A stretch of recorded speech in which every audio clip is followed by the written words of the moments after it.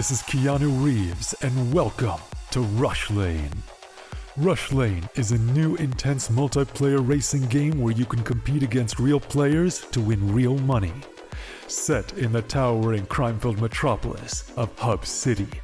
Here, champions put their life on the line for glory, power, and riches in the ultimate death race, known as the Rush Lane.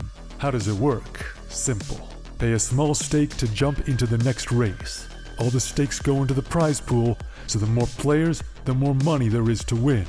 Once enough players join, the race is on. Races last just a couple of minutes and are fully automated. Rush Lane is driven by our unique physics-based randomness engine. Starting positions, track segments, and traps are all randomly generated, and we've tested over 10,000 races to ensure no player has any advantage over another. Cheer on your racer as they scream down the winding city streets and through mysterious alternate worlds filled with dangerous traps and pitfalls. The first player to cross the finish line wins the biggest share of the prize pool. But don't worry, the top few finishes are also in the mix to win. The exact number of winners will change depending on how many players were in the race. The more players, the more winners. Rush Lane is live 24 hours a day, 7 days a week, so you can jump into the action anytime you want. Good luck out there, racers. Only on Rivalry.com. 3, 2, 1.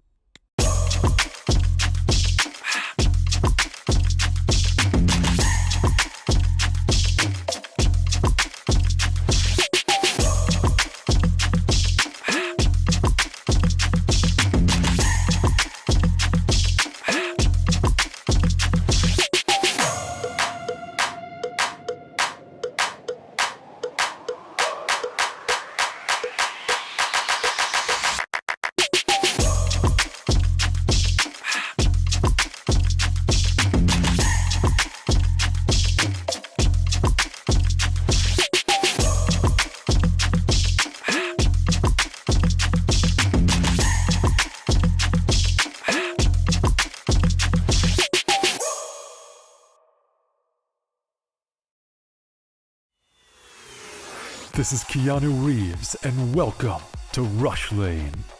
Rush Lane is a new intense multiplayer racing game where you can compete against real players to win real money.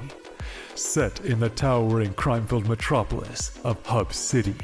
Here, champions put their life on the line for glory, power, and riches in the ultimate death race, known as the Rush Lane.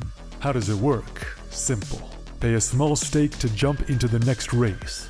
All the stakes go into the prize pool, so the more players, the more money there is to win. Once enough players join, the race is on. Races last just a couple of minutes and are fully automated. Rush Lane is driven by our unique physics-based randomness engine. Starting positions, track segments, and traps are all randomly generated, and we've tested over 10,000 races to ensure no player has any advantage over another. Cheer on your racer.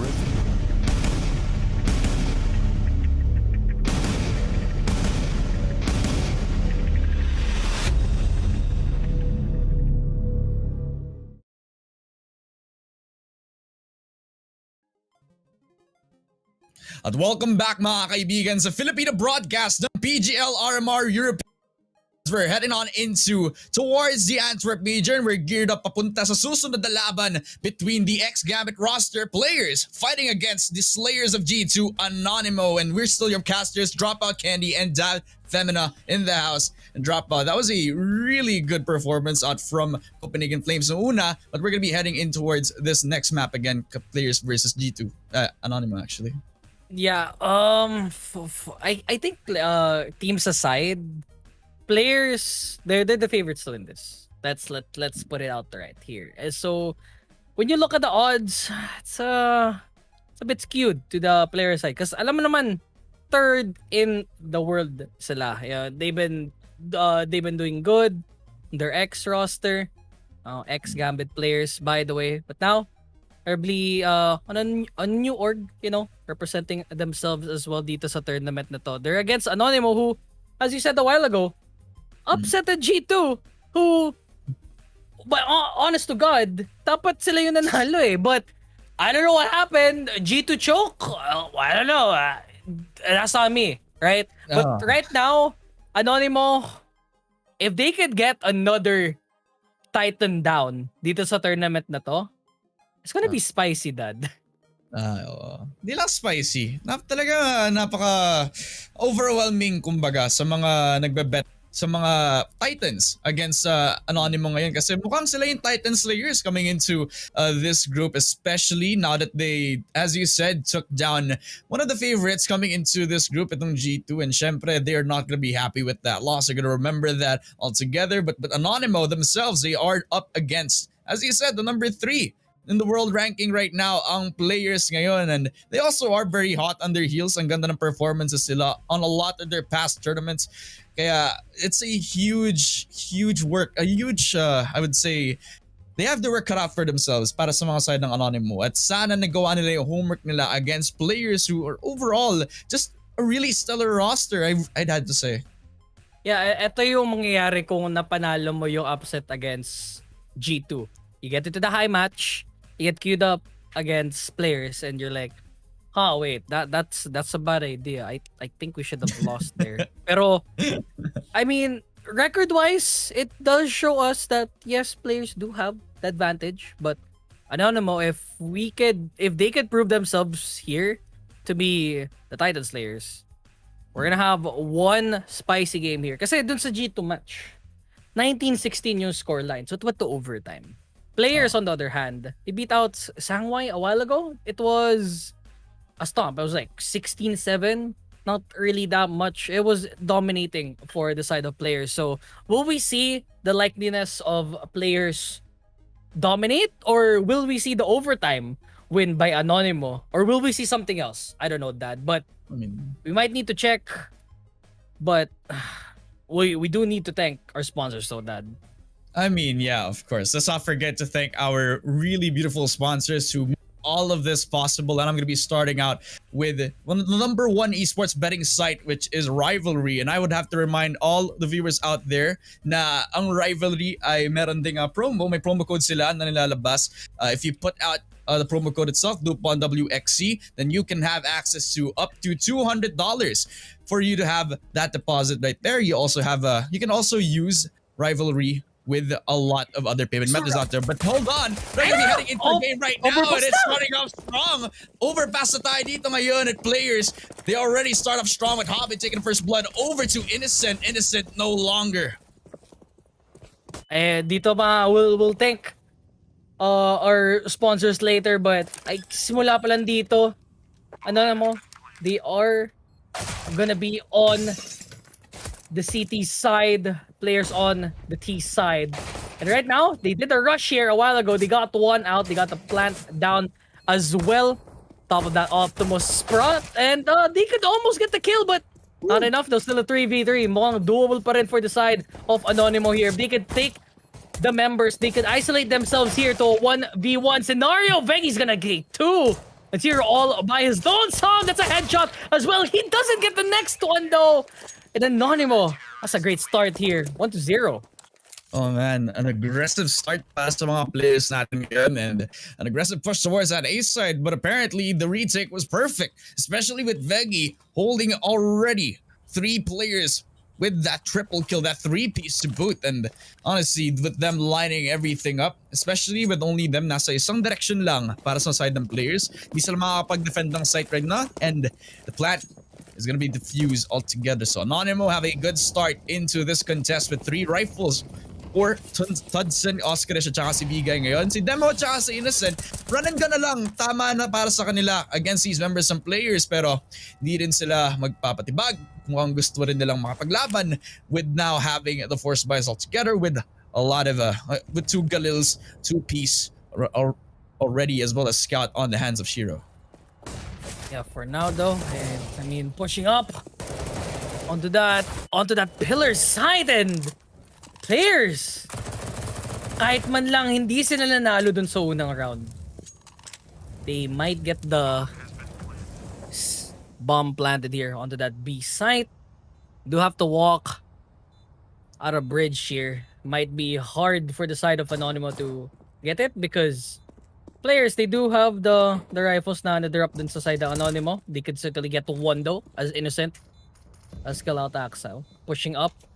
They have to play it together though, but honestly, there's not that much time remaining. Only one person having the defuse kit, but they're gonna get flanked here by one of the members of players who is lying and waiting here. Shiro, just like that! And you just made yourself the victim of players here. 1-1.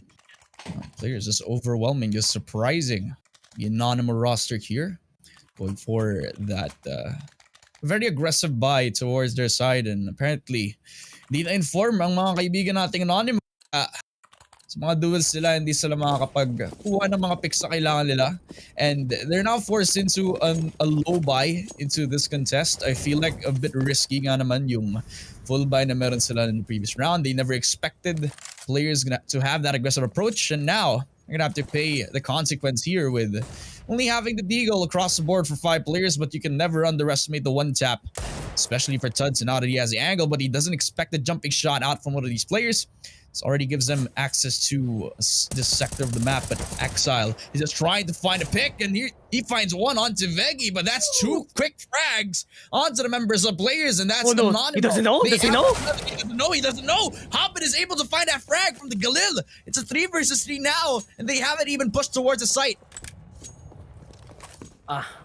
Slow play muna for the side of Anonymo. Walang sila sa barrel, pero si Eunice at nakapag-pick up ng M4. Duly needed though.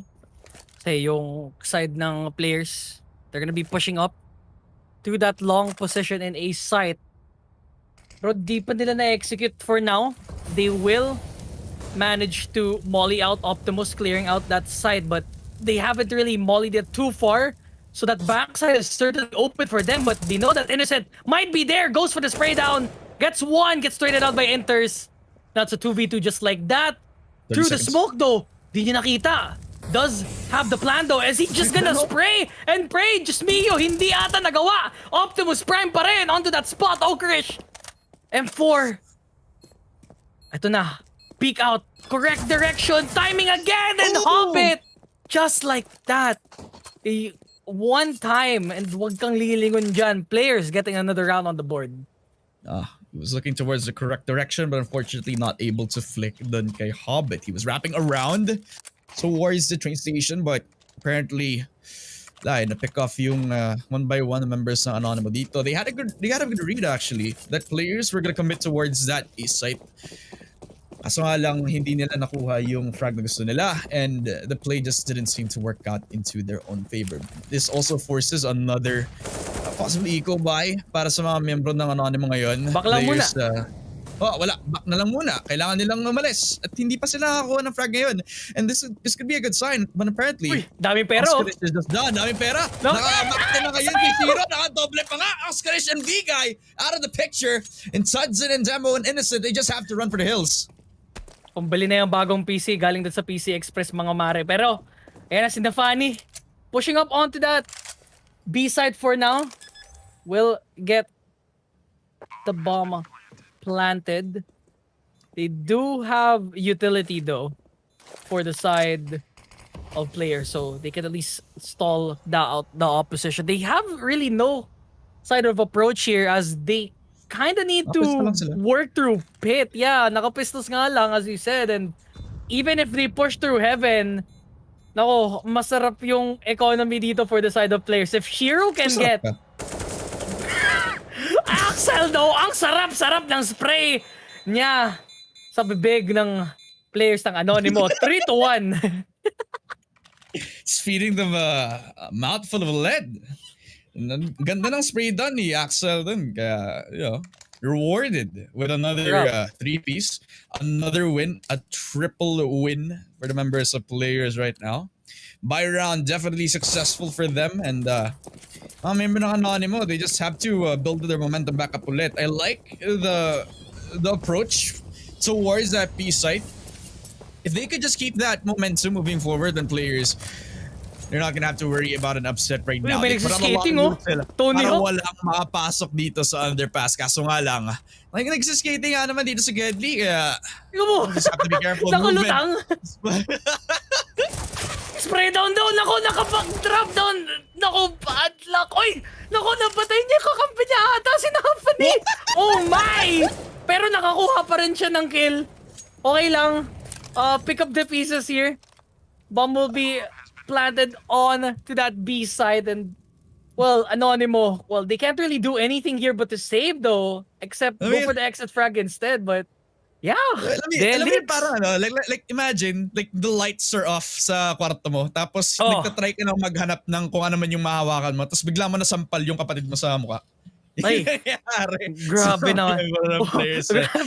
Violento mo naman. Yeah, I mean, despite like Nafany like taking the frag over to one of his teammates, ang importante, na-plant nila yung bomba. Makuha na yung objective, but they just force Anonymo to go for a 2-piece save. So, in the end, they got the win, but it's not as much damage as they would like towards these members ng Anonymo. Kaya ngayon, they would be clean. They would be happy to get another round and another exit towards dito kay Todson. At isa lang nakapag-save ng rifle dun sa round din. Yeah, isa lang, pero goods pa rin for the side of players. Well, sila nga yung favorites to win this match altogether. And ano talaga dun sa highlight. Yeah, sa lahat ng replay, yun yung papakita mo. Tapos yung fist bump po pa yung kakampi mo na pinatay mo. Gusto ko yan eh. Yeah, nice round. Ikot-ikot lang. Oh, goods lang. Nasampal yung kapatid. Nasampal.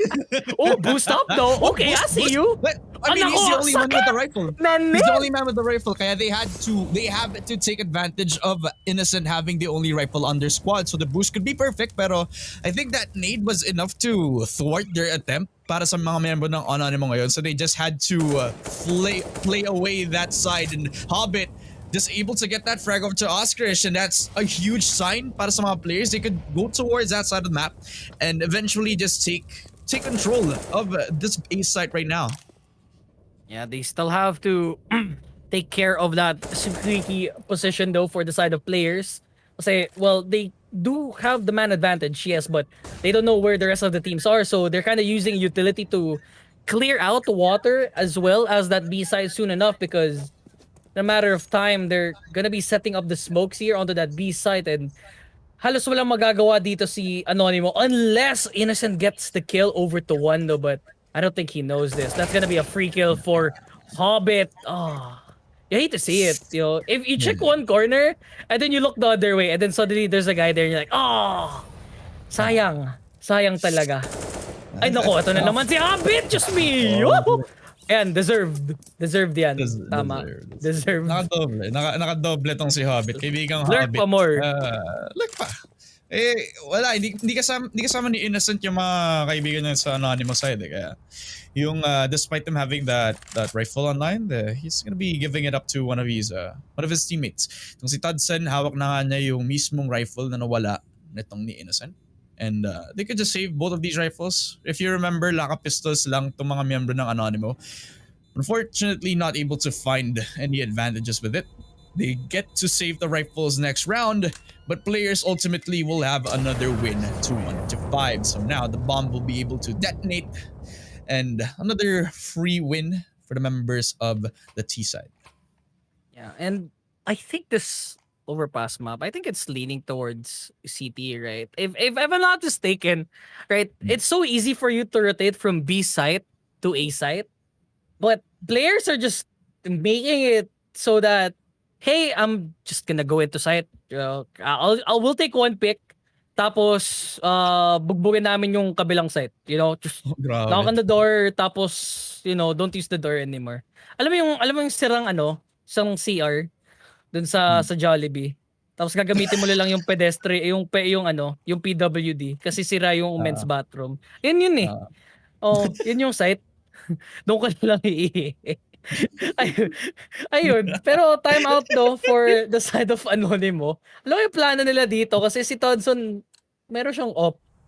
Pero kulang sila dito sa buy. Oh, okay, never mind. It is a full buy for the side of AE. So kailangan nila talaga pag-isipan kung paano nila mapushan to. And I think the play here is to peek out a Squeaky instead, but gonna be smoke out, covering out that short tunnel dun sa tracks. So they get to at least find out a plan of approach here. But Todson is gonna be a key player onto this match in general, because if he can get the up picks here, malakas ang advantage nila dito. He just needs to make sure that the Squeaky position has been tidied up, and Innocent has to play with him as well dun sa taas ng party, pero doesn't hear the footsteps so far. Timing. Walks on away just in the nick of time, but Hobbit long again. Oh, nice peek though. And now they have information that Hobbit's there. He's forced to back on for now, but yep. One of the team members back off, and now they don't know what to do. They're like, pop flash onto that Squeaky, go out, and potentially set up onto this B site. Eventually they tried, huh? Nafany just leading the charge, but not really a charge. It's just squeaking around a lot of these corners, just cutting out a lot of these angles, and eventually, 30 seconds and dami na ba-burn ng time for the Anonymo side, and players are gonna have to make a move now. An Innocent finds Hobbit guilty as charged right after the flash peek from Shiro.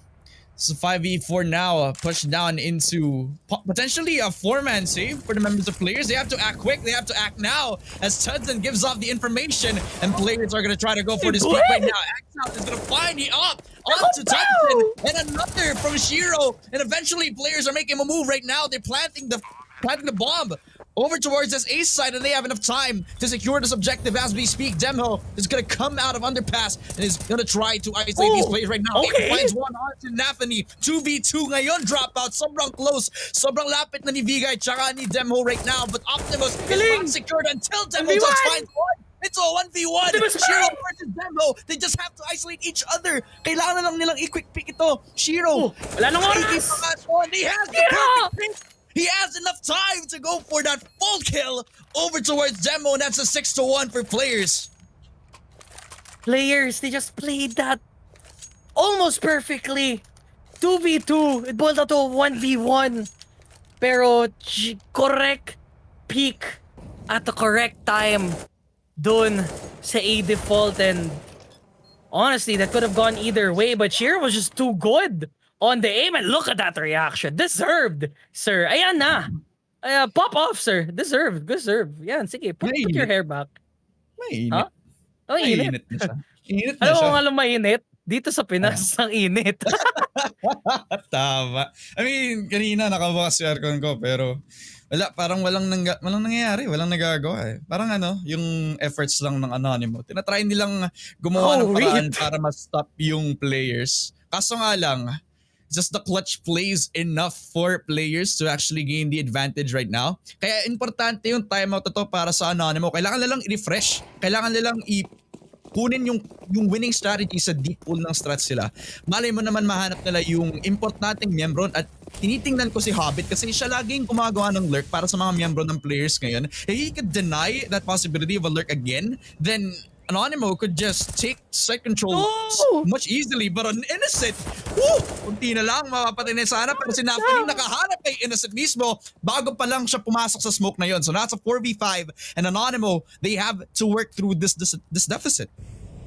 Yeah, it's again every single round. It's always players getting the first blood here, and it's been troubling Anonymo ever since. They haven't gotten the round ever since that pistol round, and they're having trouble here, Dad. But for now, that Squeaky position is gonna get peeked out by Inters. Backs on from now. There is at least 2 members of players walking out of A long, potentially going to that cafe position and peeking out to that long boost. But I think baka makita. Oo. Is he gonna pop? Somebody pop flash, please. Ako nagsasabi, magpa-flash dito. Grabe! Mataro! Diyos ko pa! Trade? Di nila nakita si Todson, though. Nade out. Nako! Ang ganda! Nakapag-trade out pa rin. It's a 3v2, but Axel! How do you know that Vega is there? Bro, bakit ganyan ka? Demhola lang. Nasoundot eh. Nasoundot yung yung audio cue. Narinig niya. Malakas yung earphones niya. Malakas yung headphones na binigay ng PGL RMR. But now, easy plant para sa mga miyembro ng players ngayon. Let's see. Demo na lang nag-iisa. He doesn't have armor. And I believe he doesn't have a kit as well. So this is going to be a very difficult 1v3 clutch. And he's taking so much of his sweet time din. Kaya ma-isolate niya. Kaso nga lang, I don't think he has enough time para ma-defuse yung bomba. Kahit maklatch man lang niya. So I think like the best thing for him right now is if he get exits. Possibly itong si Axel. Kaso nga lang, yung nakamalapit sa kanya yung nasa site, and that's yan si Inters na napakalayo nga lang nila, kaya very easy win for the members of players right now. Maybe not easy, maybe it's just a free bomb. Good free bomb going off so far. 1-7 ngayon, players have another win, and Anonymo, they just have to settle on another pistol buy. Yeah, another pistol buy for the side of Anonymo. And I think for the audience at home, this is the high match. So upper bracket siya for the RMR PGL Europe. So whoever wins this, whoever loses this, they're gonna go on. I'm pretty sure the lower bracket here. Kasi ito yung dalawang teams na nanalo dun sa first set of matches nila kanina. So they're gonna be again playing on top of that middle area on top of Party. But again, default play again. Dude, every time, dude, Anonymo, they were hot the first time around. Yes, they beat out G2, but again, will the Steam actually get turned off? But Inters, that's a body shot over Tudson. It's they're all dropping like flies here, Dad. It feels like a free round here. Damn Hodo, sayang. Dun sa M4 gets killed out by Hobbit, and it's only 2 players left with Deagles here. Napakaganda ng ng picks ng players ngayon. Kasi Axel, baka makahanap pa nga ng ng pick dito sa may A site, if I'm not mistaken. Sa B site pala. So malay mo, diba? Malay mo mabalik nila to another advantage towards their side. Yung players, baka mahanap pa nga ni Excel tong isa. Dito sa kabila, ito si Vijay. Wala na siya ng buhay. This Oscarish left alone, 1v5. Nakadiga lang naman siya. Si Shiro, sobrang confident niya. Pinulot na nga lang yung tech na niya. Really good job for the members of players actually. They go back to their methodical roots, just playing off of map control and actually just finding the picks again. Especially for Hobbit, it was the MVP of this round. Yeah, and Hobbit, again, just making sure that the budget for the side of players, it's always there. Ang laki na ng bangko nila dito. Pwede na sila gumawa ng kumpanya for the side of players. But for now, again, just save up your rifles, play it. I'm pretty sure dun sa laman ng bank nila dito, they could still buy up until the last round here, Dad. At this point. Pero for now, another rush here on to that tracks, potentially onto that B side, and they've been always switching it up. Sometimes it's A, sometimes it's B. And Anonymo, they still haven't gotten a read yet. I mean, that's good, right? That's good. Kasi that means you're unpredictable. That means your teams are reading like the number 2 play, pero turns out you have like number 6, number 7, number 10. And that's how good players are, right? But to see, they have a few flaws, and Shiro definitely got caught off guard by V guys. So now it's a 5v4.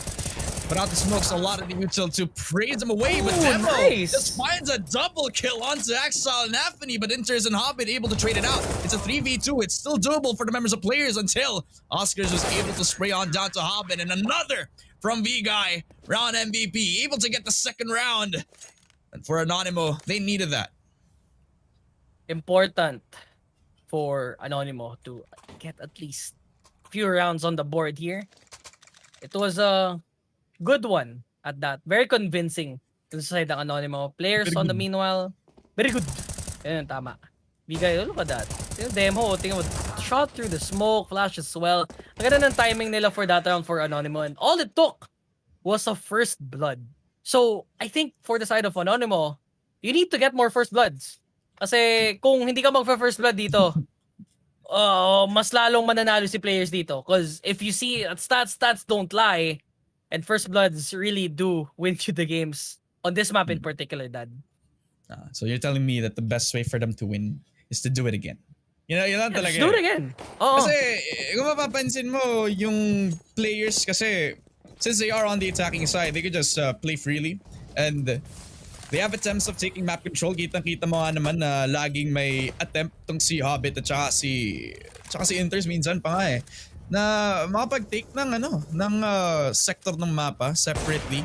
Kasi alam nilang kaya nilang Nice. labanan. Pero Hudson, that's a really nice tap onto Nafany with that op. And this is what we needed, diba? They needed those first bloods. They need to open up the lineup on players. And kita mo nga si Inter's low pa nga, 32 HP, and Hudson's not done. Another onto Hobbit. That's the IGL down for players. basang-basa sa ulan. Read like a book. Like, you don't expect the guy to jump in long boost, but Hudson just knows. You get the shot and you're like, huh, there's a guy there. That's odd. They get to at least play very open for now. Mid-side control as well as that water position though. As they might be setting up for this B-side push.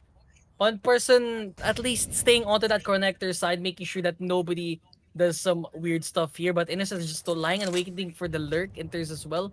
Watching for that flank as well. If he could get the flank over to Innocent! Woo! But just like that, 2v5 bigla. Back on for now though. Wala pa silang avenue of approach, and I feel like this is a good opportunity for players to save here. Like, I'm not kidding. Yeah. I mean, I feel like if Inter's actually got that frag over to Innocent, I feel like that would have opened up so much for players there. Like, kasi at this point, Anonymo is just hunting down these players of players. Kaya kung makahanap man sana yung players ng isa pa, it could have been closer for them, and it would have given them more confidence, more leeway para mapag-secure. Siguro papunta sa A site or sa B site, since yun ang pinakamalapit sa kanila. Kaso nga lang, si Hudson, grabe, makahawak ng bye-bye. Yun, jumping peak kay Hobbit pa nga. I mean, ito yung kailangan talaga ng Anonymo eh. They just need to stop these playmakers out from players ngayon. Kasi as you can see, ang aggressive nila makapag-take ng map control. And if they could just find a way to thwart that, then they're losing or they're limiting the options for players. Yeah, and again, every time they do this, get the first blood, they back out, they're always winning. And this is a good sign for Anonymo if they want to secure at least the last seven rounds this first half. Run boost though on top, doesn't get anyone though. Tries to go for the sneaky on the top. Ilang flash, sneaky beaky like. I miss ko na talaga yung I don't know if you were there, but before when CSGO was like very scuffed, they used to have a sticker named what's that? Let's roll all, which is like it's like an inside joke, because if you press the accept button, your game actually lags out, and it was applicable for everyone. Besides the applicable, that's the trigger discipline though. Gets the peek out, smokes out though. Pop flash. No, that's a pot smoke. Where is he hiding now? Huh. It could be good. Oh, It could be good. It could be good.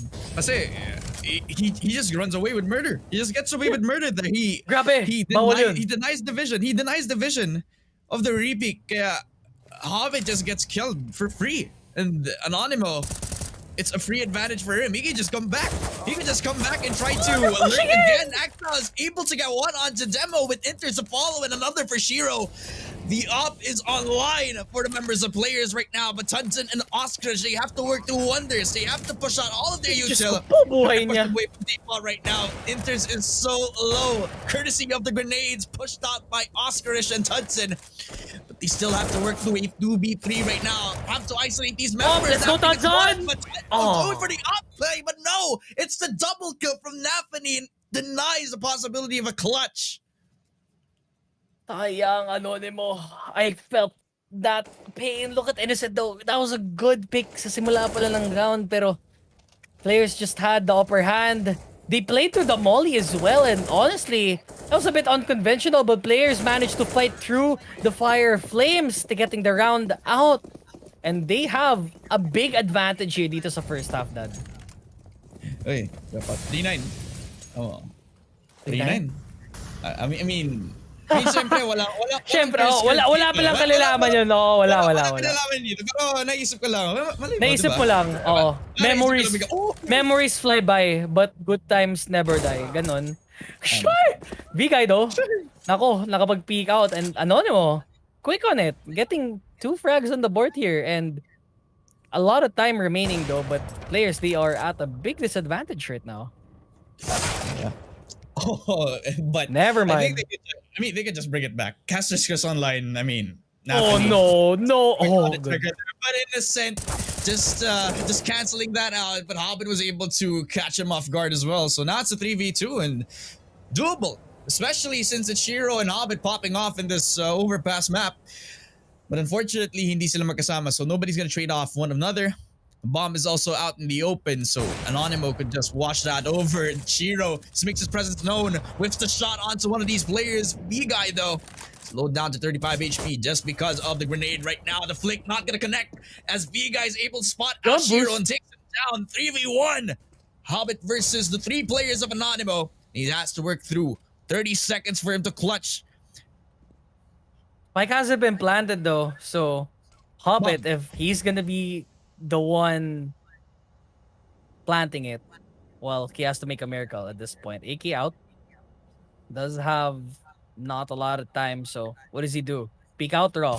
No fear. No fear, Dad. Headshot. No. And Hobbit's disappointed, man. I was like, Go next now, go next. All good. All good. All good in the hood. I think the members of Anonymo, I feel like they've read this a little bit too late. Yeah, they're getting their rounds back, but I feel like it's still a huge advantage for the side of players as we speak. But momentum game nga naman ng Counter-Strike, and so far Anonymo are doing a pretty decent job at securing the momentum back, but players still have a lead. They have a lot to fall back on, and they could still deny the win for Anonymo here. A lot of utils to push them away from securing entrances here, but taking a sweet time for players as the operator, or the op actually, for Shiro haven't really found any effect or any value as of yet. The wall bangs through, but nobody's hitting anybody.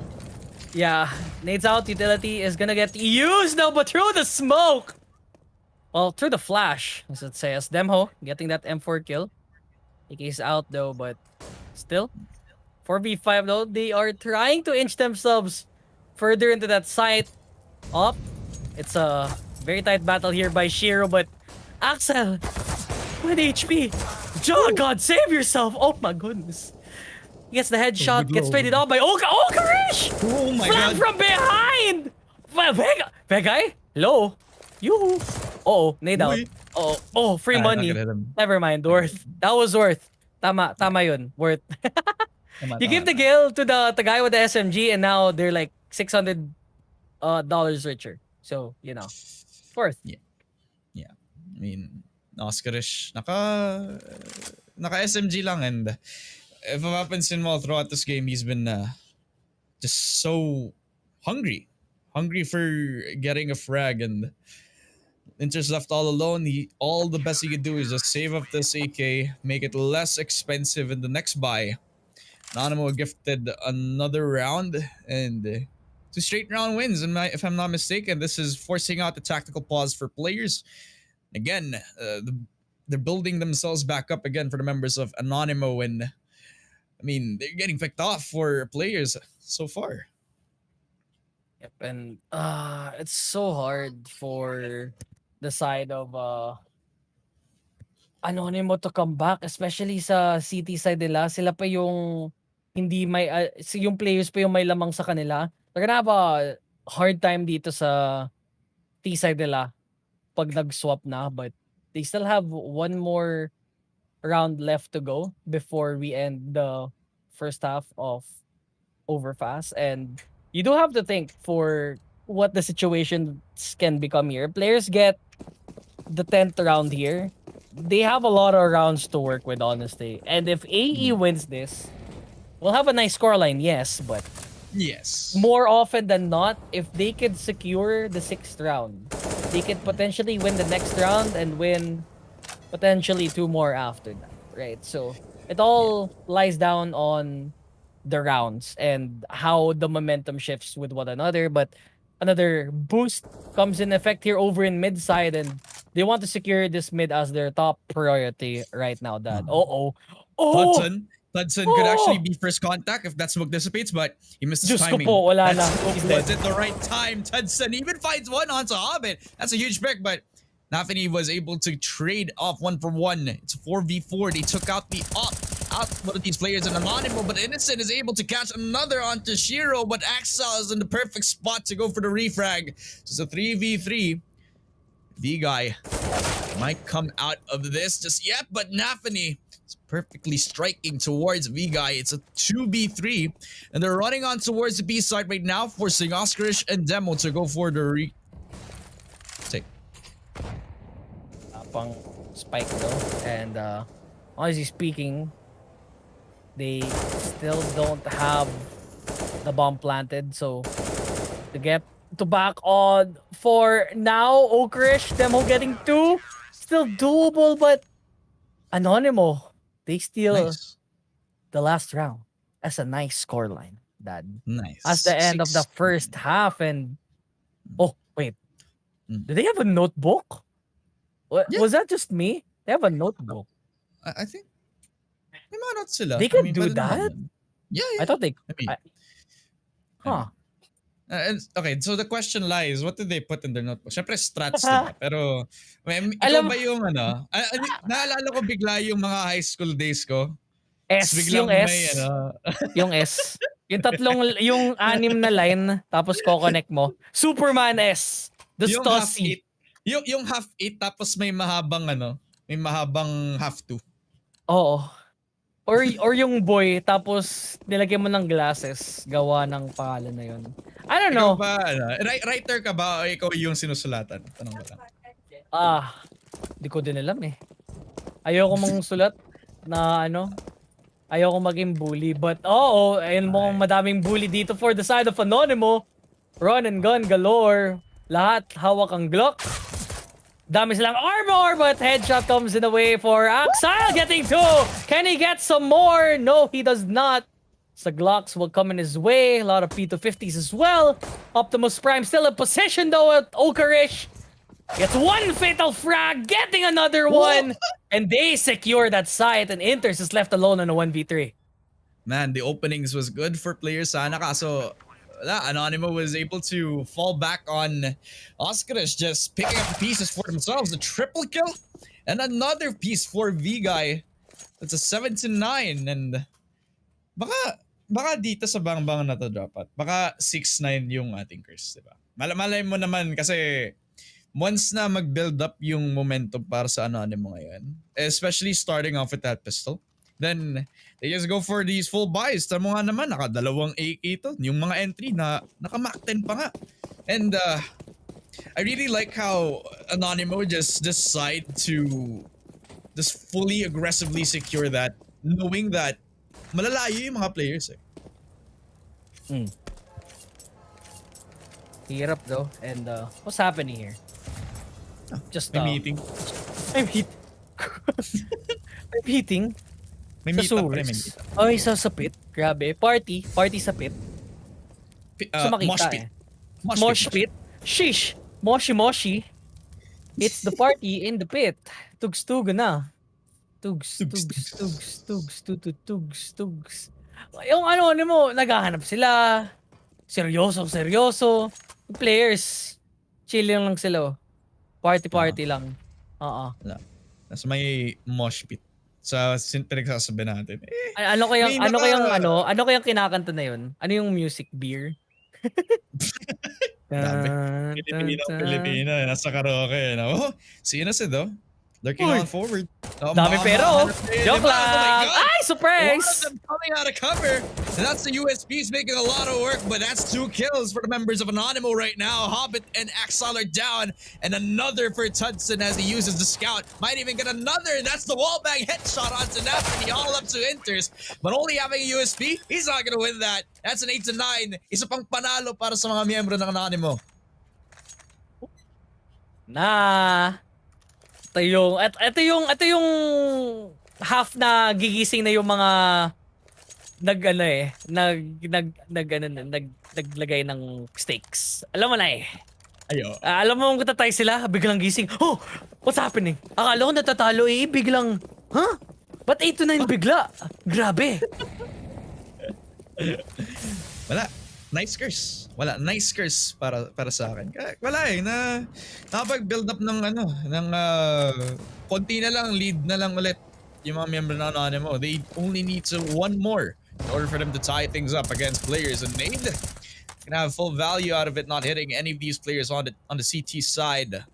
As V-Guy trying to lurk through under the map, while Hobbit is just lurking around through the squeaky area. And honestly, this is a lot of time bought for the members of players as they already invested 4 of them around this B side.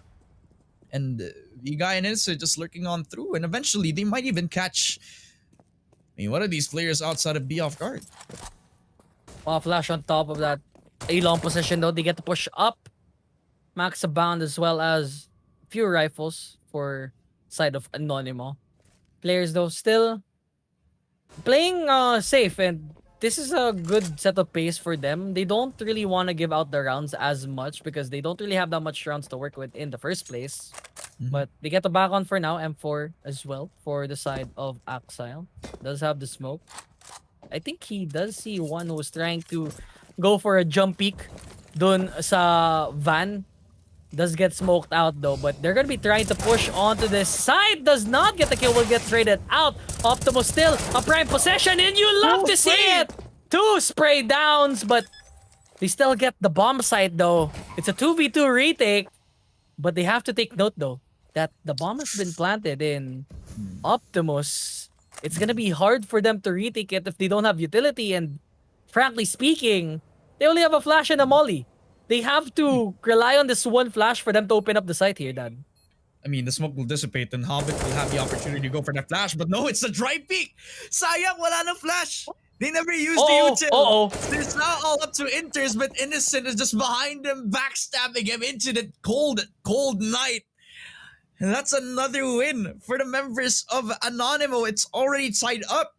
And if you bet on players right now, then you'd be disappointed. Anonymo just played it pretty cleanly. Yes, it was pretty messy at the start with Shiro getting that 3-piece, pero ang in the end, ang importante nakapag-recover sila, na-plant nila dun sa may Optimus. There would have been a chance if Hobbit actually waited for Inters to come with him, just refrag each other right after a flash peek. Kaso nga lang, wala. Hindi naging patient, and it is the consequence paying for the members of players ngayon. Mukhang meron silang mga deagles, mga pistols all around para sa CT side natin. Kaso, ang Anonymo, they have a lot of money in the world. They also are building a lot of confidence back up for them to have the rifles across the board. And this could be a split push towards the B side. Shiro coming out. It's only Innocent and only Shiro taking that frag over to the T-side player, and that's another 4v4, but in the end, it's a lot of damage. It's Shiro getting that AK at the end. Na natin to. Push up, where do you go? B-side might be the play, because I think for the side of players, they have A-side on lockdown. Okrish is the one in charge of the lurk, but timing again!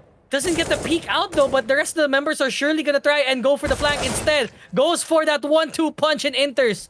Will get the headshot. Does have the opportunity to open up onto that B side, but Shiro is lying and waiting.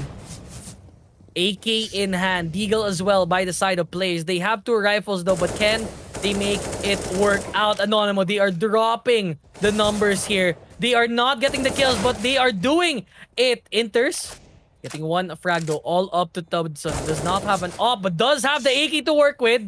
Gets 1 kill though, needs to peek out. needs to know where the rest of the members are. They are hidden on top of that sewer spit. But just like that, they peek out twice, and that's what you need if you want to get the clutch. The 2v1 is too much for them to handle. Man, these pickoffs out from these free guns as well. Right as they take these members off from the members of Anonymo. It's the slow tempo, the slow pace, and eventually the idea that they would just refrag each other in order for them to get this advantage right now. This is just beautiful out from players, and that would have been a really huge advantage, especially that was an expected win for the members of Anonymo right now. They could have actually run away with that victory, but unfortunately the confidence got the better of them, and they're not able to expect these members of players to actually just isolate them. Not only isolate them, but they surgically place them in the right places as Axile finds Vijay, and already that's a huge pick-off. One of the star players of Anonymo as we speak. They're on the confidence side now for players again. Yes, they've lost the first 3 rounds prior to this, but if you're not the third best team in the world for a reason, you can always bounce back from that deficit. Inter's dwindling the numbers for the side of Anonymo, and they're peeking out one by one. They don't see where Axel is, and that's one quick frag that you want. It's another one. And what does Demho do in this situation? It's a 1v5. The bomb is down, and well, you can't really do anything. Spray down gets one though, but gets traded out quickly by Axel, who's lying and waiting on that connector area. Good plays all around by the side of players to get another round on the board. And again, the pickoffs again, and that was, I believe, one of their last buy rounds now. Inter's just together with Exile taking these pickoffs one by one. No need to anchor the site. They are just trying to take pickoffs for the members of Anonymous there. But unfortunately, the plan was to actually just try to isolate these players from players, but players themselves, the CT side, they are working through these pickoffs again and reaping the spoils out of the players, as Anonymo are gonna have to go about with another pistol round, making as much noise around this T-spawn, but burning as much time as they can again. And they could hope for players to, again, malay mo maging greedy sila ulit, diba? Malay mo makahanap ulit sila ng pick-off. Katulad ng kung paano maglaro yung players where they traded each other one by one again in order for them to get the better guns. But so far, Anonymo are playing the time correctly as long as they pick off one of these players. Kaso nga lang, itong players na to, hindi sila lumalabas ng site mismo. Alam nila kasi may better guns than us. So pag binigay nila to for free, that's an opportunity for Anonymo. Yeah, they've been playing the numbers advantage here for players the whole time, because they know that yes, a while ago they were even at the guns, but once they knew the playstyle of Anonymo here dito sa pagpushan ng B-site in particular, ang lakas ng opportunity nila to just peek out and just make sure that this flower possession has not been contested at all. It's gonna be a shoot down here, a Galeria for the side of Nafami. Can you get the peek as well? Ashiro puts a bullet to that body, getting one more round on the board for players, and you're on a hot streak right now, frankly speaking, and Anonymo, they can't really do anything much here dito sa T-side at the moment. Nag-init na yung op player para sa mga miyembro ng players ngayon, and I mean, it's an op, and it's just so hard to try to contest a site when somebody's already overlooking the angle where you're trying to push through. And how do you contest that? Like, one of your utils is down, and the ENCE is not gonna be happening for you. Anonymo need this timeout in order for them to work through how they're gonna take out this up from players, diba? Yeah, they could like try to isolate them again. Kaso nga lang, players have been isolating them correctly as well. They could play off of picks again. Kaso nga lang, nandun lagi yung players kung saan sila makakalabas, diba? So, what do? Do they go for the rush again? Are they gonna rush themselves? Players themselves are just overlooking through the angles under underpass. But that's a missed shot from Shiro. But that was so... sobrang close na yun eh. That would have been a first pick-off for players, but would have made a lot of difference for Anonymo. It would have made a big difference, but Hobbit is the one playing in water now. Just making sure that this side is controlled for player side, and it makes sure that pag nagpushan sila dito sa A site, they could immediately just rotate on the way to connector and go for a flank pick instead. But they don't have any information though. Utility's gonna get used. It might be a lot of pop flashes on the board. Smokes as well. I feel like that was a mistake, but still doable for them. Anonymo getting one kill out, gets traded out by Shiro. He's trying to hold out this sandbags as much as possible, but the shots are too much for them to handle here for the side of players, but flank out from behind. Okay, that's one important frag there as it's all up to Axel. AK in hand. What does he do with this? It's gonna be the bomb down, all left alone in a 1v3. Oh yeah, he's up in heaven too. So he's gonna make a huge sunk once he falls down, but he has to isolate them. That's one up. That's a 1v2 in his favor, but not gonna win against Demo, who already has the angle correctly. So that's a huge wake-up call that Anonymo needed. Right after the timeout, they're able to secure the objective on towards that B site, and eventually it's got the upper hand against players dun sa previous round na yun. Kaya good job for Anonymo.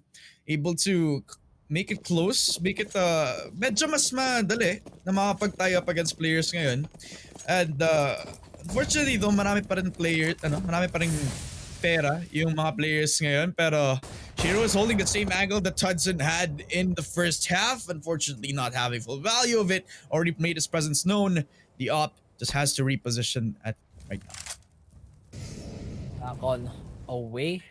Demo pushing up in mid, and honestly the side of Anonymo, they are still don't know where to go yet. They are at least trying to clear out that A long instead, because they might have a read that there's someone lying and waiting for them. Pop flash up, full blind, backs on away. They're all lying on top of that rock, and he was forced to go away there. Smart play for Anonymo here, and that gives them more ground to maybe give themselves an opportunity to push onto that A long side instead. But Toilets is a big contention here for players. If they let go of this, it's gonna be hard for them to go for the retake. But Browse too far out, and they might be rotating over to B side instead here, Dad. Oh, yeah. And good news for the Anonymo fans is dalawa lang naman yung players actually na makapag-defend ng B site na to, and I think players are not gonna catch this play agad once they try to go for this retake. And buti nga lang dami nilang util para ma-delay man lang yung push nila, pero they're gonna push through the molly, and it's looking like it's a huge risk as Hobbit is just spraying down these three players. Might even get the fourth, but no, V-Guy gets denied as Naphany and Shiro just cleans it up for all the players. That's another win for the CT side. Players are making sure that the hopes and dreams of Anonymo would die in this match. Actually, the next match is prior. In the highlight here, he tried to push through that molly, but no bueno, as Hobbit was just too good in it. It's a 3K spray down showdown here. As the side of players, they are playing a bit more aggressively this time because they know they have rounds to spare. They get to push up all their way through mid, potentially Fountain as well. They have coverage as well onto that water. Tries to go for that deagle play. Top it just too good. Nafami getting another kill as well. True that wallbang spot, but they back on away from now. But they have the upper hand. Even though it's the eco round for Anonymo, players are just securing themselves here for this round. They can still pick up the bomb though, so that's a good sign. But bad news already, as Demo and Innocent is mga playmakers ng Anonymo, hindi na sila make them play as they already got taken out. That's Hobbit with a free piece onto V-Guy. Another for Inters, and Shiro just cleaning everything up. Again, another win for the members of players ngayon. And they only need 2 in order for them to win against Anonymo, who eventually just lost a lot of steam. Di pa naman. It's not out yet. Still, they still need to get a few more rounds before they end this map out in Overpass. But if players can secure this last round, it's as good as over here for Anonymo. But it's very important for Anonymo to at least hold outside and utilize all their nades to at least clear out this position. And again, it's gonna be a bloodbath here onto the sewer spot. A spray down again, but only good for 2 to us. Both of them get traded out. Nafami as well with the 2. And he's gonna be happy with that. Might be good for 1 more kill, but Okarish, though he got lit up to 48 HP, still a 1v2 regardless. But the bomb is well all the way through sewers, and he has to rotate the long way here if he wants to clutch it up. I mean, he has 1 minute to try to rotate onto another entrance, right? Especially since Shiro and Axel have re-stationed up towards the 2 entrances. Kaya he has a lot of time to just wrap around and try to regain that bomb again. Kaso nga lang, si Axel at si Shiro, tulad na sabi ko kanina, depensa eh. Oh, takbong-takbo na nga si Oscarish. 40 seconds for him to regain control of the bomb again. And I don't think he should just go for the bomb. I think he just has to go for the kills, the frags, over towards the last 2 players. And this could be the start of something beautiful as Oscarish just comes out of heaven right now. Another peek out from Shiro, and Shiro's gonna win it. That's a 10-15 match point para sa mga players natin ngayon. And Anonymo, they just have to, I guess, just use the best that they can in this last round, possibly. Fight till your heart dies out, and Anonymo, even though might be losing on this last round, well, flashed out as well. Looking at the replay there, it was a very wild set of events. Olgers was supposed to die there, but he got the headshot. But that was a good sequence for both sides. Players just came out on top of that round. Potential match point for players as, well, they're only going to be playing with sticks and stones here at this point. Only having an AK for one of the members here. Hobbit getting one, not good with another as he gets traded out. But Axel, he's holding in that squeaky spot. And Fami as well. Tudson as well as Innocent. The last 2 players make that 1 as Innocent. Oh, sweet, sweet child. You're going to get fragged out till Kingdom Come as players. They're going to be wrapping up here 16-10 as players. They... not really in convincing fashion, but much more closer than intended here. They beat out Anonymo here on Overpass. Oh, yeah. Just like that, I'm going to be moving on into the latter parts of the PGL RMR. And congratulations para sa players natin. Yung ex-Gambit roster na deserving number 3 world ranking nga naman. Number 3 lang naman sila.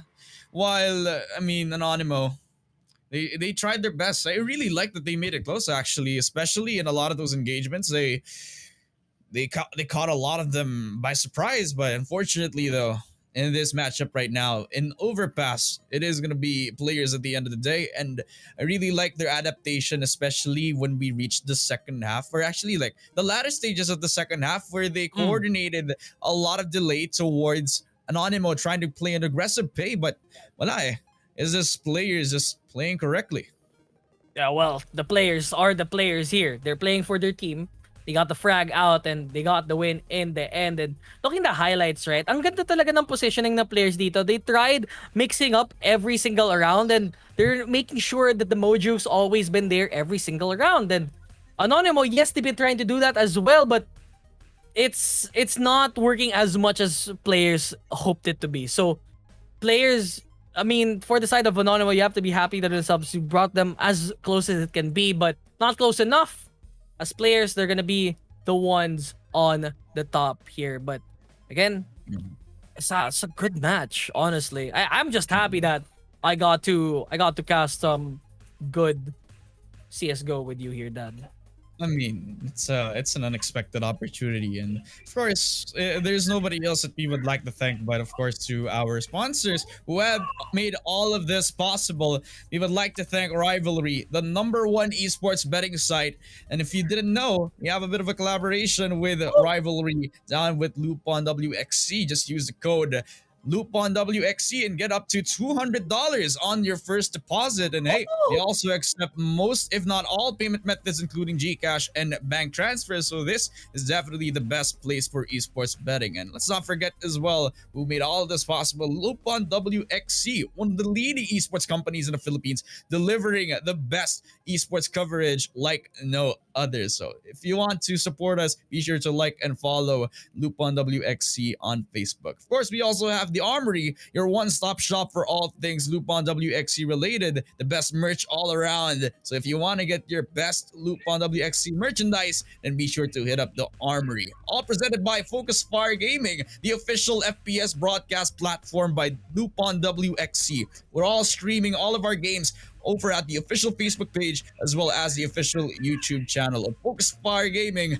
Be sure to like and follow if you want to support us down in our Tagalog broadcast. But of course, Dropout Candy, that was a very good match for both of the squads that we've seen so far. Both Anonymo, they tried their best to actually win that, but in the end, it is going to be players winning it out, as well as I believe it was Copenhagen Flames who also won the first game that we casted together. But now, that is going to be it for us down on the broadcast desk. But before you leave, what do you have to say for yourself, Dropout? Oh yeah, nga pala, may MVP nga pala tayo dito. So, pakita nga natin kung sino yung MVP natin. Brought to you by Rivalry. It is Well, going it's to Axel. be Axel. I mean, Bro. no surprise. No surprise. Honestly, I could have gave it to Shiro, right? But Axel, you know, he's a little bit of stat padder. You know, 1-0, 16-10 in Overpass. You know, 21, 15, 93.3 ADR, and 1.48, a bit higher than the last match that we've seen, but it's a solid scoreline at that. But that's gonna be that for this match, that Femina. When we come back, I think it's gonna be Ninjas in Pajamas versus Bad News Eagles, right? So we're gonna be hopping over to a new set of casters here. Thank you guys for giving us the opportunity to cast this, but we will be bidding you guys adieu when we come back. We have a new set of casters to show you all the actions. But I hope you guys enjoyed. My name is Dropout Candy, and with me is the ever so lovable that Femina. We'll be back shortly. Don't go anywhere. We'll be right back.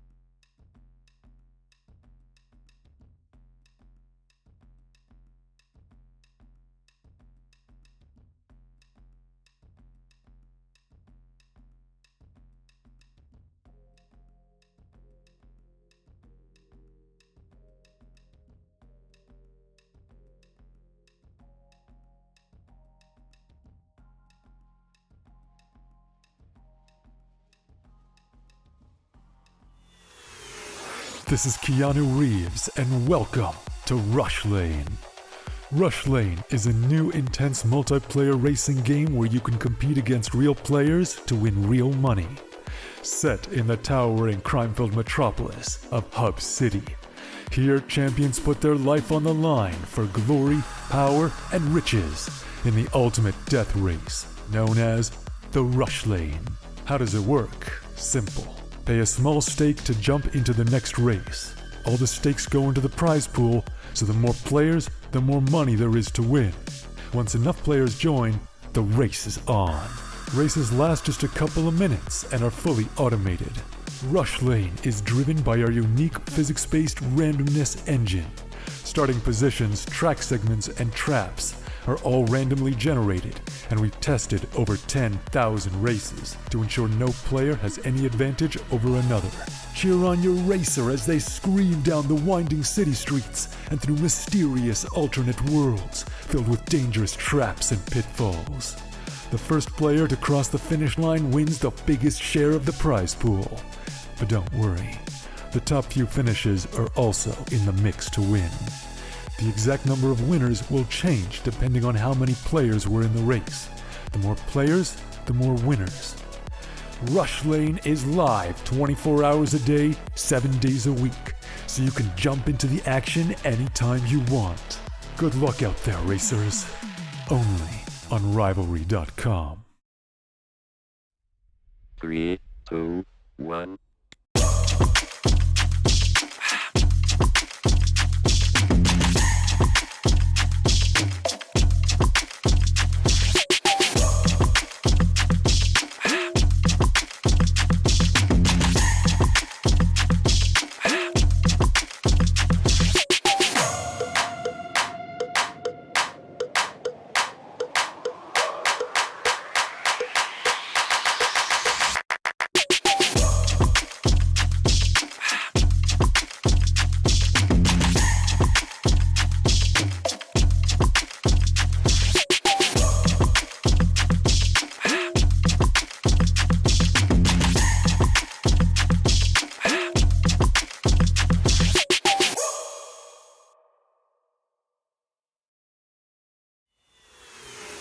This is Keanu Reeves, and welcome to Rush Lane. Rush Lane is a new intense multiplayer racing game where you can compete against real players to win real money. Set in the towering crime-filled metropolis of Hub City, here champions put their life on the line for glory, power, and riches in the ultimate death race known as the Rush Lane. How does it work? Simple. Pay a small stake to jump into the next race. All the stakes go into the prize pool, so the more players, the more money there is to win. Once enough players join, the race is on.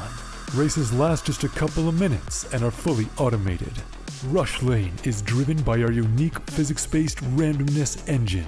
Starting positions, track segments, and traps are all randomly generated, and we've tested over 10,000 races to ensure no player has any advantage over another.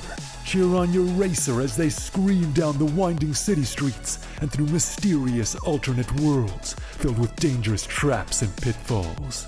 The first player to cross the finish line wins the biggest share of the prize pool.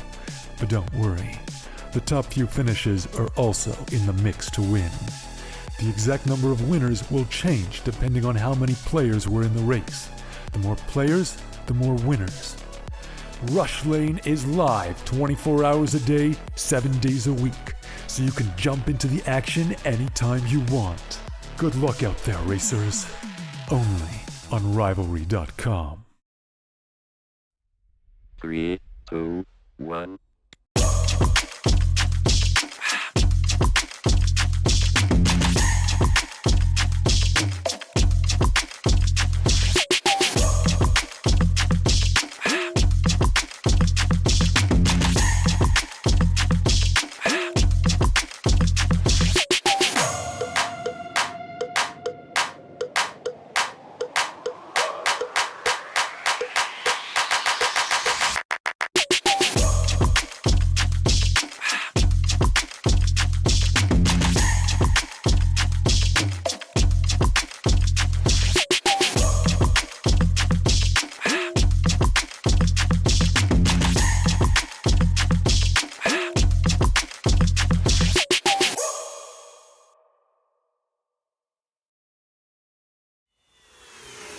This is Keanu Reeves, and welcome to Rush Lane. Rush Lane.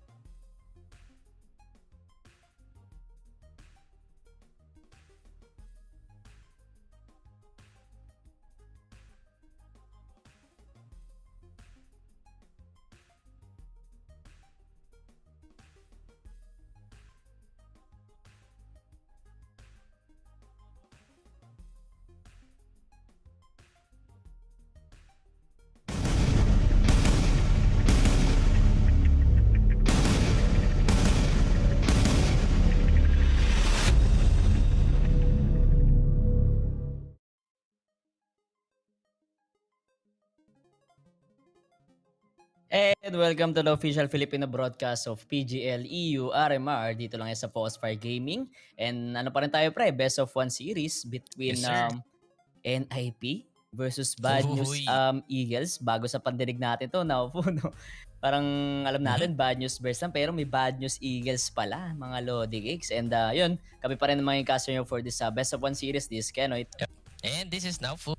And first of all, we would like to thank our sponsors, The Armory, Lupon WXC, and also Rivalry. Kung gusto nyo mag-deposit at gusto nyo na safe na transactions, dyan na kayo sa rivalry.com/falsefiregaming and use the code Lupon WXC for 100% welcome bonus. Sobrang convenient since pwede nyo gamitin GCash, GrabPay, Bitcoin, and other most banks ay suportado dyan sa ating rivalry.com. And pag may mga katanungan kayo, huwag kayo mahiya na mag-PM pa kayo sa page or may mga sasagot na admins dyan sa comment section natin. And ito na nga, Naufu.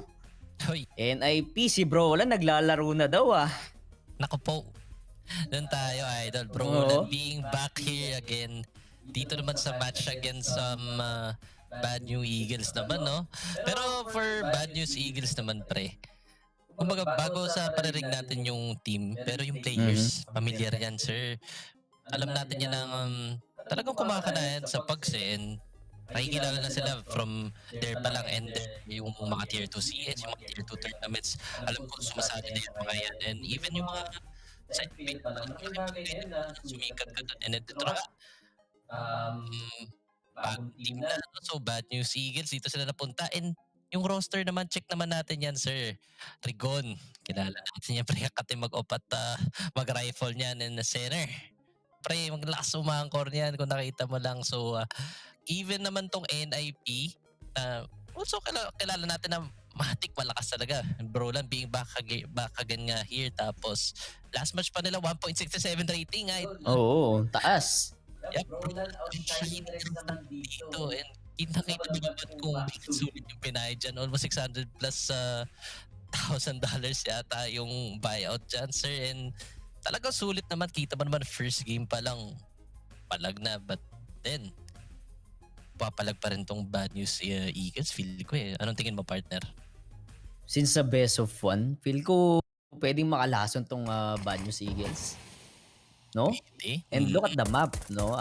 Ancient agad or yung natira dito sa ating map pool. And let's see, pistol round, dalawang dual beretas side ng NIP. Very interesting since magkaiwalay or magkasama sila dito sa may B site. Hindi natin alam yan, possible makalason sila dyan since tamang spam na yung dual beretas. Well, Rigon, ang sobrang nakakapikon si Rigon sa sa mga FPL matches. Oh, pre. Pati sila Simple naiinis dito kay Rigon And sobrang talented nga. Pero Res, wait lang, nagpakilala agad dito. Getting died of Rigon, 5v4 situation, mga sir, and still walang gumagalaw sa side ng Bad News Eagles. Sobrang passive, lahat naka-walk dito sa ating pistol round. No more utilities or sanglo utility na lang yung hawak dito ng ng ENE. And let's see, bro, land with the duelist, gets one, killing Synopsy and down to 5v3. Ito na nga, look at the flash, kaso masyadong malayo dito sa one flat throw. And bro, with the punish. Again, dalawa na lang matitira sa side ng BNE dito. And naku, mga naka-duelist pa. Yung tatao dito ay also Plopsky. Makakaisa na rin. And ipit na nga si Sener Res with the opening frag. And siya nga yung last frag dito sa ating pistol round. So, 1-1 ating scoreline. NIP, mukhang nga pala, no? Di kasi natin binanggit si Res kanina Yan tuloy. Yes, sir. Di mo talaga pwede i-count out talaga dito si Resen. Kita mo naman this round, papakilala sana yung Bad News dun. But then Res shutting down yung contact play na ginawa ng BNE doon. So, it's gonna be a safe 1-0 pa dito. Flash bid lang ginawa ng BNE and they're out. Rigo na naman again. Na-punish na naman yung push niya sa may middle again. Res with a punish. Dito kay Rigon pero mukhang e-contact lang. E-first lang. Uy, bomba. Sa spray control ni Res. Good 3K and Hampus. Tamang salo lang dito. Good swing from him. Gets the 2-0 para naman dito sa NIP, sir. Wow! Grabe ka dun na Res. Res pa rin with that round 6-0 yung kanyang dito, no? stats sa ating first 2 rounds. Well, BNE hinanap pa yung tempo nila or yung pacing nila dito sa ating mapa. Medyo kapaan pa sila. Then wala pang assigned lurk dito sa side ng BNE. So I think naghahanap lang ng magandang tempo to, no? Sa kanilang T-side. Yup, tamang tempo nga lang hinahanap dito. And again, kita mo naman, di talaga binibigay ng NIP yung mid. Nakita na natin yan nung past tournament pa lang. Alam ko, ganito na talaga sila maglaro ng Asian. A flash here for Broland. But Broland sees nothing naman dito sa may birang. Pero di natin alam na Hindi niya si na-check, pre. Rigon nasa left side lang. Tamang upo lang siya Feel ko dun, i-info to Broland. eh.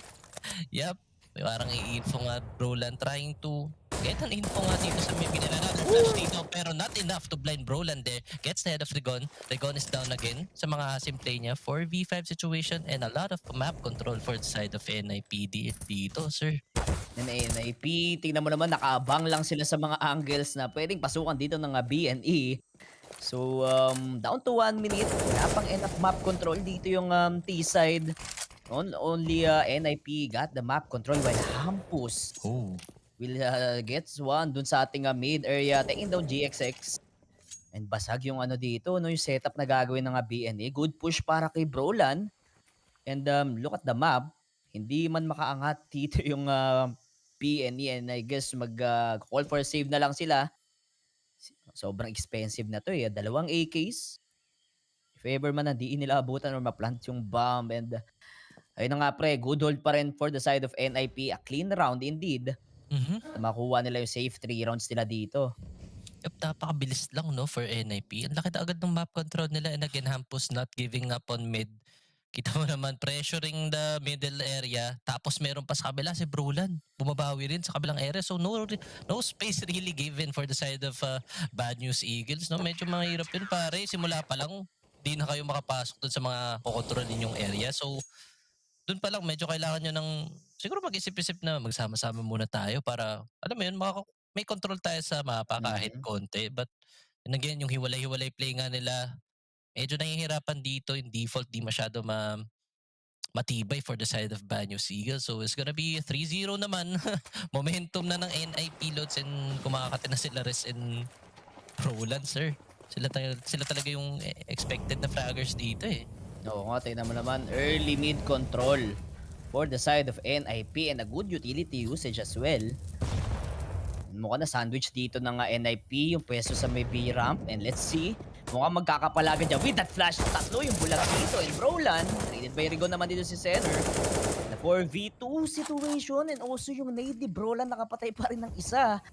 And look at the map or man advantage for the side of NIP. GXX and Synopsy na lang natitira dito sa ating round 4.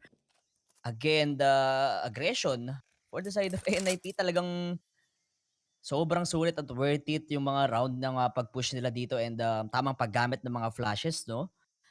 So medyo matagal or NIP will not go for the overpick or overextend para lang ma-secure yung round and then let us see kung makakapag-plant ba or good for plant lang siguro ang gagawin dito ng BNE para medyo maka-recover sa nila economy and that spams NFC. Good punish and kill doon para kay Brolan. 3v2, very winnable pa para sa kanila.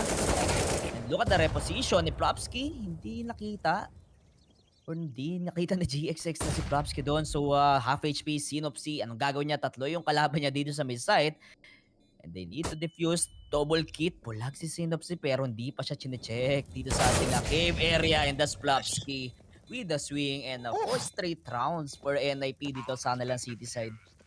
Pre, pansin ko dito sa NIP, mapa-eco, mapa-buy round, di talaga nila binibigyan na space yung Bad News Eagles eh. And oo nga naman, map control, napakalaking bagay dito sa Ancient. And for BNE naman, di ko nakikita sa kanila yung A-hit or yung igapang na ginagawa ng kadalasan. Usually kasi sa Ancient, alam mo yung mga gulat tayo, biglang tatlo yung nagapang sa A-main, then biglang magpa-pop out sila na knowing na may B presence sila in mid presence, but then di natin yung nakita sa first few rounds ng Bad News Eagles. Malaman na kaya nila yung solusyon dito. 4-0, Rigon umaasim na naman dito sa may catwalk area. Good nade coming from Brolan but a better nade coming from Bad News Eagles. Ampus dito sa middle. Good for one lang si Ampus dun sa may copy area. Good trade coming from Synopsy. May push pa And talaga agad. what? Rest dito? Trying to take the contact play, but ayun na nga, nakita niya yung Bomb. bomb dito. Gets down center, but he doesn't know about GXX crossing here. And ayun na nga, na-flank si Rest dito. GXS trying to get some space dito sa may A. Inuunahan niya na yung mga rotations, but will he expect the op? Dito naman No, for the hindi side. umabot. Dito lang siya sa may temple. Not over-peaking. Tamang nakamark na rin si Ace at dito ay nakaspot na si GXX doon. Too much extension or asim for you, GXX. So it's gonna be 3v2 situation. It's only up to one flat row and Synopsy na lang, Lods. And low pa si Synopsy dito. Mukhang delikado nga si Synopsy. And knowing Brolan, game sense, yep, mapapunish nyo yung Synopsy down to one flat row na lang dito para lang makanakaw yung BNE ng isang round. Hawak niya naman yung bomb and after 30 seconds, si Brolan lang i-favor yung makakalaban niya dito sa may B side. And I think papakinggan lang ni Brolan to and hindi na siguro idoduel si one flat throw. Let's see. No fake plant. And Brolan spotted dito si one flat throw. So 5th round ng NIP. Mananakaw pa rin dito sa side ng BNA. Good round yun ha. Riz. Grabe, umaasim na rin going for the info play dun sa may A site. And ito, feel ko sa BNA talagang trinay nila yung medyo fast pacing naman this round. Kaso si Hampus, sobrang yung hold niya doon sa may mid sa may pocket side. 'Di ba? Yep. Paano si Rigon? Hindi agad naka-trade dito yung BNA. Sakto-sakto nga lang yung swing ni Hampus doon. Napakalaking bagay na makaisa siya doon and lalo niya pa nga isa doon. And again, Hampus taking all over mid for NIP. Taking this mid space pero mukhang mababar siya dito. And ENCE tag walang magawa sa may smoke sa top. But a boost play coming from here. Oh! Bugas coming from here. Res, what a hold lang dito sa likod ng smoke. Walang kaalam-alam yung BNE doon na may boost play. And again, Hampus. Siya naman yung sumalo dun sa middle. And ENCE tag, nagmimiss lang dito ng onte. Rigon spots him. But he is sandwiched. Good shot coming from Rigon, but not enough. Para kay Res dun. Again, Res pare. Ito na. Oo nga eh. Ang ka-teaser. Oh my gosh. Siguro hindi rin umabot yung flash doon ng BNE, no? Oh, pre. Possible bulag yun eh. Kaso sobrang close na nila Rez. Doon sa may donut area and pwede pa makalason sana doon yung T-side. So 6 straight rounds pa rin dito sa side ng NIP. Again, a decent guns for the side of BNE. They have low economy and also low utility next round. If ever man NIP pa rin ang makakuha na itong round. And catwalk control for the side of BNE. Counter utility usage naman. Dito yung NIP and Brolan. Peek behind the Molotov. Oh my Grabe, gosh. good for one. And nagulangan nga dito si Rigon. Kanina pa nag-e-entry sa side ng ng BNE. Enough utilities for NIP para lang hindi agad makatakbo sa site or sa B site itong BNE. Knowing na wala nang tatawa doon sa may mid and also sa may A main na possible na dito nga sila mag-hit sa may B site. Marami pang time kaso tatlo yung mag-hold dyan or makakalaban nila dyan sa may site. Wala na ibang presence sa ibang area natin and mukhang expected na 4-man na agad for the side of NIP and napa-flash. Oh, bulag na bulag kaso Synopsy with that flash kill doon kay Brolan 4v4 situation. Anytime ang ganda ng plant ng bomb medyo nataglan dito sa center. Down to 35 HP and the retake is on. Naku, binasiiwas na nga ni ENCE tag. And also smoke kill din para kay Plopsky. Rest naman, pataan yung offer. Synopsy and GXX ang matitira sa side ng BNE. 4 yung papatay nila dito and good postman situation lang sana or at least makapitas din si Synopsy. But no, sabi dito ng NIP and that's a free defuse ngayon kay Hampus. So 7-0 in favor of NIP. The Pajamas are still doing it dito sa ating mga round. Pajamas are doing it nga pare. Momentum is on their side. 7 straight rounds para sa kanila. And again, BNE, napitas na naman sila doon early round. Nakabawi naman si Synopsy doon while he's blind. But then, pre, di na pinapwesto ng NIP eh. Kita mo, pinasok na agad yung cave area and bulog na Synopsy doon. Tamang contact play na nangyari and damay-damay na parang fast trades and fast contact play yung ginawa nila. Di na nila masyado pinapwesto sa post plant and Plopsky hitting the shot. So may smoke nga. Pre, oo, kumbaga, ang laking bagay na yun para sa retake na yun. Parang down to 2 agad yung kalaban doon and good flank pa kami from Rest. Napaka-unexpected nga for the offer to flank, no? Parang birang-bira makikita yun kasi laging ready for rotation yan. And again, 7-0. Eh, pera pa naman dito yung BNE. And mukhang mid-control again coming from NIP. Yup. Yan na, mid-control na nga. Synopsy. Trying to lurk nga lang dito sa may middle area. Gets a good flash coming from his teammates. Pero wala siya makikita dito. Yup. Pero Synopsy gets ahead of Brolan naman doon. Hindi na yan pwede Brolan. Kanina ka pa. Kami naman ang babawi dito. So down to one player dito ang NIP. It's gonna be 4v5 situation. Solo hold dito si Tag. Good kill kay Rigon. Wow, better volley. Pero asin pa rin si Tag dito. Wala siya makikita. Tamang spam na lang sila dito. Naspatan yata si Tag doon. Bro. I think it's gonna be a 4v5 situation. Tapos post plant na. Tatlo agad. That's the inside. Tag with the repick naman dito sa may lane area and gets center. 3v4 situation. It's an Opsi is low pa dito and hindi kumakalis sa 1 flat row but 1 flat row gets Hampus.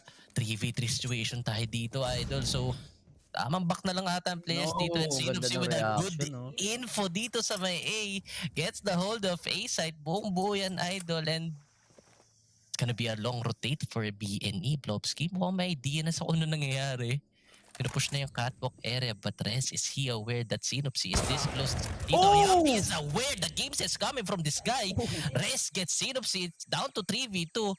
They are very aware na papuntang A na to mga sir and napakalayo pa nung isang player nga doon. Oh no, one flat throw gets blocked. Si Bootlerk lang naman but nakamark na dyan si Rez kahit napakanipis kitang-kita yung ulo and they're very aware. Ayun na nga, Rez! Again with the hold, pare! 3K. And knowing na si Rez yung nakahawak ng op dito, no?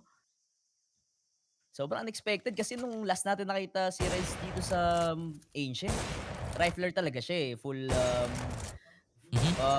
rounds. All on na ano siya, rifle siya. Pero ngayon, naghahawak na rin siya ng op. And feel ko mas trip niya mag-abang, no? Kaysa umaasim ngayon. Yup. So 8-0 ang ating score. Hindi pa makakaisa dito yung BNA pero they will go for the rush P. Yup, may anti-molly pa dyan. Pasok din si One Flat Road sa may side but Plopsky, naispatan yung isang guy and roll with the spam and A1S ang papatay dito sa ng BNA. And good flash, Plopsky together with the SC tag with the Frag GXX. Nakanakaw pa rin ng isang kill. So hindi enough and yung bomb nandun sa may B side. And feel ko, wag lang umarotin. Ayun na nga, NIP with the 9-0 and grabe, 9 straight rounds. So, hindi pa nakakaisa dito yung BNE. T-sided pa, sobrang, Yes, sir. walang kumakalat. I guess si Synopsy lang yung yung pinaka may initiative na mag-lurk, may bumuta sa team niya, di ba? Yup, Synopsy kanina pa natin yan. Siya talaga yung naka-first kill dito for BN na getting that early frags nga, yung mga first pick-ups. Pero hindi naman nakaka-capitalize ng team masyado yun. And middle rounds pa lang, basang-basa na ng NIP dito. So it's gonna be 9-0 dito. But BNE with decent guns pero low UTs naman sila dito. So NIP has full control of mid and very standard setup lang. Feel ko napaka-safe neto 2-1-2 and may info pa sila sa middle. Tignan natin kung anong setup or BNE sama-sama sila And the punish para kay Rez, alam natin hindi yan mabubulag since nasa close angle siya. Taking down Rigon and A-side hit pa rin pero medyo ipet dito. The frags sa side naman ng BNE. Rez ang gagawa or babawa sa side ng BNE. Then let's see GXX again with the op. Well, kailangan tulungan ni Plopsky and Brolan tong si Rez. About sa fragging, and ang ganda pa si Brolan. Kaso nakita agad dito, the spray transfer. Para doon kay Synopsy, opening the site. Si Rez na lang matitira. Alam nila na nandito lang si Rez. Sa may donut or sa may near A site. And he will go for the save. Still a good try pa rin kay Rez with that 17 frags dito sa ating first 9 rounds. Hirap lang. And BNE, I guess, makakaisa na sila dito. Yup, ito na nga yung sinasabi natin, yung biglaang A-main hit, no? Nangyari na nga dito, and BNE, tamang control mid lang sila or paramdam sa mid, then tamang neighbors lang and kita mo naman ganda ng pasok nila doon. Feel ko nga talaga ang mapag-asa nila dito kasi kanina pa sila sa B in mid. Di talaga nila makuha pre. Mapa early round or mid round hirap sila doon. And again, Scene of C, the perfect lurk naman doon para masil yung round and a better spray transfer pa, Lods. Saka makita niyan, may ganun na. Pwede bang maging momentum booster to? Mhm. Parang pwede pa kasi yun nga, kailangan nila ng magandang timing and kung paano nila ipitin si Rez. Ang dami niyang angle na alam dito sa ano sa city side nila, no? Mhm. Minsan gulat ka nandun lang sa may close aiming. Sino mag-expect ng push na yun? And Brolan, he has the info but BNE, alam na naman nila na iti-take to ng NIP then they will go for the retake na lang siguro while Rez still sitting pretty dito sa may A site with that op. Kanina pa siya nakakapitas dyan at walang solusyon yung BNE dun sa ating first 10 rounds, no? Let's see. Dito naman sa ating round 11, utilities for the side of BNE. Marami pa naman dito with that 4 Molotovs to cover the B side. If ever man mag-B sila, well, the 2 other players naman sa side ng, ng BNE. Medyo holding lang sila dito sa may A main, waiting for the pushes or info play na gagawin dito ng NIP and one smoke over the street and here comes the Molly. Mukhang may B presses na dito while Plumskin ako bulag. And check ba siya? No, hindi pupunta doon yung BNE and possible makabackstab pa nga dito si Plumsky. With that A1S, Brolan with spam. Good entry kay Rigon pero yung bomba na dito sa may A site. And Rez, last the info and may second guy dito. Op versus op. Sino ang mas mabilis? May info si Rez at medyo mahirap that flick. Grabe naman yun kay Rez and a 3v2 and a possible 3v1 si Plopsky. Good punch kay Rigon. Sinap siya matitira. Down to 15 seconds. Di enough yung time para makuha yung bomb. And then, I guess this is a safe round for NIP. And man, Rez pa rin ang mag-iinit dito sa round natin. Yup, BNE, tinry lang naman nila mag-fake BN. Kita mo naman, early round pa lang hanggang mid round, wala silang control ng B-run. So, medyo maubusan talaga na sila ng oras doon and the pressure coming from NIP. Nga naman sa B, kita mo, 3 smokes yung binaba doon, ubus na ubus yung oras. Lagpas 1 minuto yung inabot nila. And kaya nga yung A, medyo napaaga sir eh. Wala pang, kumbaga, wala pang namamatay sa side ng BNE doon. Nakapasok sila sa site, wala masyadong contact, and Rez, expected yan ni Rez. Kumbaga di talaga bibitaw yan sa angle hanggang walang outlet eh. No? Parang yung trabaho ng Carmen ito, BNE. Right, go out dito sa middle, good. Punish naman kay Hampus. Patrix again dito sa may donut area against Rigon. Ilang beses na nahuhuli ni Rez si Rigon pre. Dito sa may donut area again and again. And tamang tawid lang naman yung BN dito pa catwalk area but si Brolan yung haharapin nila dito. And Brolan, nag-passive na rin siya. Alam niyang medyo mabigat nga yung pressure sa mid and possible may nakakross na nga sa may catwalk area and Hampus. Tamang spam lang siya dito sa may middle area. So 1 minute remaining. Ready na mo 4v5 si situation na Sinopsy. naman to. Tingnan mo si Sinopsy pre. Possible siya makalurk dun sa may A site. And Brolan, caught off guard. Almost. Ni one flat throw. And still, cave presses or cave hold lang dito. That's a good nade. Tagging center with that 7 HP and flashes naman dito. Brolan gusto na sana umisa. But the team kill. Matitradean doon si Brolan with that error ng BNE and see kung tuloy-tuloy na sila kaso Hampus masyadong maaga yung push niya doon sa may cave. So 3v3 situation. Tignan natin kung saan sila pupunta. Alam natin may Torre dito sa may A site which is si Rez. And isang flick lang hindi magko-connect. Mas mabilis si Sinopsy with that AK 2v3 situation. Down to 20 seconds to plant the bomb. And mukhang pwede pa to if ever mapatay ni ENCE tag. Sinopsy kaso Sinopsy Oh my gosh. sobrang on point and sharp na sharp no kanyang AK dito. So Plopsky, malayo yung rotation niya. And BNE with that man advantage, winning that round against sa NIP. Yup, again, the idea coming from BNE is to go mid naman, no? Tapos tawid sila papuntang catwalk area. Kita mo naman, early round pa lang, pitas na agad yung BNE. Wala pang 30 seconds yan, sir. 4v5 situation agad. And nga, they tried to take cave fully, pero nilalabanan talaga ng NIP, no? Kumbaga, kahit nasa loob lang sila ng cave, hindi naman sila nagsiset sa site. laban pa rin yung ginagawa. And that round feel ko naman, medyo kay Hampus yun. Since may info naman dun, then nag-push pa siya. It was a 4v3 situation. But ayun na nga, ganda ng timing ni Sinopsi naman dun sa may A, destroying race na babalik sana, no? And ayun nga, ganda ng ginawa dito ng BNE, sir.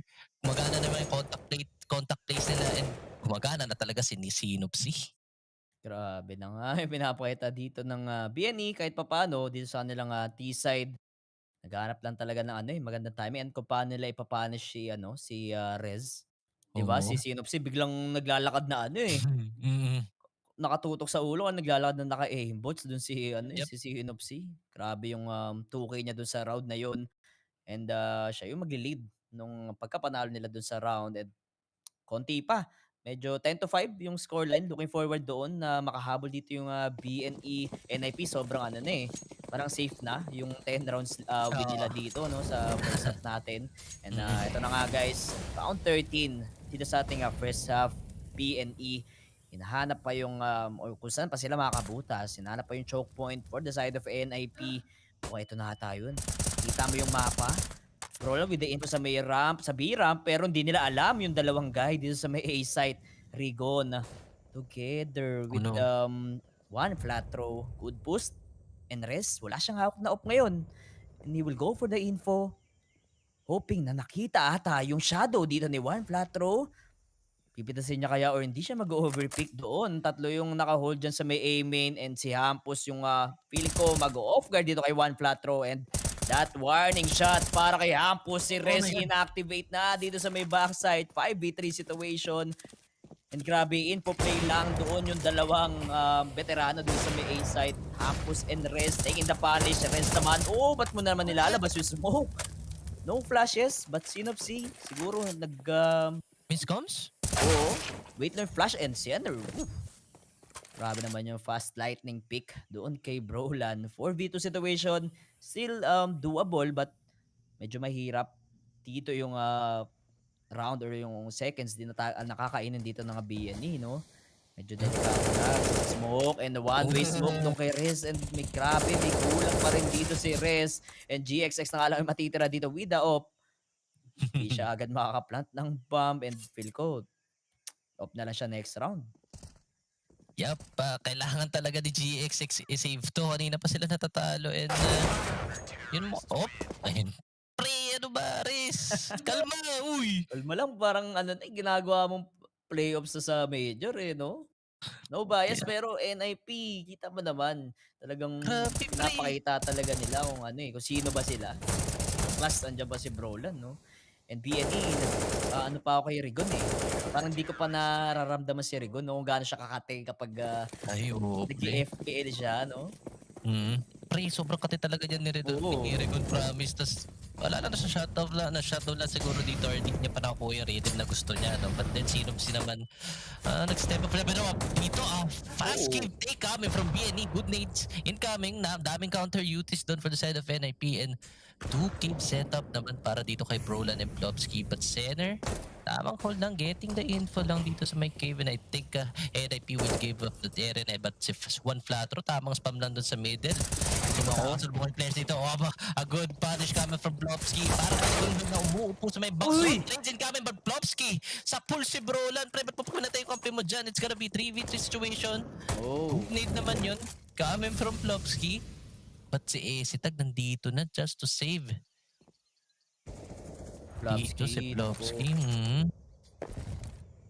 Ano pa to? Doable pa para sa BN ito, ha? Oo, pre. Si Rez, may info na or laki ng info niya doon sa may A site and di kailangan mag-alala dito ng NIP. Siguro yung mid na lang yung tignan nila o yung red room. BNE will regroup towards the B site waiting for the timing or good timing lang. Kaso kakainin sila ng oras dito, no? And si Rez, siya yung pinakalason dito sa round 14 natin. And let's see smokes. And one smoke na lang yung natitira dito sa side ng BNE and we'll go for the left side smoke dito si Senner while Rez. Grabe, anytime pwede siya mag-push dyan sa likod nila and BNE will plant the bomb. Senner na low HP dito, mata-takedown pa ni Plopsky si GXX. 3v2 situation, Senner. Kailangan niya pumitas na isa and the backstab para kay Rez. Ipitin si Sinopsi dito sa may smoke pero makakita pa rin siya and the spray transfer. Medyo off lang doon yung angle ng dalawang players sa NIP. But NIP, again, dominating the rounds dito sa ating first half. Yup, good info coming from NIP yun na para i-push na lang yung B kasi control talaga ng BNE yung cave and kailangan talaga nila bumawi for that information, no? Then again, Plopsky, ganda ng gapang niya doon.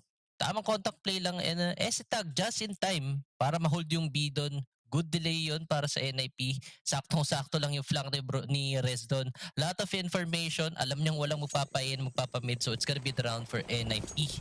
12 to 2 on scoreline. Grabe, no? Pati si Drake nagulat eh. 27 frags na. Tsaka 3 deaths. Oh my God. Exceptional Ano yan? play. Para kay Rez. And yun na nga, may nagtatanong dito kung natalo daw ba yung G2 kanina. Yes sir, natalo po sila ng Anonymo, no? Sobrang saklap for the side of G2. And here comes the smoke. Last round, but Brolan with the wallbang doon kay GXX. 5v4 situation.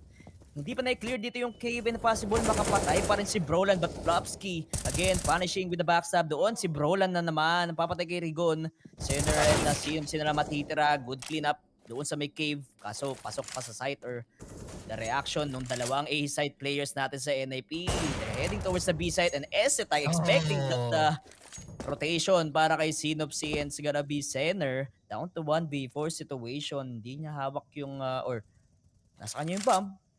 But yung depensa dito ni Plopsky, Yun. 13 to 2 ating scoreline. Grabe yung kalamangan May- dito, no? 11 rounds cap ang BNE dito sa kanilang T-side.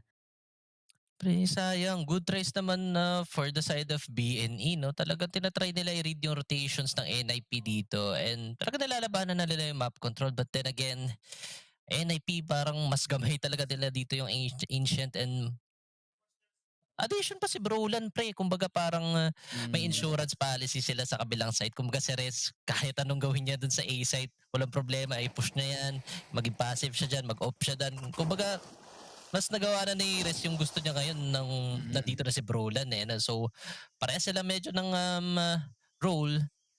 And ang ganda ng saluhan nila dito. So, medyo hirap pang BNE dito, sir. 13 to 2. And kailangan talaga nila mapanalo tong pistol round. If ever, kung di nila makuha to, so, gotta be nearly impossible na to, di ba? Stressful. Stressful matchup. If ever di makuha tong pistol round. Let's see. Good read ba to for NIP? Knowing na si Hampus lang muna yung info dito sa may K-Bot. The off angle. Sinopsi with the duelist. Punishing Hampus. 4v5 situation. 4 yung magkasama side ng NIP. Wala BNA naman. Fight pa rin sa angles nila. And the jiggle. And frag doon ni Senner. The wallbang as well. Grabe. Grabe ka naman doon, Senner. And tatatlo pa ata. But Plopsky.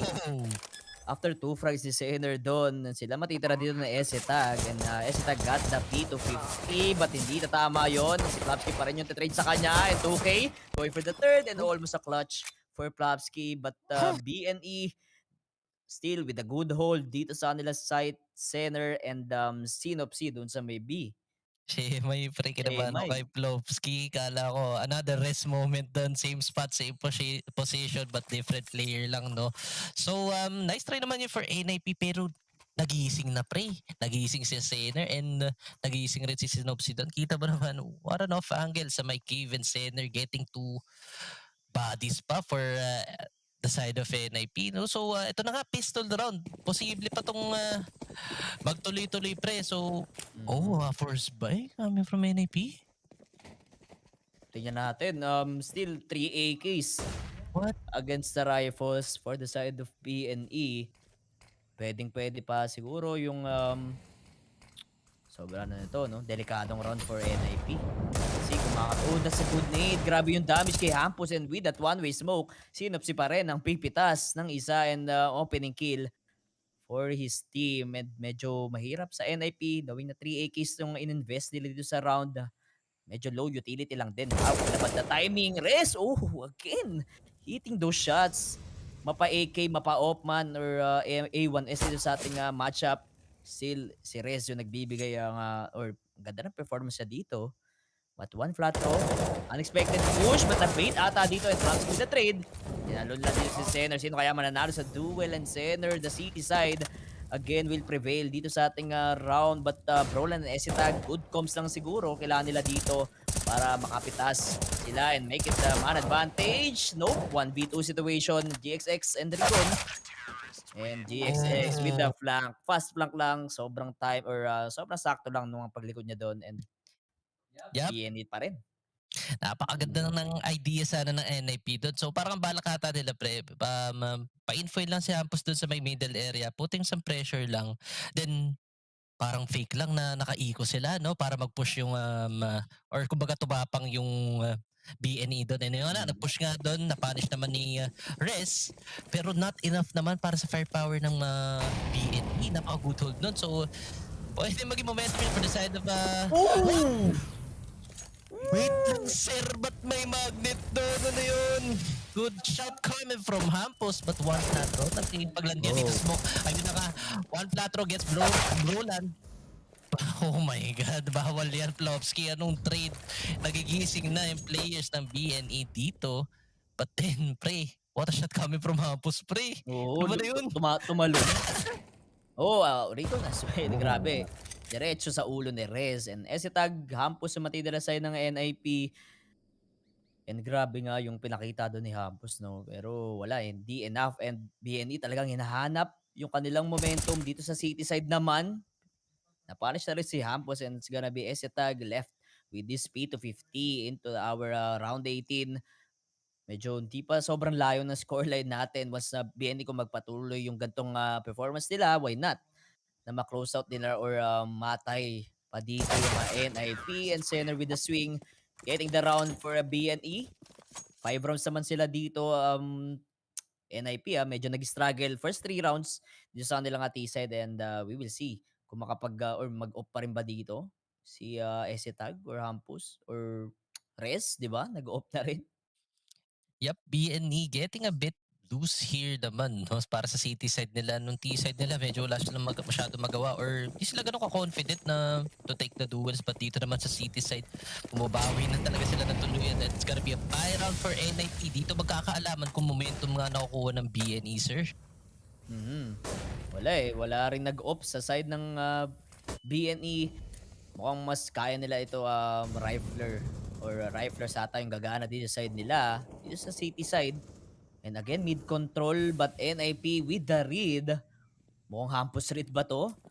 And Rigon, just in time, may rotation na nagaganap din sa BNE, no? Rigon and Synopsy, yung dalawang makakate, kanina pa doon sa rifles sila, but Rez, Familiar to oo nga eh. Ito na nga, close range na sila, but Synopsy with the swing, naku, naipit at na-bait doon ang molotov, but Rigon, may pa pala dito, the spray transfer or the spray down will connect, but si Hampus na limamatay doon. 4v4 situation and a minute ang Flopsky with the headshot. Grabe, clean headshot lang mga sir. And a plant ngayon para side ng NIP. One flat throw, going for the retake. Maasim na maasim dito and together with the Rigon. But center, 1v2. Si Brolan magagaling pa sa likod. Hindi nila expected yan. Pero wait lang, mukhang mapapatay din siya. But no, and the stick ng defuse, hindi planted sa kanya at hindi niya kita yung bomb. But Oh no, masyado malayo. oo, tsaka di siguro nag-usap dun sa plant, no? Kala ko by design na yung ginawa dun ng NIP. Sakto lang yung rotation ni Brolan, pero hindi pala planted sa kanya yung bomb. And still a good try for Brolan yun. Siya lang natira doon and the BNE again with the cohesive hold doon sa ating site. Actually, that's a good read nga coming from NIP. No? Kilala mo natin si Hampus yan, ganda mga hard read yan. But then again, BNE, nakuha na yung rhythm nila dito. Nakuha na nila yung groove nila. And I feel like, ito na yung moment na iikot tong match eh. Alam natin na gusto natin magandang laban and BNE, gusto talaga nila ibigay yan and it's gonna be Hampus naman dito sa middle. Same approach but different idea. Gusto ko tong ginagawa niya. Boost play. Makikita ni Rez pero not enough para ma-punish yung player doon and a retake mid. Coming from BNE, this idea. It's very well known and Synopsy ang tatao doon. Good kill dito kay Rez. Man advantage na dito ang BNE and tamang adjustment lang ng setup nila dito. Tamang ikot lang, sir. So it's gonna be a 3B for BNE naman and a 2A naman setup naman dito, no? So mid control, taas patan si Rigon. Pero binigay ni Hampus yun, sir. Hindi niya lalabanan. Knowing that lugi nga siya dun sa may angle na yun and Cave is taken freely for NIP Brulan. Gumagapang dun sa Narinig Cave. ba siya? Kita natin yan. Feel ko hindi. And mukhang aware layo. sila dito sa lurk ni Hampus coming from mid nga naman. And 30 seconds remaining. Kailangan yung gumalaw dito ng NIP at Garmin set mo. Pero good cancel coming from one platform. Cancel execution. Romsky with a trade but a better swing coming from SSNR center. And napang lang dito sa may B-side. Ako na nga yung buong B-side but is he aware of Recon dito? Yun nga, na-thought ginawa ni Brolan. Recon, ganda mga doon, but Hampus. No time. Yan niya na ba yan? It's a 1v2 situation. 10 seconds remaining. It's gonna be saved for IGL Hampus na idol. Sayang, dapat sumama na sila kay Hampus, no? Oh, Si Hampus Premier. papunta na siya sa may A site, then di na agad naka-rotate doon. Mas kinumit siguro nila yung call doon ni Hampus na mag-fake muna sila, but I think masyadong mabilis ata yung nangyaring set doon. Napunish na sila ENCE tag, di nila alam or di na nabilang yung seconds na mag-fade na yung smoke doon sa may B ramp.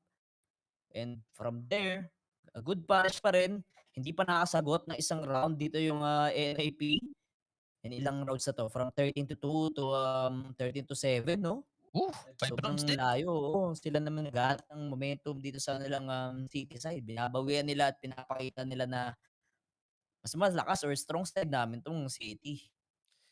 Yup, BNE mukhang nakuha na yung comfortable position nila nga sa kama, which is yung city side nga, no? And BNE nakakuha na ng momentum and sinop sila again taking those initiatives and tamang-tama lang yung info play nila doon eh. Wala masyadong time yung NAP. Then wala rin sila masyadong idea kung saan sila pupunta. So, very wise decision nga naman para upo na lang yung smoke sa B-ramp. So, it's gonna be 13 to 7. Medyo broken by naman dito ang NIP. But may off na si GXX. Panibagong setup for the side of NIP, no? BNE. Yappy. Pair, but they will go NIP, they will go for the A hit. But Scene di nakapaghintay dito with this A1S and a nade. Yes, that's a good nade, but hindi mapatay dyan si Plopsky and napunish pa nga siya doon with the Deagle 5v4. Regroup pa rin, hindi sila nag-commit doon sa may A site and a possible pwede pa nila malaro yung buong mapa dito, pre, no? Let's see the rotation. Yes, sir. For the side of NIP and BNE. Sila yung nakaangat sa kanila, which is si One Flat Road doon sa may pocket side ng mid.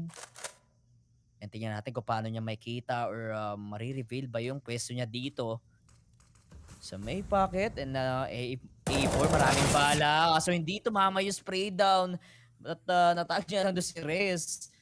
Grabe, family system for the side of NIP. Gumagana pa rin dito. They're heading towards the donut side. Walang tatao dyan. Sa side ng BNE, well, Rigon, he has to go big dito sa ating A side. Oh, GXX with that. Oh, the finger discipline. But naka-off. Nakadalaw pa rin. No problem. And a 2v2 situation. Plopsky, hindi natama doon sa may Deagle. And si Hampus na nga ng IGL na natira dito. Taking down center. Hawak niya rin yung bomb. And kailangan niya na mag-step up or else BNE. Rigon na naman yung natira dito. Kanina pang Makati at tumutulong sa fraggings. For the side of BNE. And let's see.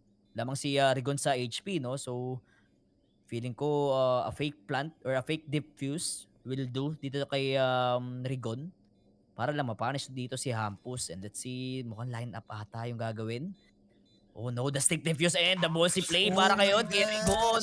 What a bossy play, and Rigon, grabe din defuse ang sa mukha. Sabi, pros don't fake. Mga sis. Napakagulang mo. Ginawa na naman niyang FPL idol. Oh my gosh, si BNE busting down their ass para talaga makahabol dito sa city side nila. Second half, sir. Pang ilang rounds na yun? 6 rounds na? 6 rounds straight for BNE? That's really huge. Pwede pang mabaligtad to, idol. And momentum really is on their side. Hampus. Pressure lang dito sa middle. Oh, nilabas niya yung smoke. Hindi nga naman pa din. Pressure dito sa may BNE. Nasunog na yung Plopsky. Masyadong massive kayo. But Hampus nakaisa pa dun sa middle. Di natin nakita yun. But ganda ng pitas ng both sides of map. So NIP having full command dito sa may ancient, getting a full area. Kuha nila yung mid and kuha nila yung ramp, and naka-pick-offs pa sila. But Recon, kailangan na nga uminfo. Shadow naman here for their team. And nga, Oh, para no. si Recon, Rez is down to 22 HP. Both players are tagged. Both players are lit. So kailangan na bumalik ni Recon dito. Parang ano, no? Parang pipitasin na rin si Riz dun sa may bracket side natin. And Yep. let's see. This side na nga, BNE. Laga sila ng dalawa. And pwede pa naman since low si Riz and Hampus. But again, kanina pa gumagana yung calls and tingnan mo naman, napunish agad nila yung dalawang players dito ng BNE. Round 22, 40 seconds left. But Senner, maasa pa maka-info dito sa may mid. Lalabasin niya ba or aantayin niya na lang yung matatalisod dito sa side ng NIP, no? But Brolan, ako, pwede rin uminfo si Brolan or aantayin dito ng NIP sa mid donut mo, ba't mauna dito yung apat and GXX with good for one, but Trigon, ang ganda ng angle niya dito, hindi alam or hindi pa nakiklear ng NIP and Rest, taking down center, Trigon with a 1v4, and oh no, muntikan pa nga sa na hindi siya nag-beef dun kay Plavsky, 14-8 ang ating scoreline. Grabe, dalawa na lang, and mukhang yung tumalo sa round na yun, yung ano din, no, yung strat ng BNE. Yes, Bigla sir. sila umasim na never Yup. nila ginawa, no? Na nag-work naman. Yung mga info play lang nila, then na-punish lang, saktong timing lang. Pero wala Yup. they will go for the other setup. Props to NIP naman, no? Hindi na nag-work yung mga strats nila, yung mga bigla plays nila. Nag-family system na nga lang sila. Kita mo naman, tuloy-tuloy nalagas yung players ng BNE. And masakit dyan, pre. Wala silang pera dito. If ever manalo ang NIP dito, it's gonna be a match point. Oh, good spam! Coming from Broland there sa may cave. But need not enough to hit Broland there. So it's gonna be a slow play naman for NIP. Tamang very cautious lang sila. Ayaw nila magpaikot nga dito, and beauties are gonna be managed really well for NIP. So, feel ko may set play na pwede maganap mamaya. Pwede. Low guns for the side of BNE Deagles and 5-7. Dito si Juan Flatro, siya pa yung natag ng or na low dyan sa may B site. Pero sobrang ingat din ng NIP, no? Anti-eco strat. Ito na ba yung nakikita natin? Ganito ba yung setup nila once alam nila na low buy dito yung BNE and a fake smoke dun sa may back alley. Grabe, ang ganda ng smoke na yun They will go for the A split. Pwede yan. Dalawa yung tao dun sa may A main natin. Down to 40 seconds and enough lang yung time para maipit yung dalawa din sa may A site. And Plavsky spotted Rigon dito sa ating temple area, but Sinopsi nakadigil lang and low pa rin si Plavsky. Delikado pa dito yung NIP, but Prolan hindi expected na may isa pa mag-swing and GXX with the punish 2v4 situation, and look at the Deagle play, and also Sinopsi nakanakaw pa ng AK dito, and SC tag siya na lang yung matitira sa NIP 1v3 situation. And again, mukhang nag-isip dito yung BNE talaga kung saan sila pupunta. Down to 7 seconds. Mukhang sisave na lang din ni Esitag itong op. Oh my Grabe. gosh. The mind of Hampus. Talagang ganda ng pinakita niya doon. Ganda ng read niya. Ganda ng pag-manipulate ng possessions ng BNE. Ganda na ng idea eh. Ipit na yung BNE doon. But then, Deagles worked for them.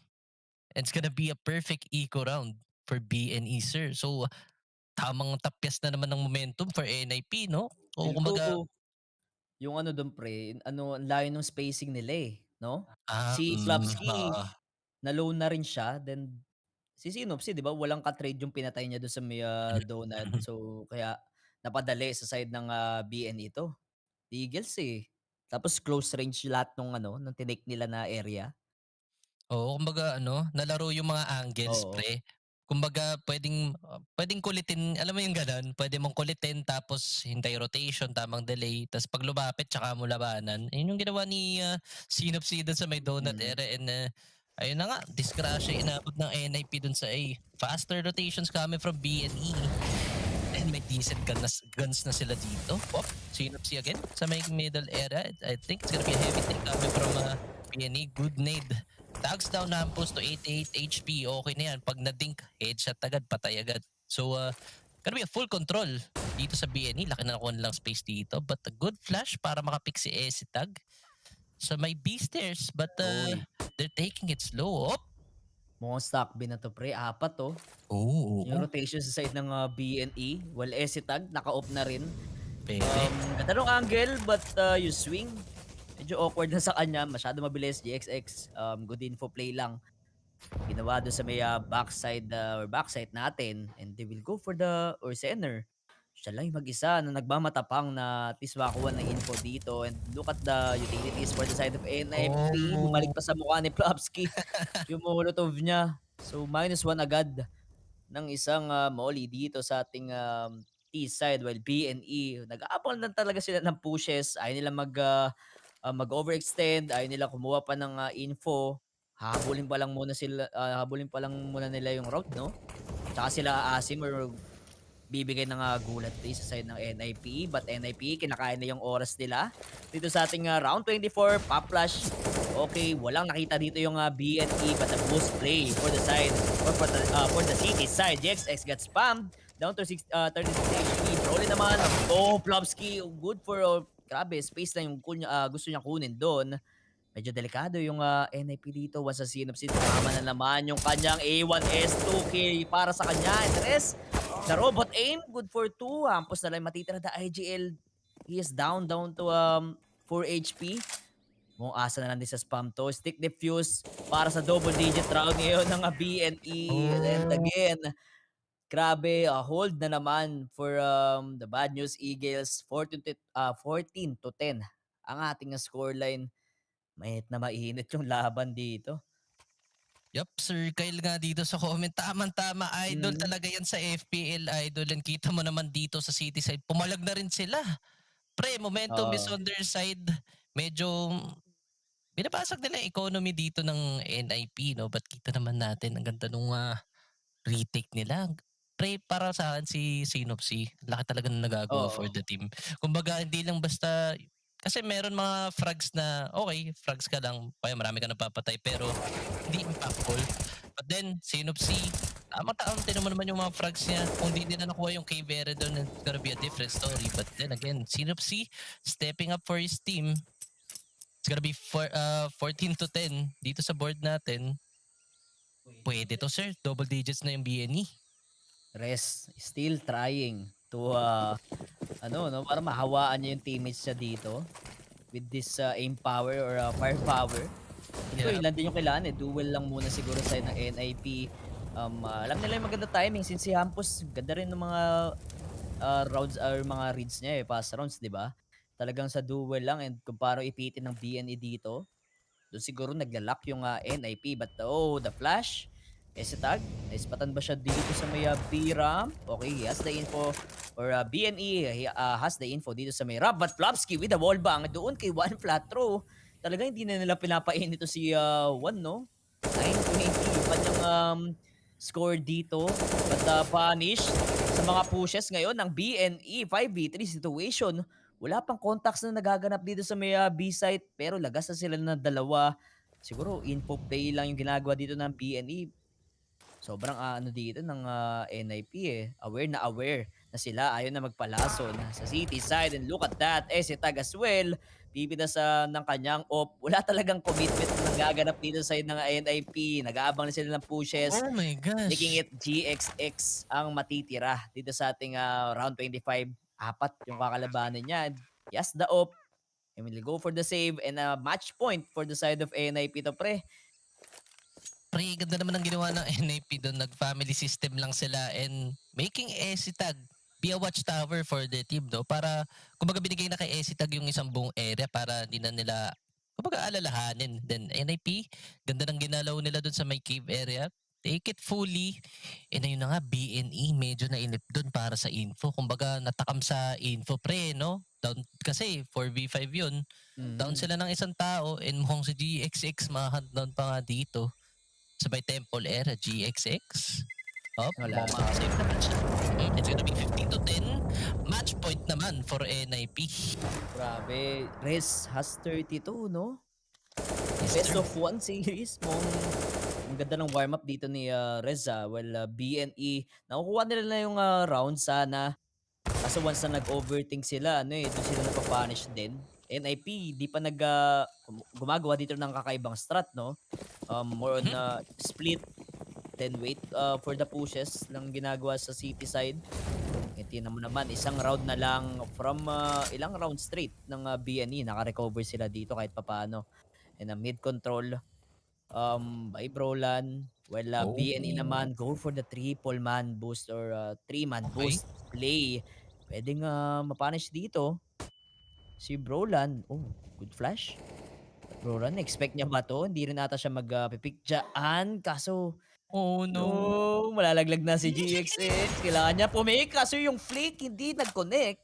Para lang mapatay, natag lang dito si Brolan down to 9 HP and the trade. Mabilis ang reaction dito sa A-side players ngayon na NIP commitment na nga dito sa may site. And the rotation, 4 yung magagaling pa sa city, no? Kailangan na at least makapitas dito ni Rigon. And MP9, 1 flap, 2 flap skin, hindi naka-gun out dito sa may side. 4v5 situation. The smokes, katulong dito ng BNE, pero yung aim power ngayon ng NIP, talagang sila yung gumagana dito. And also AC tag with the op. Low dito si Brolan. Pero enough pa yung time going for the smoke or flash kill. And let us see again 2v2 situation na BNE still struggling dito na makuha yung round. Alam naman nila na low dito si Rigon or si Brolan. Nispatan na rin si Sinopsy, isang low sa side ng BNE ito mga Lods. And down to 25. Still na no plant pa rin dito sa ating round 26. Holding the angles for the side. And Brolan, kailangan niya kasi pumik. Hindi siya makapag-plant doon. So 13 seconds, Esitag left and a good crossfire lang ang pinapakita dito ng BNE and a punish kay GXX. Taking down Esitag, 15-11 ang ating score. And look at the hype for the side of BNE. Hindi pa tapos yung laban, talagang every round. Sobrang sa nila, no? Impactful kahit papano. Yup, emotions pouring out from Rigon. Kita naman natin yan. And grabe yung round na yun. Napakabagal, disiplinado lahat ng tao. And yung timing talaga napunta lang sa BNE. Ganda na sana na read ni Hampus doon. Ang ganda pa nung galaw ni Brolan doon sa may B, no, pre? Alam mo yung antay-lason talaga. Antay-lason lang Ang siya. tagal hinintay ni GXX yun, but then Brolan nakatakas safely dun sa may B, and na-infoan na nga nila yung 3-man boost. So, nag-iina lang sila. But then again, BNE. Gumagana na, sir. Kumbaga, kahit may pressure, kasi trade lang yan, tas match point. Then BO1 pa. Grabe Pwede ka pressure maubos nung yan. round na yun. Yup, and pwede rin maging confident starter to for BNE, lalo na't medyo napapalapit na yan, sir. 4 na lang. It's gonna be an overtime para dito sa matchup na to. Pwede mag-overtime. Sa pinapakita ngayon ng BNE, sila yung mas solid dito. And walang nag-mark. Ba't mag-whiff doon si Sinopsy? Kanina hindi siya nag-whiff. Pero, sobrang unlucky. Nod na ni Sinopsy, no? Man advantage goes to NIP. BNE will not extend again dito sa ating site. 1 flat throw. Okay, good flash. Nandito si Hampus, kaso nga lang ipita siya sa may site. Only 2-man left for the side of BNE. 5v2 situation. GXX together with Senner. And GXX will not miss or will miss that shot ng kanyang op and good post plant. Possible na makuha na tong best of 1 natin ng NIP, no? And let's see, the retake para sa dalawang to. Paano nila grabe, only flashes for the side of NIP. That's Hampus. Only GXS matitira, but the round will go for the NIP. 16-11 ang ating score. And MVP. Alam mo na, pre. Alam mo na. Hindi na kailangan tanungin, idol. Matic race yan, Lodi. Ay, sayang yun for the FPL players. And ayun nga, FPL tama ka lords. dyan. Suki nga yan sa FPL, yung ancient map na yan. But iba pa rin pag solid na team yung nakalaban mo. Kita mo naman na napakaganda ng mga calls ni Hampus noon last round. And then again, napapanish na lang talaga yung BNE dun, sayang. So, siguro kung pinasivan nila ng onte and uminfo sila, kumbaga, hinayaan muna nila yung kalaban push or mag-take ng map control, siguro magbabago yun eh. Kasi nung bandang late round na, gulo na eh. So kumbaga yung saluhan nila, medyo mali-mali na yung positions and ganda pa ng UT na binato ng NIP dun sa may A side. So mahirap nga naman yun for BNE. Good try pa rin naman para sa kanila kasi from 13-2 to 16-11, pwede palag na yun, sir. Kumbaga, good try na yun. Hindi na yun masyado heartbreaking. But, ayun nga, sayang for BNE. Oo nga eh. Siguro, konting push na lang yun. Then, possible makakuha na or matay pa nila yung ating laban do sa Ancient na yun. But Yappy. NIP, wala eh, nakakasolusyon pa rin. Hindi naman all rounds nauubos sila ng BNE talagang. At the same time, nagkakaroon ng good reads dito si Hampus para lang mag-lead yun or yun yung magsilbing edge nila dun sa matchup na yun. And best of 1 series ang naganap doon sa NIP versus sa BNE. Maraming dito, tuwan-tuwa na NIP yung nanalo, no? Pero feel ko mag-expect pa tayo dito sa BNE eh. Ito yung mga kaabang-abang ng mga teams na ngayon, no? Tingnan mo naman, nandito na sila sa ating PGL RMR na dati sa sa mga stream lang nila Simple mo makikita, di ba? Nila Nico, yung mga nag-FPL lang. What ngayon nagko-compete na sila. Nalabanan nila tong NIP and still a good try para ngayon sa BNE. Oo, pre, kumbaga, talagang durog na durog talaga sila nung T-side sila. Wala silang magawa, wala silang mapatay, wala silang ma-open up na area for their T-side. But then again, nung city side sila, ang ganda nung momentum nila. Tuloy-tuloy nung first couple of rounds. Then nung nag-byron pa yung NIP, basag agad eh. Then, rin talaga nila gapangan yun, but not enough for NIP. Kita mo naman, Brolan and Rest stepping up for the team. And yung mga lurk kills pa ni Hampus, no? Malaking bagay yun. At yun na nga yung kwento guys, 16-11. Congratulations sa mga dyan, no? Mga nag-bet. And if you wanna check, rivalry.com/Fosfire. Diyan lang yan guys. At tanong lang kayo kung may mga other questions kayo about deposit, pwede Gcash, and please do check out our site dyan. And yun na nga guys, MVP of our game, sino kaya? Tatanungin ko pa ba yan? Rivalry, baka naman. Baka, yeah. Si Kuya Riz. May rating, pre. Uy, almost okay 2. ka lang. Alam mo yung tuwan-tuwa tayo sa ni Brolan, pre. Yung rating niya, 1.6. Pero andito rin si Riz, pre. Paano pa kaya pag hindi pag naglaro pa si Device? Sino na? Oh, no. Sobrang yaman ng NIP kasi. Ang dami yung budget na kumuha ng players, no? And yun na nga guys, rivalry.com. Yan, player of the game. Dito si Rez. But for us guys, meron pa tayong match 2. Direct Entropic versus Endpoint ba ito?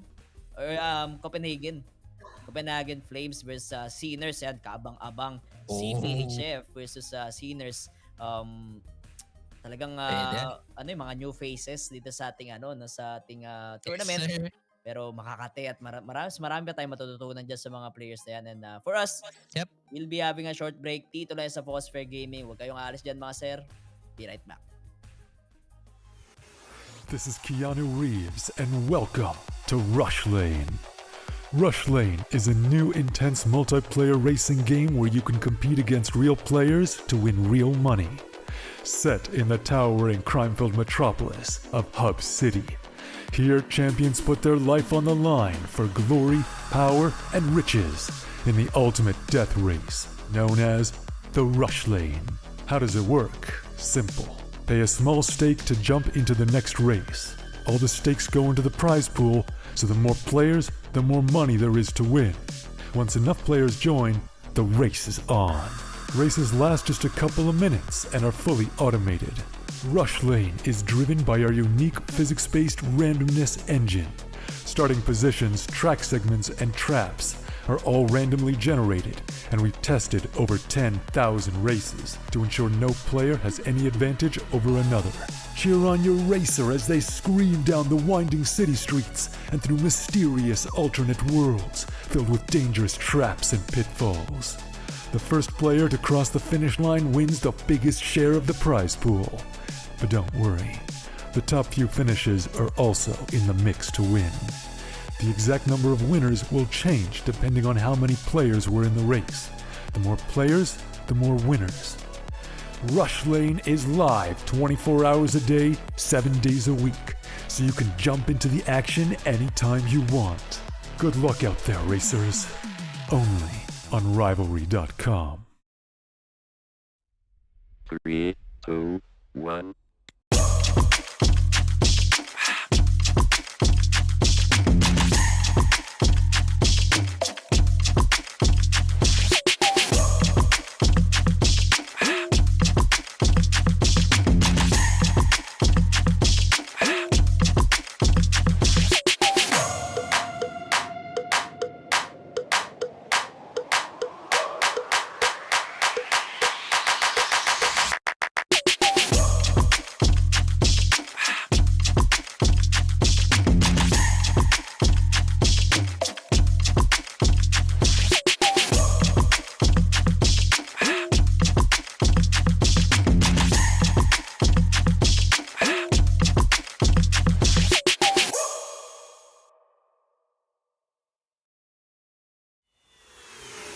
This is Keanu Reeves, and welcome to Rush Lane.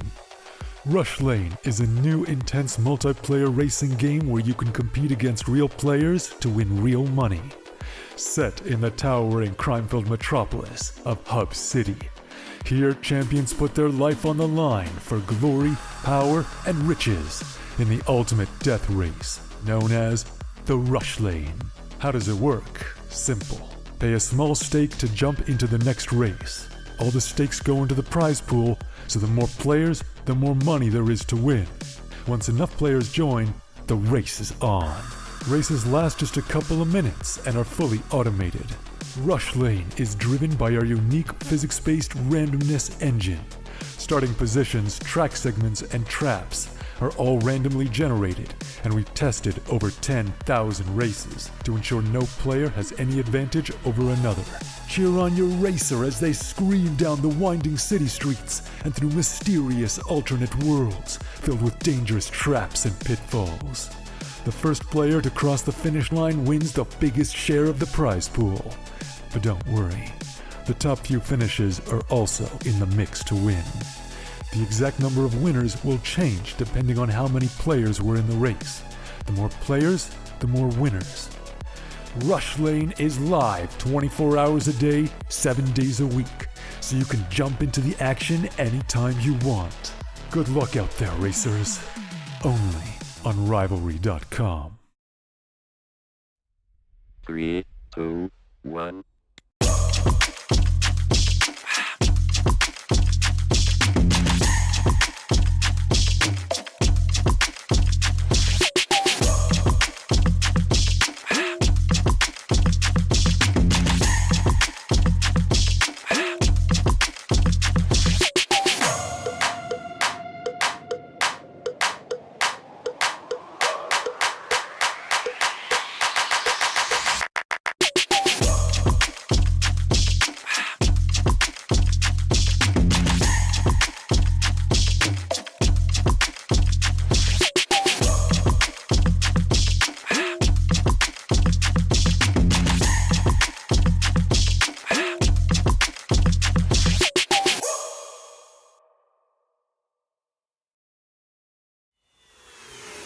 This is Keanu Reeves, and welcome to Rush Lane.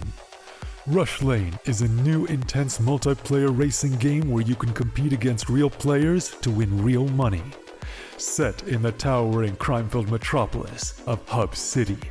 Here, champions put their life on the line for glory, power, and riches in the ultimate death race, known as the Rush Lane. How does it work? Simple. Pay a small stake to jump into the next race. All the stakes go into the prize pool, so the more players, the more money there is to win. Once enough players join, the race is on. Races last just a couple of minutes and are fully automated. Rush Lane is driven by our unique physics-based randomness engine. Starting positions, track segments, and traps are all randomly generated, and we've tested over 10,000 races to ensure no player has any advantage over another. Cheer on your racer as they scream down the winding city streets and through mysterious alternate worlds filled with dangerous traps and pitfalls. The first player to cross the finish line wins the biggest share of the prize pool. But don't worry, the top few finishes are also in the mix to win. The exact number of winners will change depending on how many players were in the race. The more players, the more winners. Rush Lane is live 24 hours a day, 7 days a week, so you can jump into the action anytime you want. Good luck out there, racers. Only on Rivalry.com. 3, 2, 1.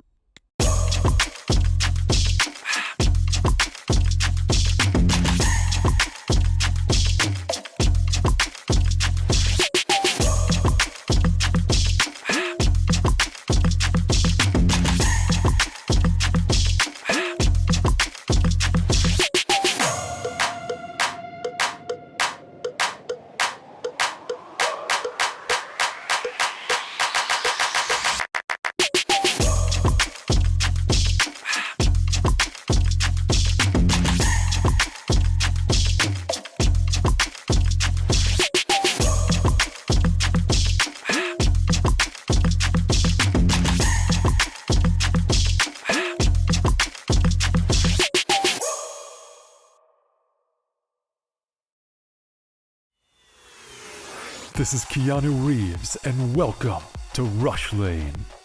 Rush Lane is a new intense multiplayer racing game where you can compete against real players.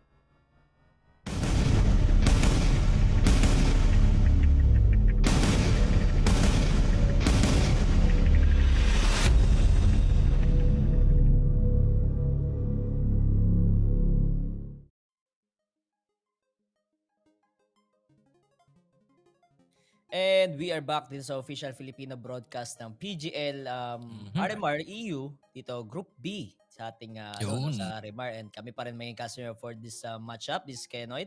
And this is Naufu. Yup. Don't forget to like and share mga sir yung ating stream dyan, Facebook, and also sa ating YouTube. Subscribe na kayo and type exclamation point notify naman para sa ating Facebook channel. Yan, para updated kayo sa mga CSGO live events natin once na nag-live tayo dito. No? And also, please do check out rivalry.com/focusfire if you want to go, or if you want to deposit, just use the code WXC para sa 100% welcome bonus natin dyan. And ito na nga guys, next matchup will be Copenhagen Flames versus Sinners. Anong tingin mo dito, Naufu? Para dito, Sir, Copenhagen tsaka Sinners. Feel ko, delikado pa rin sila sa sa Copenhagen Although medyo nag-struggle sila kanina, pero feel ko dito against Sinners since di ko sila masyado kilala, to be honest, pre. Feel ko ito yung mga tier 2, sa tier 2 tournament naglalaro, hindi ako nagkakamali. Pero feel ko naman naghalaban na to, Sinners and Copenhagen Flames. Kumbaga di na bago. Alam mo yung ganun, pre. Alam mo yung mas madali na nila mababasa yung laro ng isa't isa, mas makaka-adjust na sila, and feel ko dito kailangan mag-init ni 4C since natin yan, kumakana talaga yan for Sinners and nagbibigay talaga ng space for the team, and kaya nyo kumalaw mag-isa around the map. So let's see. Dito, Copenhagen Flames, Sinners. Oh. For mga Copenhagen Flames, medyo inaabangan ko dito si Javi ba o Habi? Oh, si Abby. Oh, si Oo, Abby. si Abby, di ba? Yun yung inaabangan ko dito na also Hooksy. Medyo familiar yung name na yan. Parang tagal na talaga yung naglalaro. Alam ko and alam ko nasa late 20s na rin yan and really veteran player. Dito naman sa side ng Copenhagen. So uminit yan or mas maganda yung mga basa niya setups dito ng Sinners. Delikado sila dito eh. And eto, grabe, galing sa dalawang panalo tong teams natin, no? Yep. Sinners sa Heat, Winners. 16-11. Kanina, Copenhagen versus Sprout. Diba? Ancient din yung mapa na yun, pero Copenhagen yung nanalo doon. So, both teams, alam natin, nagkatapat na rin, pero other tournament yon. And Copenhagen nga yung dito, medyo, may edge sa matchup nila. And let's see kung Sinners, since nakakatapat naman nila to sa ating mga tier 2 tournaments and dito naman sila sa ating tier 1 going for the big names na nga rin sila dito sa ating CS CSGO, no? Pero wala eh. Feel ko Sinners may lason dito yung gagawin nila. Pwede no. So Sinners kahit kita medyo delikado nga sila dito against Copenhagen. Di natin pwede count off lagi yan pre kasi pwede talaga makalason yan anytime eh. Knowing na nagpa-pop off din yung players yan. At pag uminit naman talaga, init talaga. So, pwede nga magtuloy-tuloy yun and tingnan natin, pre. Parang gusto ko na lang makita yung laban. Feel ko alam mo yung salitan ng momentum. Oh, parang ganun eh. Oo. Parang kuhanin nila yung momentum tapos pag nagtuloy-tuloy okay tapos babasagin agad nung kabila. Alam mo yung tipong ganun. Kasi sa tingin ko sa dalawang teams na to, alam mo hindi sila yung sobrang technical minsan. At the same time, kaya nila mag-isira ulo na pumasok sa mga site. Diba? Oo, yung mga biglaan. sobrang hindi mo alam kung bakit ginawa yun. Ganito yung ganito yung level na makikita natin dito sa matchup na to eh. Tingnan natin kung sino yung mas ganun or mas matibay since Overpass ang ating mapa dito sa Best of 1 series. Yun. Both sides may pinagdaanan na dito, same lang. I think win percentage sila dito sa mapa na to. So, let's see. This round, Sinners sa T side, Copenhagen naman dito sa ating city side. Ano kayang call ng Sinners and early Molotov? Kaso mukhang sandwich bito, no? Pero pwedeng malikuran dito na Sinners. Yung mga nasa call, sa inyo na nga si Zedko. With the parish Zedko, makakadalawa. And Frag as well dito sa may B-side. Oh my gosh! 3-50, 2K para sa kanya. And Hooksy, ang matitira. 4-man alive naman para sa side ng Sinners. And kailangan nila mag-regroup. Hooksy nakaisa pa rin. Still winnable and doable. Kaso mukhang malilikuran na lang din dito, no? Or I guess Sinners, regroup. Good discipline lang para dito sa ating pistol round. Pero may info na rin yung isang guy na si 4C. Or niya bistik dito sa may A site. Napapunta na nga sila sa may A. Kaso mukhang bad info yung binigay dito, no? Hooksy with the USP. Hindi niya nakita or narinig niya na yung plant ngayon. And kailangan na lang ma-cover up. Dito si 4C and Zedko with the 3K dito sa pistol round. 1-0 ang ating scoreline. Sinners, mapapanalo nila yung pistol na yun. Okay, pre. Ito na sinasabi natin, Sinners. Pwede talaga makalason dito. Copenhagen got the perfect read there. Lagay nila yung tatlo sa connector. And one, peeking B short. Yun naman, tinry pa i-trade yun. But Frag, grabe yung P250. Gamit na gamit dito kay Frag. And napakasulit ka na 300 petot para kay Frag. Nakatago kills pa siya doon. And good round coming from Sinners. Ito na nga. And it's gonna be a first buy naman for Copenhagen. Tamang sabayan lang dito but Sinners, I think they got the perfect read dito for Copenhagen Flames. Tuloy yung setup at the swing coming from 4C. Nico Dos bumawi naman. Good headshot. Ganda ng scope in niya doon. Na flick. Kaso di tatama. Nico Dos is down to 49 HP but Hooksy sa may gas area. Sasalo lang siya dito sa may ilong pero wala naman siyang masaspatan doon. And si Rippy, what a headshot again coming from Nico Dos. Oh my gosh! Triple kill coming from Nico Dos. Gamit na gamit yung scout. Sulit na sulit ang 1-7. Dito naman kay Nico Dos again. Oh Inuubos my God. ang Sinners. Masyado kayong makasalanan. Kay Nico Dos. Oh my God! What a round! Nico Dos with the 5K and a dream doon sa ating round 2 pa lang, pre. Grabe. Oh my gosh! Pinakita dito ni Nico Dos with that scout kill. Ayaw ibigay yung momentum sa side ng Sinners. And a huge round para sa kanya to, no? Oh my God, wala akong masabi dun sa pinakita niya, pre. Alam niya naka-scout siya eh. And a chance na lang para manalo sa round na yun, which naka-rifles nga yung Sinners doon, is to take the fight and ipanalo niya. And kita mo naman doon, ayaw magmintis na Nico Dos. It's gonna be 1-1. Pero ay sinasabi natin, basag momentum agad. Ganda ng prediction natin doon, pare. Oo nga eh. Bilis. Basag agad yung momentum, no? Kita mo naman si Nico Dos. Out of nowhere, bigla lang yung ganung kakati. Yep, and Force, mag-aala Nico Dos dito. Oo. Good idea kaso mahuhulog siya doon. Pero Parang- miscoms. Kay Brookie ko nakita yun, no? Nalala mo yun? Oo, yung mga jump boost shot doon. na gano'n. Yung Ang ginaya info doon. lang. Oo, info lang. And let's Nadap see. na, no? Alam na, yung may offer doon sa may ilong. Grabe, Yapi. sobrang open na info na yun. And 1 minute remaining, row. Okay, nakita ba sa may mid? Isa lang yung nakita niya dyan. Well, Nico Dos, he has the AK. The star player dito sa ating round 2. Let's see, 50 seconds remaining. Upgraded pistols for the side of Sinners naman. Forcey with the scout. Paano kayang palitan na gagawin nila dito sa round 3, no? Still, no info for going for the long range duel. Yung pinapakita na ang dalawang koponan.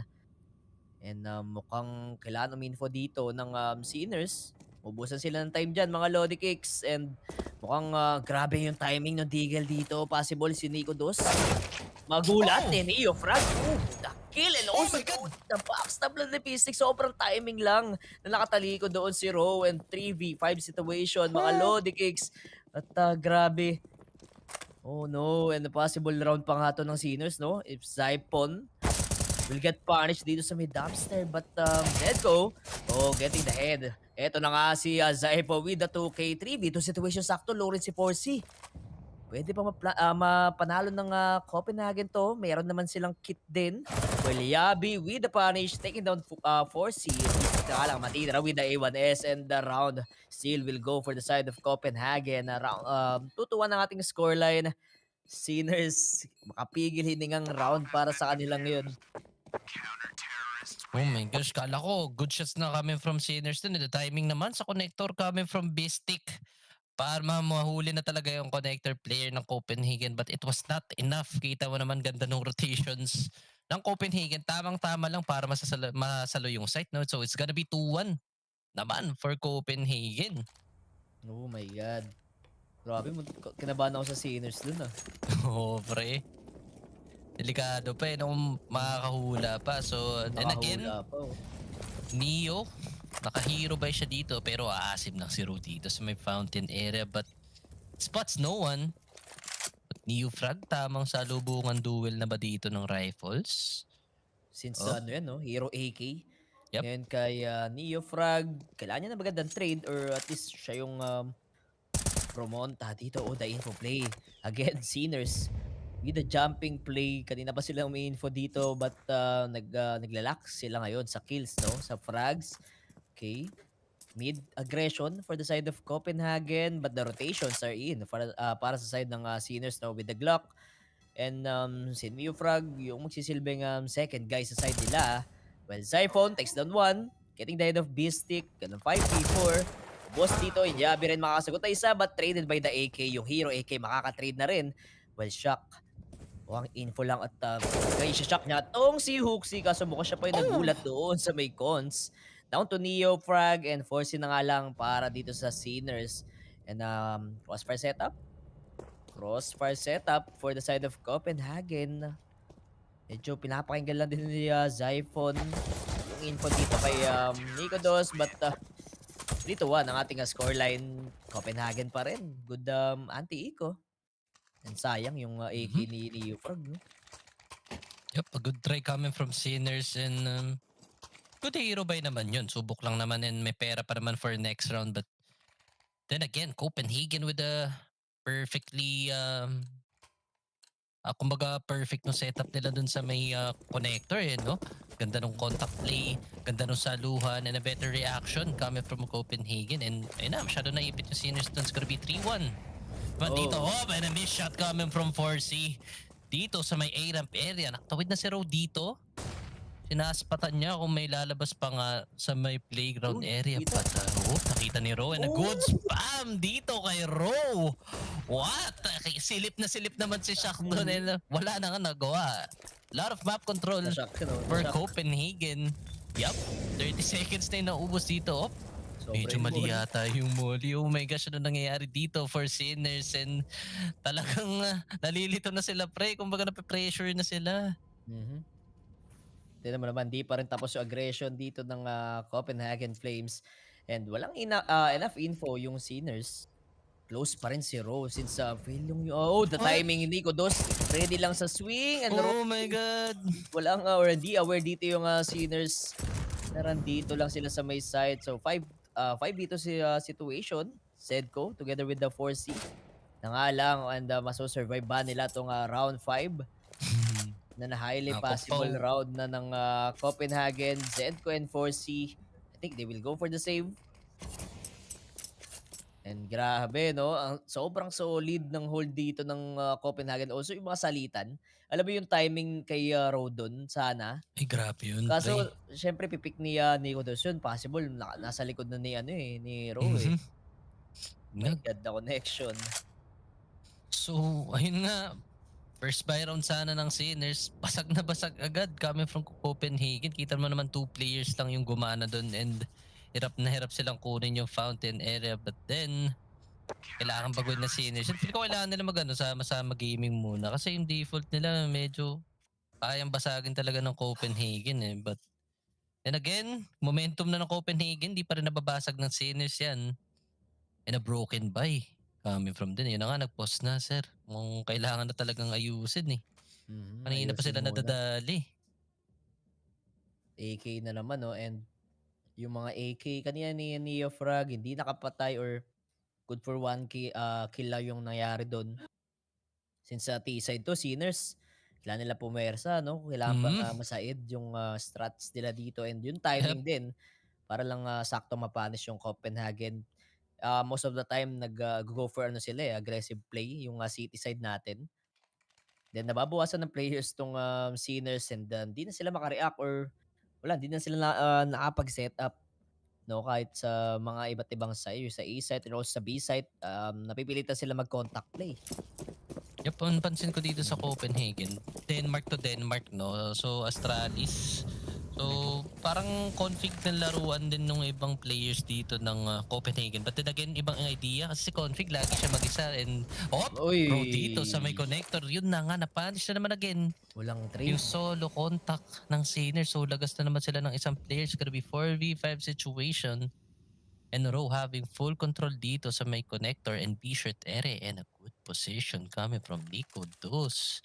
Aspat lang siya doon, no? A boost dito kay 4C pero di niya makikita yan. Wala dyan si Nico Dos idol and again, it's gonna be a slow play coming from Sinners knowing na pistols lang rin sila and kailangan yung off talaga yung unang kumontak para makahanap lang man sila ng isang pitas, no? Tsaka si Zedco, trinay niya na rin bumutas but yung hold or kasi tinauan na nga ng Copenhagen tong mid area natin. 5v4, Nico Dos makakatulog kaya. Good shot para kay B-Stick. Wala, stick shot nga yun doon sa may divider area. Taking down the Nico Dos. Pinatulog lang kahit papano but nakaka-forward na din dito yung Sinners. 4v3 situation. Op and AK yung hawak dito ng T-side. Down to 37 seconds to plant the bomb. Medyo mahirap since di umaangat dito yung city side. And let's see kung masira yung crossbar setup dito ng ng Copenhagen. Here comes the smoke and the rotation para kay Hooksy. Walang bulag doon sa flash. And Ro together with Yabi ang sa dalawang player dito and Force gets 1 and almost 2 na CS gold pa ata doon sa kanyang off shot or sa second shot ng kanyang off. So 5-1 ang ating score. Again, Copenhagen still doing their thing, no? Dito sa ating city side. Pre, ganda na nung entry ni Bistic dun eh. And medyo nabigyan na nga ng space yung Sinners dito para makapag-crawl up sila sa may WC area. And try na lang talaga nila mag-A-hit pero yung firepower nila mahina talaga. Naka-pistols lang sila. Although a good try coming from Sinners, but it's gonna be Copenhagen's 5th round, sir. So medyo mainit na talaga dito ang Copenhagen. And decent guns naman for Sinners. Kailangan nila mapanalo to, sir, or else Sobra. lagas talagang economy nito. And 3A setup naman also for Copenhagen. Oh, laki ng control dito ng Copenhagen. Got the iPhone. Iba naman, no? Yup, got the full control dun sa may bilong area. And Zedco, I think is aware na may control nga dun. And kailangan nila bumawi sa A site. They need to make a move and they need to put up some work para makakuha ng map control. Ito, babalik na sila dito sa may B area. Oh. They're trying to retake the Bilong area, but Zyphon will be challenged dito. But Huxi is just in time para makatulong sa Zyphon, getting a lot of info. Zyphon gets the head of Zedco, but good for one. Huxi, tamang salo lang dito, and a good trade coming from Forcy dun. Ganda naman ng retake Bilong nila, but Ro is ready naman dito sa B-hit. Tamang salo lang, good reposition, pero naspatan siya ni Forcy dito. Oh! Di pa matok yung baril ni Forcy, so it's gonna be 3v2 situation. Club nun. Ro, naka-reposition pa. Good mark coming from Nico Dos. Paawan yan kay Beastic, and ayun na nga, masyadong sarado yung B-side. Good reactions coming from CPH. Momentum is on their side. Pasag ng economy na Sinners. Lodi. Good hold para kay Zyphon, no? And kita mo naman si Uxie, alam niya, ganun niya kabasa dito yung Sinners. Ready na siya agad sa trade doon para kay Zyphon, and Oo. 6 rounds or 5 rounds lead for the side of Copenhagen Flames. Sakto lang eh, no? Sobrang sakto nga lang. And the Tech 9, ito na, mabilisan lang ata. Or go for the B rush pa. Okay, ganda ng anti-molly, but Zyphon with the straight down, hindi enough. Kaso andyan si Abby to help Zyphon, and mukhang shooting gallery na lang for the side of Sinners to mangyayari. And Beastic, together with Forcy, buhay pa rin naman sila with the Tech 9 and the Deagle. Hirap nito, no? Parang nag-hesitate yung rush B doon ng Sinners. And let's see, Forcy, P250 pala yung hawak niya dito. And tingnan natin, no, kung mala-Deagle ba yung shot niya dito sa ating boost play. And Copenhagen, kailangan nila maging aware of nice pata ni Suxi dito si Forcy. And mukhang the info will go for the side of Copenhagen. 5 yung buhay sa kanila, while Sinners nahirapan pa rin ma-recover yung round dito sa Mayati side. And Zyphon with the punish kay Beastic. Only 4C left and 5 man alive. Grabe, buhay na buhay dito yung CPH.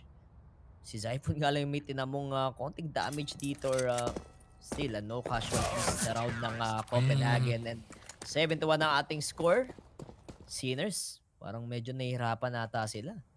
Napaka-timely lang talaga ng setup ng CPH, no? And talaga naka-hard read sila pagdating sa depensa. Kita mo naman doon, expected nila magra-rush B yung Sinners. 2 players sumalubong doon sa smoke sa may monster area. Again, a good run from CPH. And Sinners parang nasira yung spacing and patting nila doon sa may monster. Parang nag-hesitate kung sino yung... What? Oh, Along, Molly! Sa pool talaga dito sa may bilong area. Hindi makakata... Oh my gosh, Zedco, ipit na ipit agad.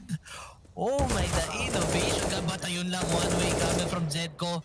Meron bonus dyan. Hindi pa masyado naayos nung nagmamappings.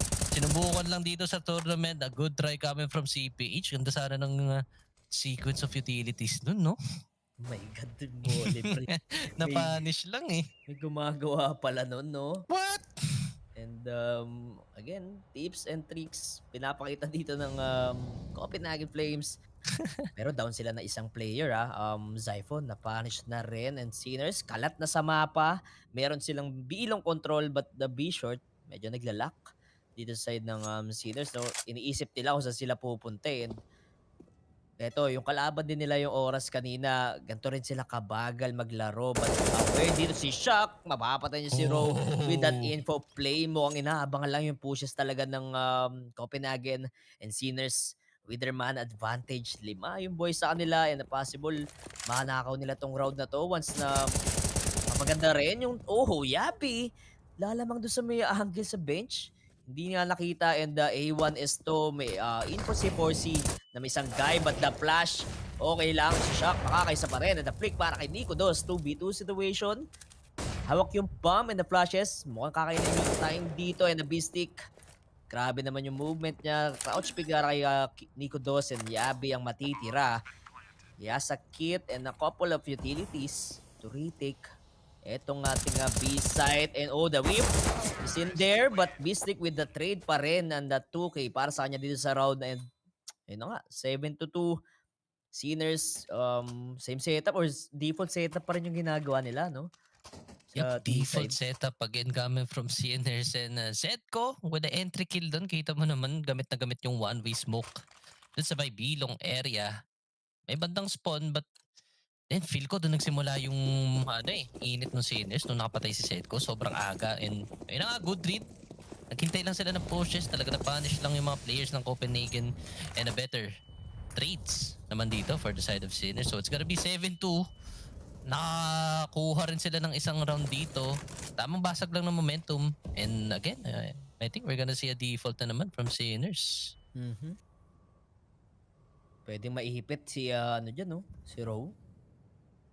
Dito sa may connector pero hindi pa kini-clear ng Sinners yan. Here comes the molly. Kaso sakto nakatalikod din si Beastic. And good punish yun. Wala pang trade doon sa may connector. Pwede pa malaro ni Rowe yung loob na yan. While si 4C, since siya yung offer dito ngayon, he will not go for the overpick. But the info play na rin sa B-short area na Copenhagen. Saktong-sakto lang na bawing-bawi nila. And aware ba sila? Na-close na rin si Neo Frag dito sa may WC area natin. So Nico Dos with the op, trying to reaggress the divider side. Wala siyang katrade dyan. Sobrang risky play ngayon yung info na ginagawa dito ng Copenhagen. While Sinners still maximizing the time left dito sa ating round 10 na possible, no? Anytime, makapick na rin dito Neofrag with the info play. Kala niya yun na yung offer, but ang ganda ng bait dito ng Copenhagen. Hindi na, putok ni Nico Dos. But the info is there. Mukhang going for the B-short take na nga dito yung Sinners. And let's see, they are down to 20 seconds remain. But Shock, the entry kill Zedco as well with the headshot doon kay Zyphon. Nico Dos and Hooksy na lang matitira. Grabe yung time. Gamit na naman ngayon sa Sinners. 8 seconds with the plant and the punish doon kay 4C. Nico Dos with the op and utilities. But the Sinners, grabe. Sila yung makakuha ng round. Isa lang yung namatay sa kanila, which is si B-Stick lang. Yup, grabe.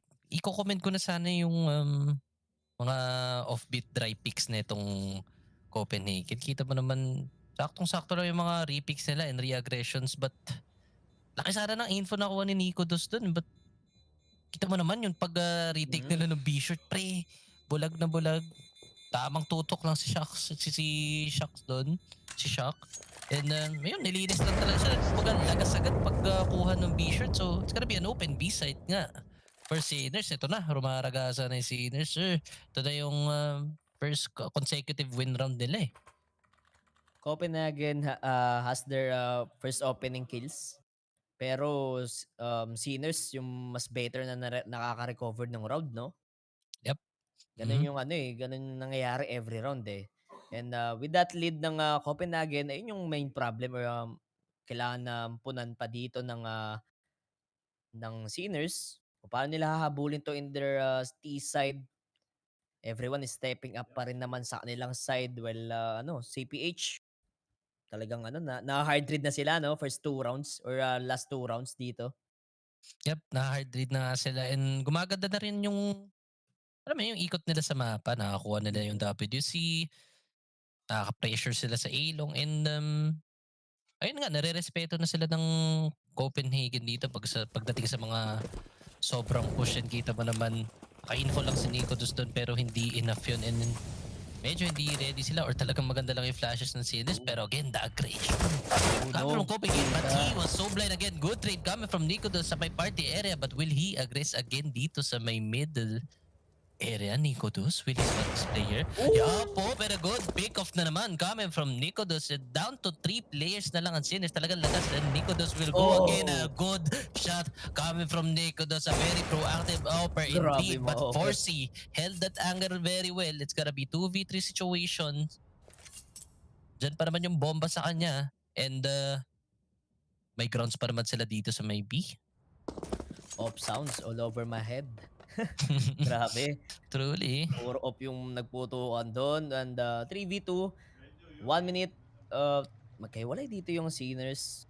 Ano kayang gagawin nila? Ano? Anong balak nila dito sa round 11 and regroup? For the side of CPH, ZGO will whiff his shot doon kay Abby. 3v1 situation 4C. Magagaling pa sa dulo ng mundo. Doon pa sa may fountain area natin. Mukhang a possible round for Copenhagen, but the bomb is in or wala kay Forsey. Sa kanya ba yung bomb? Sa kanya, no? And enough utilities naman to take down the site, but the 2-man player sa side ng Copenhagen. Oh no, mahirap to. Papanis na rin siya. Oh, yun na yung first shot na dapat hindi niya ma-miss. Na dito yung Copenhagen. And the round 8-3 ating scoreline. Huge round para kay Nico Dos. Doon sa may mid. Yeah, pre. Tama lang yung decision niya na i-push na talaga or siya na yung maging active dun sa round na yun. And kita mo naman na punish yung player na nasa fountain, which is Zero. And feel ko ayaw niya na mapunta ulit sa may recovery round na naman. Kasi alam mo naman Sinners, ang galing mag-recover ng round. But din, hindi niya na binigyan ng space. Pinik niya na ng pinik yung mga areas and multi-kiss. Oh, binulsa yung molly. Nako, mukhang cancel mid-control yata dito for CPH. And Hindi rin nakaangat. yup, medyo naging passive. Oh, the good flash dito. Bulag ng bulag si 4C. Mawawala siya sa angle but I think they will give it up na lang for Sinners, no? Babawi naman sila dito sa P-shirt. But Setko is out sa bilong. Ang bilis naman niya dito but he will spot no one. Siphon, just in time naman. Para may toxic. Good flash. But no picks dito. Oh, why did you jump? Setko will get the kill and he will win the duel. Tumalon. At Sira tumalong.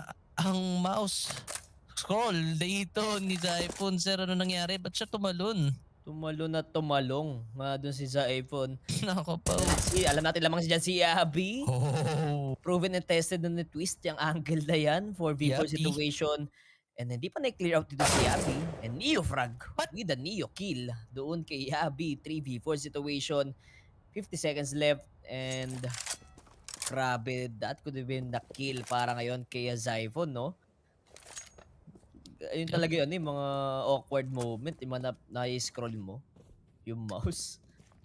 Sayang nga yun for Zyphon, pre. Kumbaga, ganda na ng flash eh. Feel ko naman maabutan niya pa yun kahit half blind lang. But nangyari, parang mechanical issue yung nangyari or siguro player's fault na rin. So it's gonna be 2A setup. Feel ko naman good read to for Copenhagen knowing na nagkukumpulan na. Oops, smokes incoming. Mollies are thrown. I think we're gonna see an A set dito but roll. Expected cash dito. Good cleaver coming from Bistic and a better trade coming from Shucks. Pasok na pasok sila dito sa may side. But the nade. Oh, they're all full HP. So it's gonna be hard for Nicodos to retake this. Especially with the knob. Wala na magagawa yan and kanta ng pasok ng Sinners doon. Walang binigay na multi-kills for Copenhagen. Grabe yung timing ng setup nila, no? 10 seconds, saka pa lang sila nandun sa may site and oh no, pa nga sa side ng Copenhagen. Oh no. And with that time management na ginawa doon ng Sinners, go-work sa kanila yun. Feel ko, nakakakutob na itong mga to eh. Parang mga late pushes or late second push. Gagana sila dito. Medyo nagugulat din yung Copenhagen na kahit papaano. Sa una, pansin natin, Copenhagen going for the early picks and early taking the grounds dito sa ating mapa. But Sinners, sila yung mas nag-aabang. No? At talagang from the time or the time usage nila dito, mananakaw nila yung round. So round 13, tingin mo makahabol pa ba dito yung Sinners? Pwede pa pre, kasi parang yung style nila yung parang phase no? Alam mo yung pop control muna, tapos ubos oras, tapos tsaka sila magde-decide pag naka-info na sila or nakapitas na. So, yun nga, pwede pa to for sinners if ever na magtuloy-tuloy yung magandang default setup nila. But an early info naman dito sa may pilong area. Ganda naman ang info doon. But Uy, Ro, naku.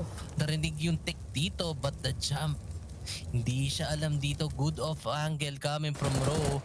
Is he aware of a good off angle indeed, but Neofrag got the trade. And Hooksy, naspatan dito sa may smoke. Hindi pwede. Mas maganda yung settings ko sa'yo.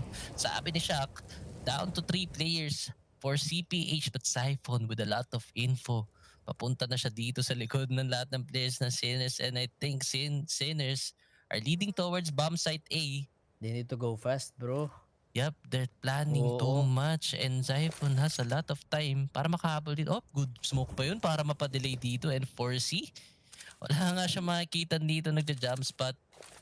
Very cautious lang yung A players ng CPH Oh, dito no. habang nagapang si Siphon spots 1. Nakita niya na yung offer, pinatay niya na yung offer. Very good decision yan para wala ng Torre dito. Siphon with a multi-kill and a good kill pa kami from Nikodos. Nagkakalagasan ng players dito, and Javi happy with us smoke kill, smoke criminal dun sa may WC pa.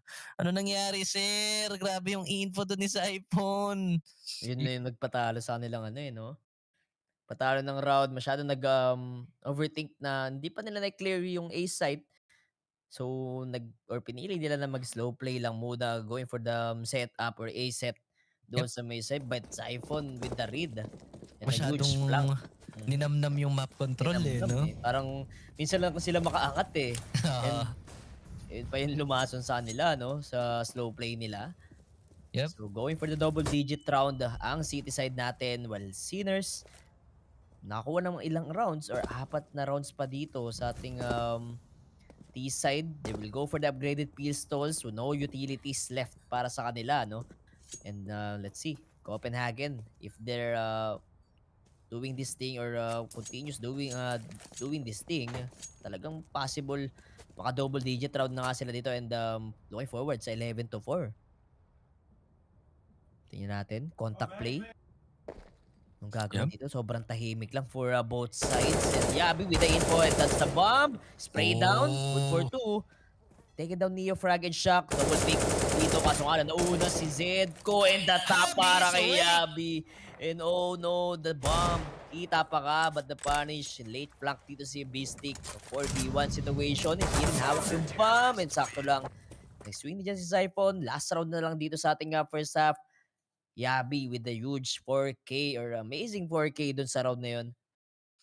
Wow, bigan nga ang players dito ng Sinners, sir. Kita mo naman na feel na feel niya yung tutok niya doon, and di na nga pinakross doon sa may monster area. Balak sana ata nila magbo-burst B na lang and tamang contact play na lang, but really, Abby, papainit na dito sa first half natin, sir, and pansin natin kanina pa yan yung nag-hold ng malaking area ng Mapedo, and siya naman talaga yung kumbaga naka-assign doon sa may B, either B long or B short yung naglalaro, and ganda na nung mid-round setups nila, and feel ko gumagana na lahat ng reads ng Copenhagen dito, sir. Yup. Hindi sila nagpapaipit, then yung mga guy na naka-forward dito sa kanila, di ba? Pumipitas talaga eh. Like kay Abby, look at that. Yung one mag lang yung kailangan dito. Yup. Kay Yabi. And last round na po mga sir sa ating first half. Sinners 10-5. Sobrang okay na yun. Para lang dito sa nilang T-side, but the aggression play or aggressive play para dito kay Row, no trades. Para Daming sa flash akin dun. dyan, daming flash dyan. Medyo mababa ka talaga dyan. Delikado with that flashes na binatuan ng Sinners. Medyo kapaan pa for sa T-side. Di sila makakuha na or di pa sila makaangat eh. Pero ko nakaramdam na sila na Copenhagen every round inaasim sila. So, Nico dos with the op, bulag, and naispatahan na nga doon yung sanggay. But the frag, hindi mapupunta doon, and grabe, sobrang unexpected. Na nandito pa rin siya, umipik, and yung flick, hindi talaga tumatama. But Sinners, Kumukuha lang ulit ng magandang info. Copenhagen, hawak rin naman nila yung B-shirt area natin. Down to 54 seconds remaining. Grabe, nakaka-forward na rin dito yung Copenhagen. Kahit pa paano, yabi pa rin with the tiny gap. What an angle! Vanishing Beastic. Headshot angle, hindi nakita ang Beastic yun ha. Yup. Nag-camouflage siya ata siya dun. So 40 seconds left. 4-man take. Or no choice na dito yung Sinners. Kakainin yung time nila. If ever man go for the fake pa rin sila towards A site. And dito na nga sila full commit. And ako, ito na nga dibdiban. Pusuan lang sa Sinners. Oh But my napipilas pa rin gosh. sila ni Yabi. 3K para sa kanya. Going for the 4K in his Deagle. 11-4 ang ating score. At muntikan na yung Sinners doon. Kala ko momentum na rin nasa kanila eh. But Copenhagen still rock solid dito sa ating first half. My gosh. The past few rounds, Abby, doing a lot of work dito for the side of Copenhagen Flames. Kanina pa siya nakaka-good hold. Tamang-tama lang yung pagpwesto niya and very quirky ang angles to hold, no? Napaka-unexpected nga nun para i-hold ng B-shirt nung connector ng ganun. And reposition pa sa may bilong area, knowing na wala na masyadong time yung Sinners dun and all they gotta do is to contact play or one flash go. But then again, the flash was expected from Abby. Another Okay. round for CPH, sealing that good first half for them. Nakita mo na si Res Jr. Hindi pa. Sino dyan? Nakikita mo nga sa screen mo eh. Wait lang. Yabi, but 4C dito. Oh, good headshot. Pre, nagpakilala na. Hindi mo kasi kilala si Abby. Oh my 5v4 gosh. situation and low pa nga si Neo. Naku po, delikado for the side of Sinners. Ito yung sobrang kailangan nilang round para maka-momentum or at least moral booster para ngayon sa city side nila. But the Duelist gets one. Taking down Yabi. Mainit ka na. Sakto lang. Low si Neo. Frag, ba't hindi tumatama si Ro? Sakto pala ng trade ni Nico Dos. Medyo na late lang kahit konti or konting push pa sana ng Glock doon ni Ro. Mabilis ang trade lang sana. Pero down to a 3v3 situation dito sa ating pistol round free. Yung site sa Copenhagen. But Bistic, hindi siya mag-check dito sa may long. And Bistic pa rin. Pipilas ang dalawa. Huyuksi na lang ang matitira. Walang lure. Ganda pa ng HP dito na Sinners. Pero kailangan nila agad clear. And that's the punish ngayon kay Zetko. Oh. Sinners pa rin. And grabe nakakatakot yun para kay Yabi. Yup, nakakatakot nga yun for Yabi. But Beastic, tamang-tama lang yung rotate yun doon sa may dumpster area. I mean sa may ilong. And really unexpected nga naman para mag-ilong pa si Beastic doon, knowing that hindi yung frag grabe na yung aggression sa may WC area and hindi pa nga siya napatay doon. So it's gonna be the round for Sinners. Nakuha rin nila yung pistol round. Pwede maging momentum to. And kailangan talaga yun nila isil yung first 3 rounds at least para alam mo yun? Para makahabol man lang dito.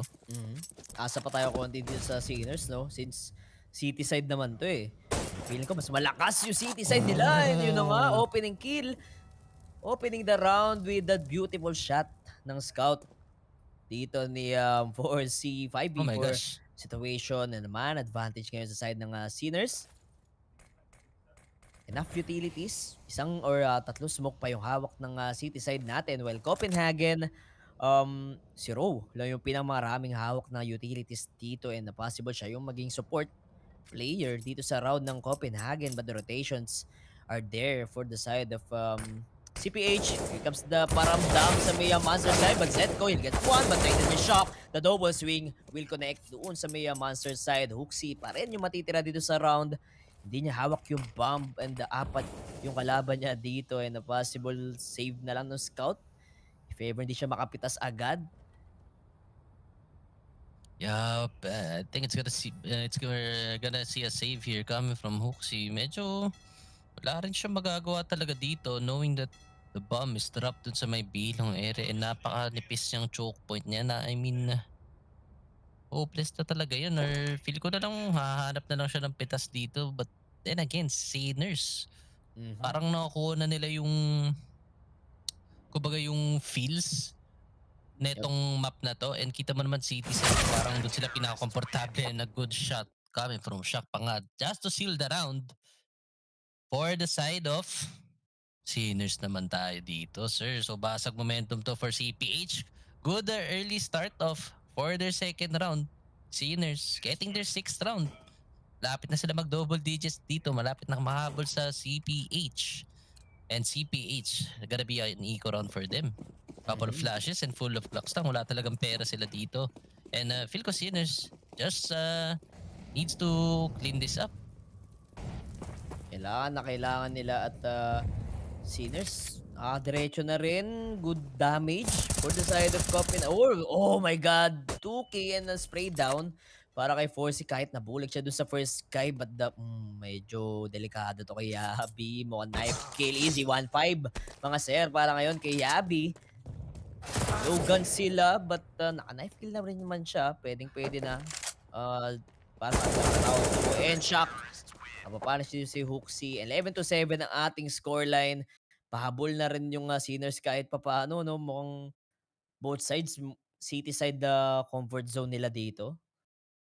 Yep, buong pinapakita na nga ng Sinners kung saan talaga sila malakas or kung saan talaga sila well-versed, no? So, which is the city side nga naman dito. But dito tayo magkakaalaman sa first buy round ng CPH. Well, are we going to see same playstyle ba? Tamang solo play and then later on the execution of gotta see. Whoop, good take coming from B-Stick dito sa may rapera pero di mahuli si Rodon and a good spray coming from Ro. Gets Forcy dun sa may smoke. Bawal tumakas dito sa may party area. Napakabilis naman ng swing dito ni Ro and a good map control. Coming from Copenhagen. 5v4 situation, 30 seconds pa lang nakalipas sa Idol and Nico Dos.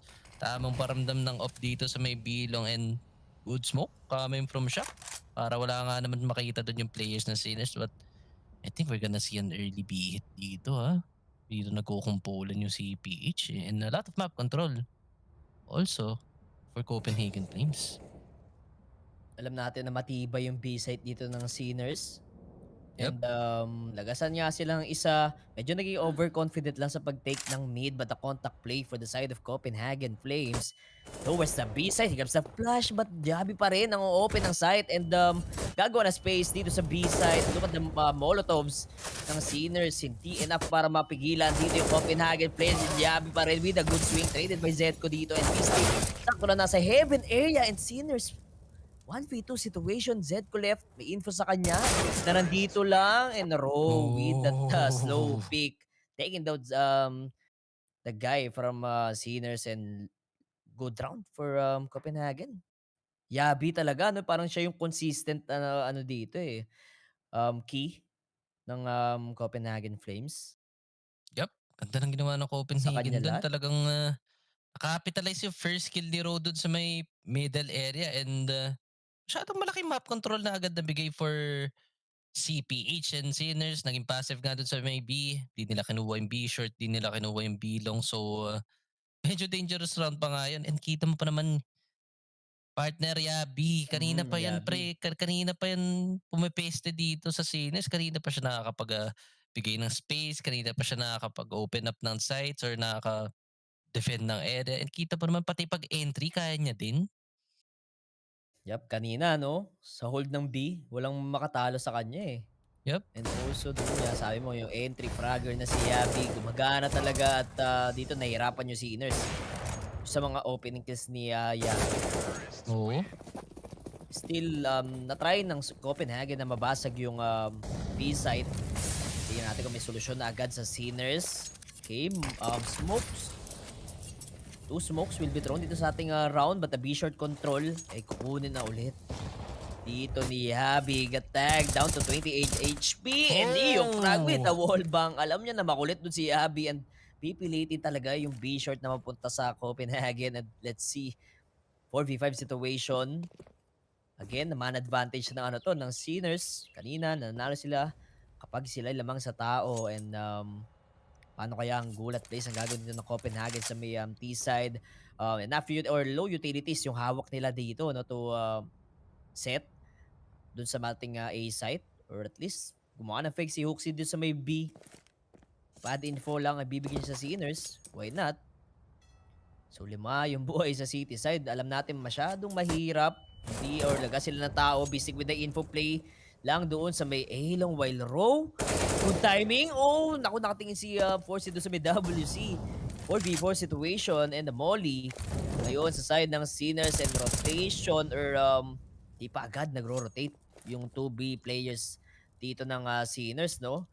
And wala na ngang utilities. Ayaw na mag-doorbell dito ng Copenhagen. And let's see, isang smoke. Enough lang yung smoke na yon to buy some time dito sa may toxic area natin. 20 seconds left para ngayon sa Copenhagen. Will they plant the bomb or going for the kiss muna? And naka-clear out dito si Zedko. Hindi rin nakabarel si Shock. Mukhang siya pa yung na-shock doon sa may B-side. 4v2 situation. B-Stick and Leo Frag. The duo ang matitira. Pero mukhang yung round ngayon Copenhagen ulit ang gagana sa mga ganong setup. Napakagandang gapang. Yup, gumana na naman yung Copenhagen nga dito and wala, tumutuloy na yung momentum nila and wala eh. Kumbaga, i-comment ko na sana yung ginawa ni Neo Frag. Napaka-skillful ng UT usage niya. Then, an ambitious spam pa. Ambitious spam pa nga yung ginawa niya doon sa Maywood. But then again, still gets happy. Napakalaking kumbaga advantage na yun for Sinners pero ganda lang nung pasok nila sa B-site, no? Nag-molly lang tapos kumapang. So, it's gonna be 13-7 for Copenhagen. Hindi pa nila napatay dito yung upper. May chance pa naman yung Sinners dito since buhay pa si B-Stick doon with an up, no? Yup. Medyo ano lang yung ano dito. Sinners, nagiging malambot na yung kanina bang ganda ng composure nila. Nakaka-recover sila ng round but this time medyo napapagod na rin yung Sinners. So, this round USP or 2 USP sa side ng Sinners. Sobrang broke by sila dito and Copenhagen wala nang atrasan pa. They will go for the rush B dito. Macten ni Yabi at ito na nga 5 people situation. Clear out pa yung water area. Tumalon na rin si Rojan. Kanina pang matikas tong B-site ngayon ng Sinners but eto na. Mukhang nagkakaroon na sila ng confidence, no, na mag-take ng site. So, 3v3 situation. And na retake.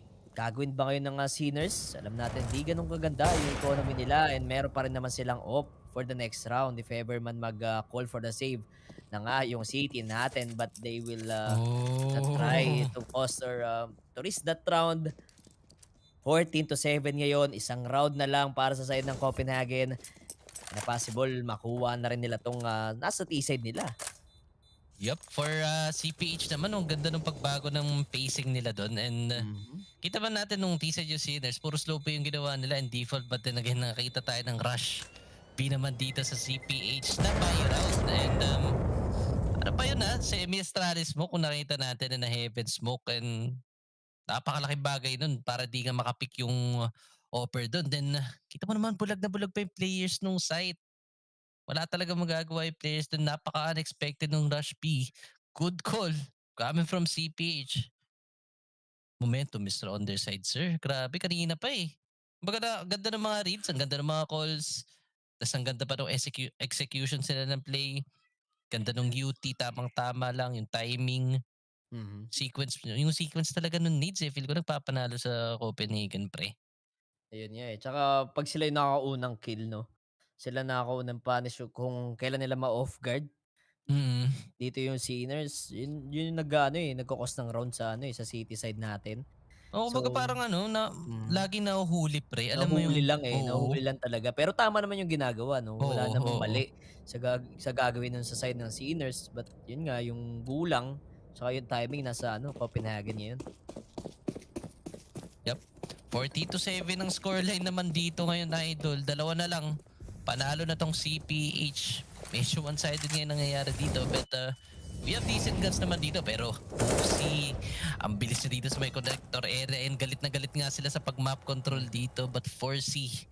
First time ko makita to sa may B area. And tamang hold lang naman siya dito sa may B short. Malaking bagay na yan. Knowing na wala pang control dito yung CPH. And we're gonna see a default play again dito. Di pa nakakapatay si Hoxie masyado, no? That's a good volley. Late Molotov.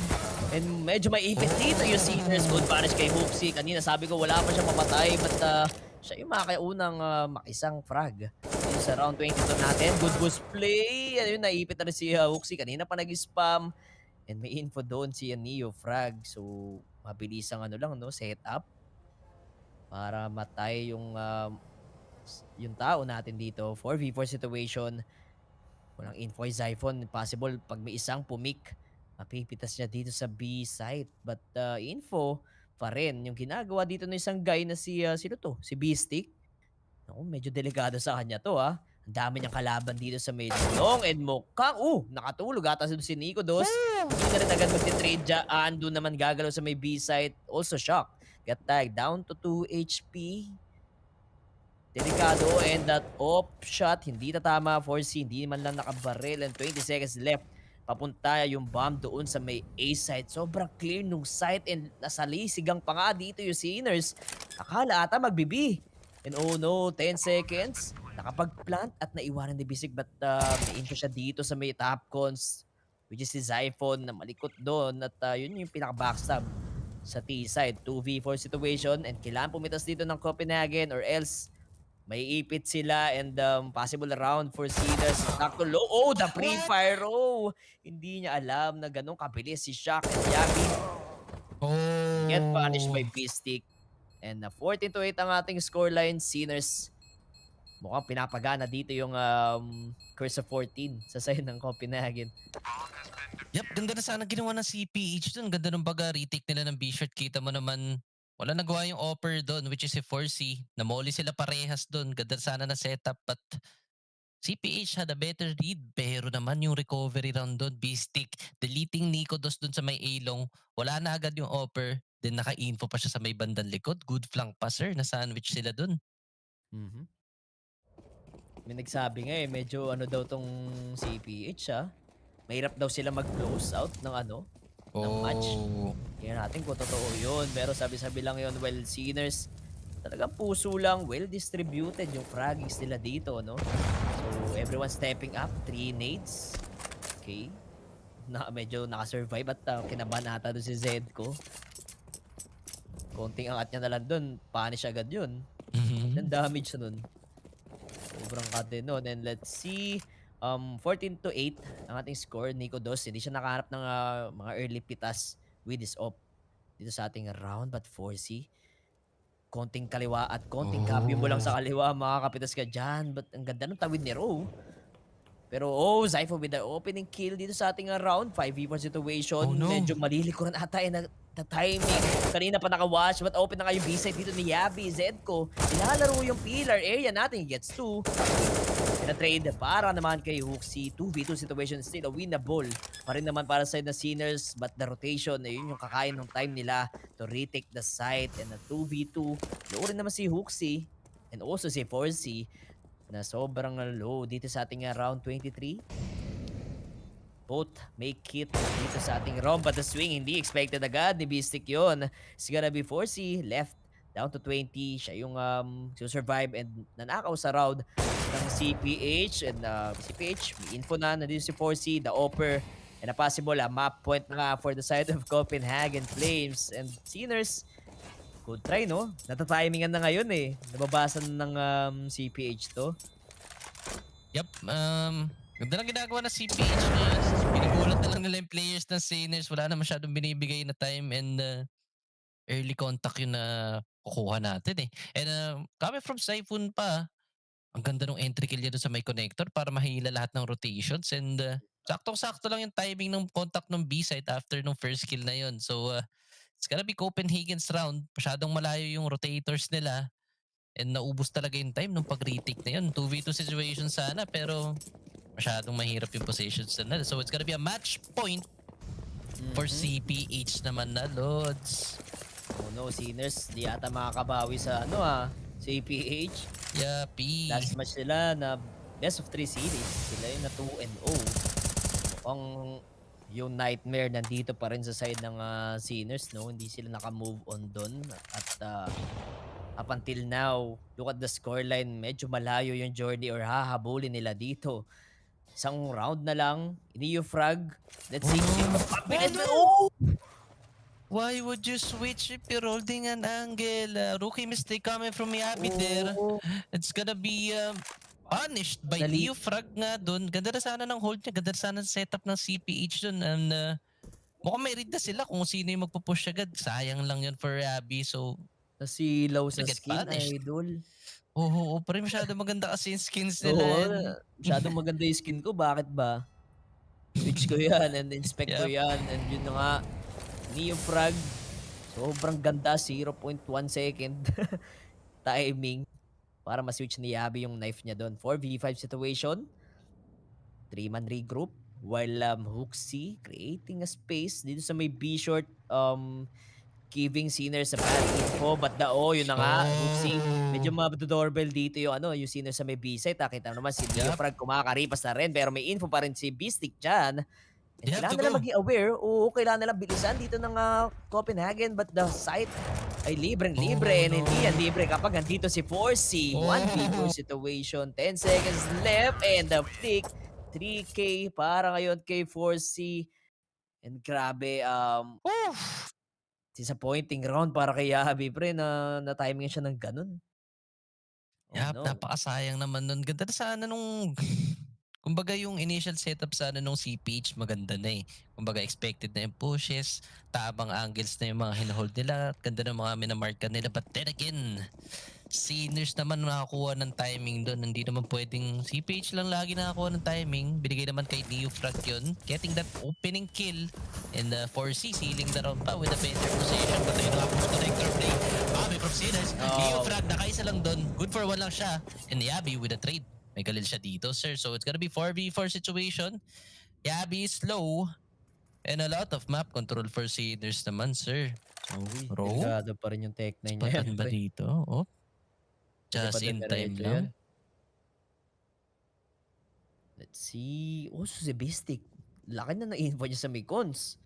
Possible malikuran nga Ay, dito ng pwede. malikuran nga dito na Bistic at ma-paste na tong Copenhagen. Let's see. A 4v4. But the flank is there. Kaso hindi Oh, agad no. tatawid dun si Bistic, no? Medyo malilate yung flank dito ng Sinners. But the info, 4C. May info agad yung Copenhagen na may offer dito sa may side. That's a good nade. And almost tagging Row. Konting HP lang. And yung time, mukhang nakaramdam lang din naman yung Sinners na they will go for the A hit, flashes, and a smoke. Yun na nga yung in-invest sa may site. But Row with the Tech 9, makagahanap ng kill si Nico. Doon sa una nakapitas, hindi man lang napot yung off doon. And Yabi, very patiently waiting doon sa ating connector side. The 3v2 situation. But Sinners, dalawang kit. Ano kayang sagot? Copenhagen, makuha na ba tong best of 1 series natin? Nico, dos nakita yung barrel or yung white barrel dito. The flick, hindi pupunta doon. But Zedco clearing out the site. Wala rin siya makikitang kalaban. Minumulto na nga dito yung Sinners. But Zedco with a 1v2 situation. Dalawang low, sila winnable. But the post plant and a buy time para sa side ng Copenhagen. Ito yung magli-lead ng kanilang pagkapanalo. So 16-9. And the battle cry for the side of Copenhagen Flames, winning the best of 1 series against Sinners. What a matchup indeed. Akala ko makakahabol na dun yung Sinners pre. Ang ganda na ng pinapakita nilang readjustments.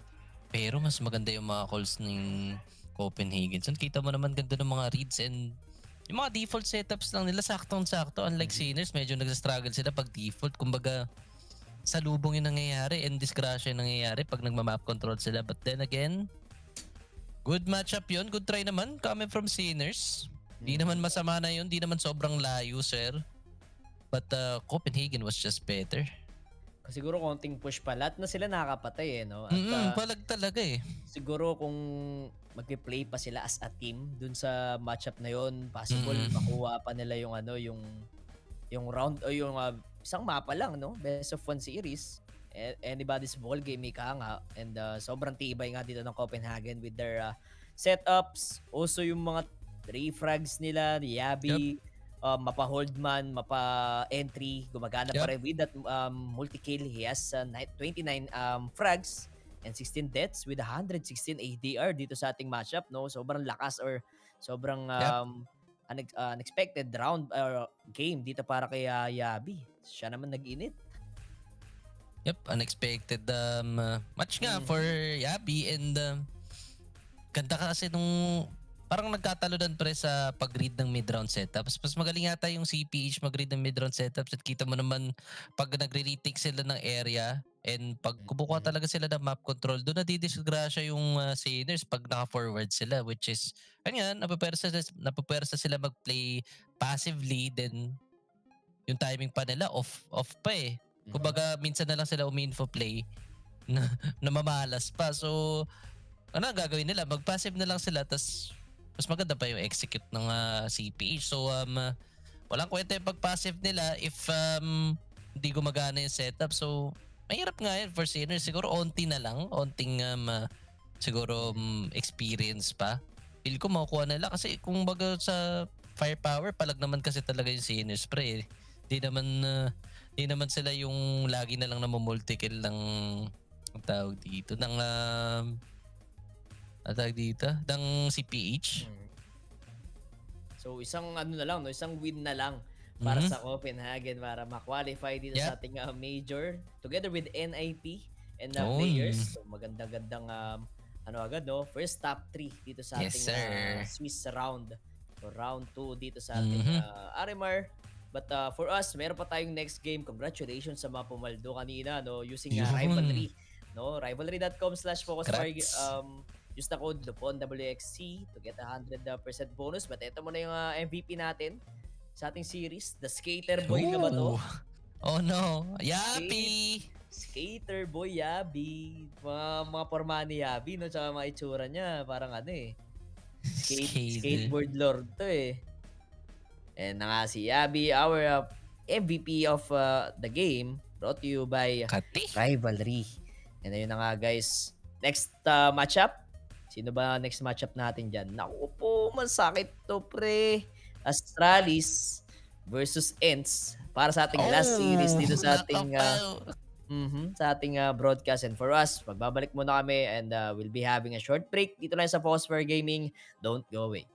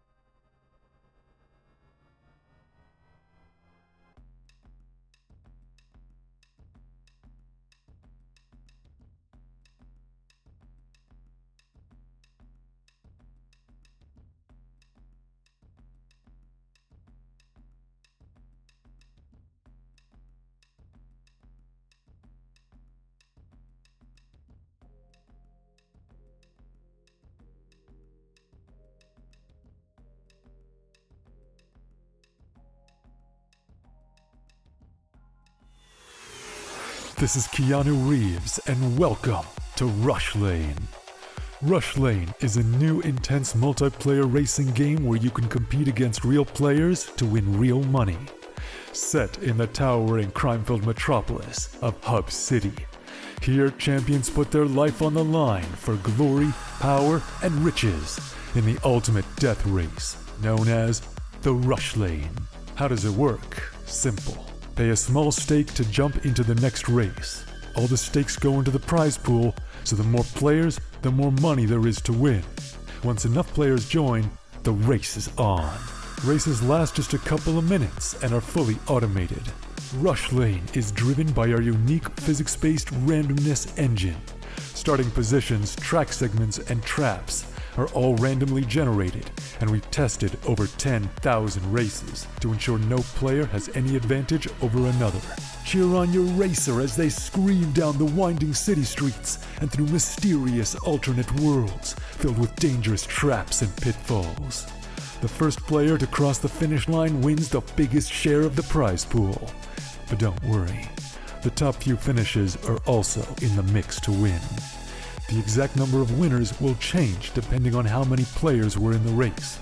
The more players, the more winners. Rush Lane is live 24 hours a day, 7 days a week, so you can jump into the action anytime you want. Good luck out there, racers. Only on Rivalry.com. 3, 2, 1.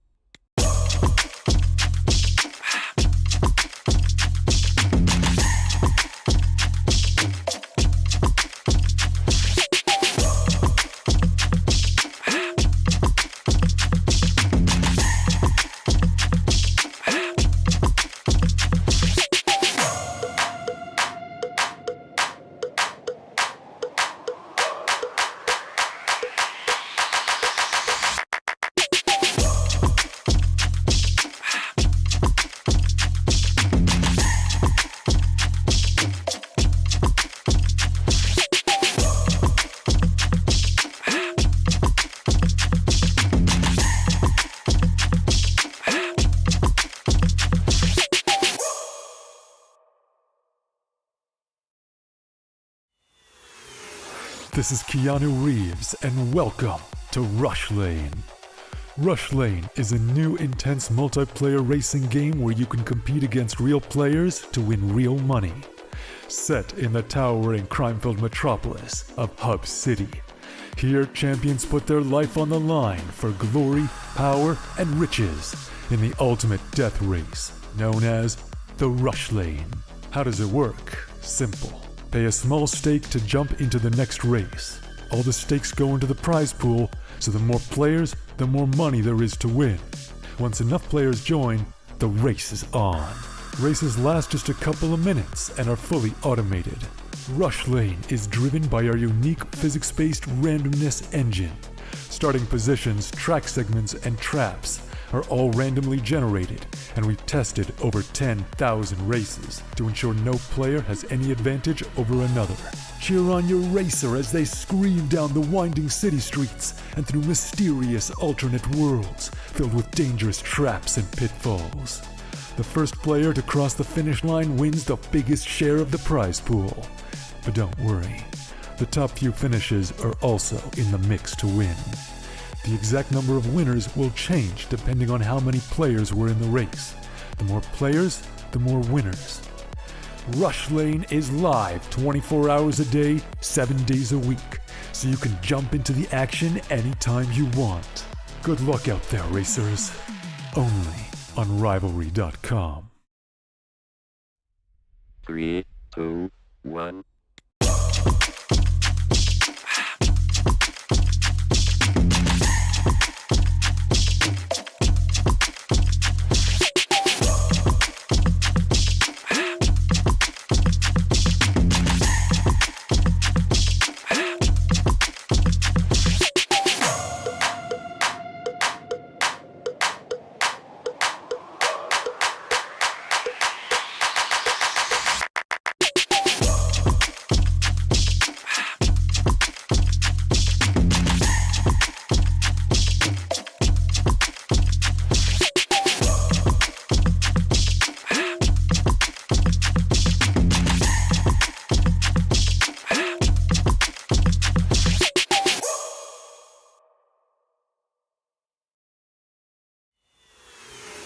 This is Keanu Reeves, and welcome to Rush Lane. Rush Lane is a new intense multiplayer racing game where you can compete against real players to win real money. Set in the towering crime-filled metropolis of Hub City, here champions put their life on the line for glory, power, and riches in the ultimate death race, known as the Rush Lane. How does it work? Simple. Pay a small stake to jump into the next race. All the stakes go into the prize pool, so the more players, the more money there is to win. Once enough players join, the race is on. Races last just a couple of minutes and are fully automated. Rush Lane is driven by our unique physics-based randomness engine.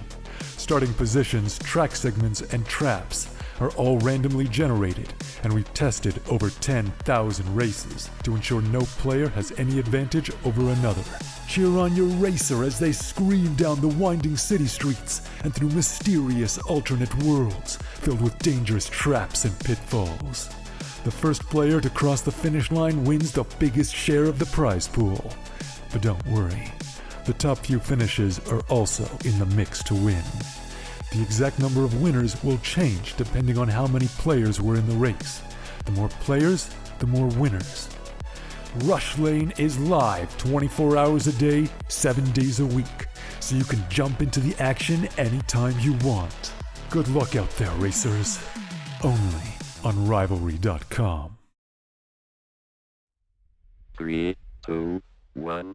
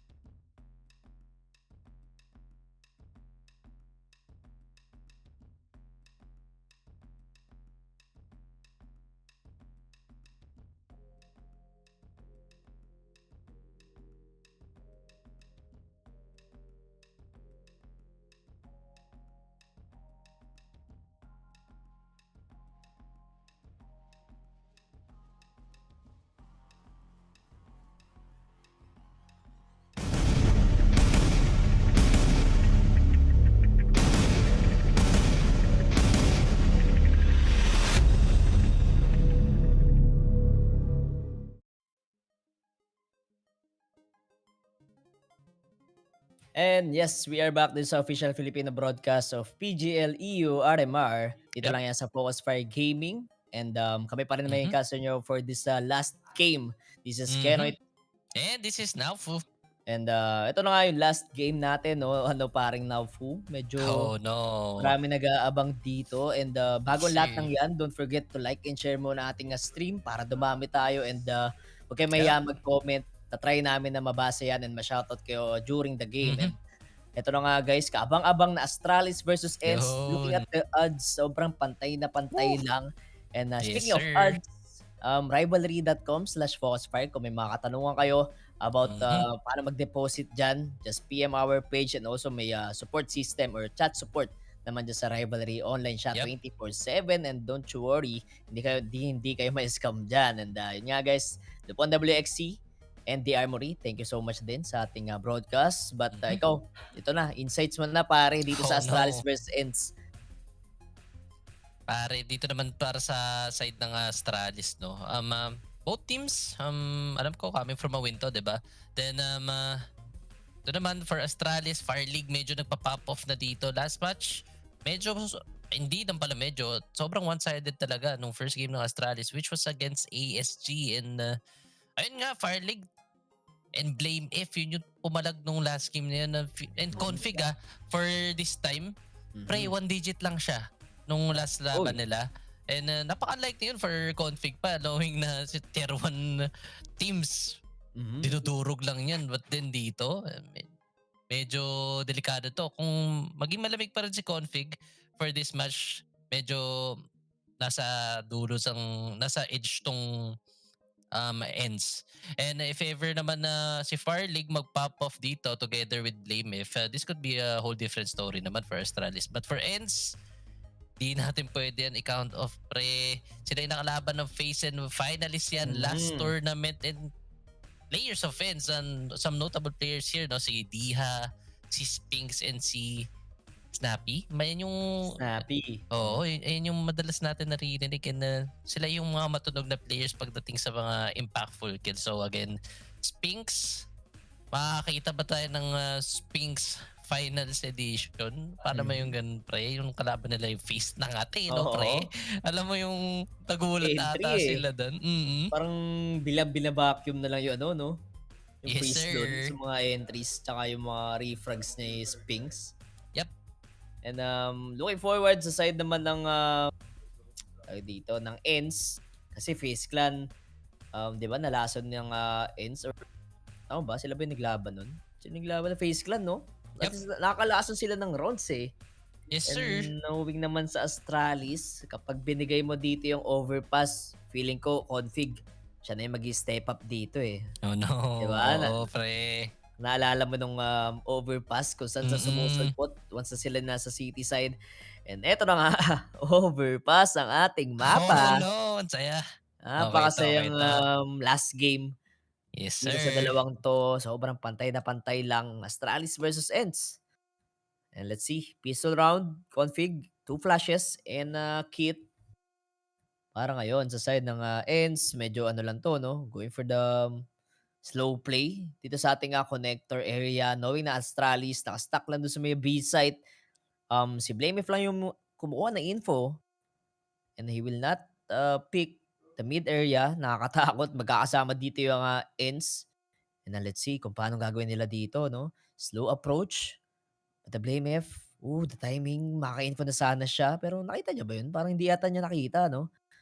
Masyadong mabilis ang swing lang dito ng first game na si Snappy and a minute ngayon to plant the bomb. Still a blame F. Wala siya makita info but the top killing Snappy 5v4. Nakatulong na rin dito si Config sa may backside sa may dash area but Glaive as well. Naku po, hindi nakikita ng ENCE kung saan yung mga bumabarel sa side ng Astralis 4v2 situation or 5v2 situation. And look at the fraggings dito. Hindi makapitas yung ENCE and Spinks. Oh my gosh. After that 4 huge kills ng Astralis, makakapitas or makakatag siya dito Civics down to 10 HP. Good discipline for Astralis. Knowing na napalagan nila sa duel.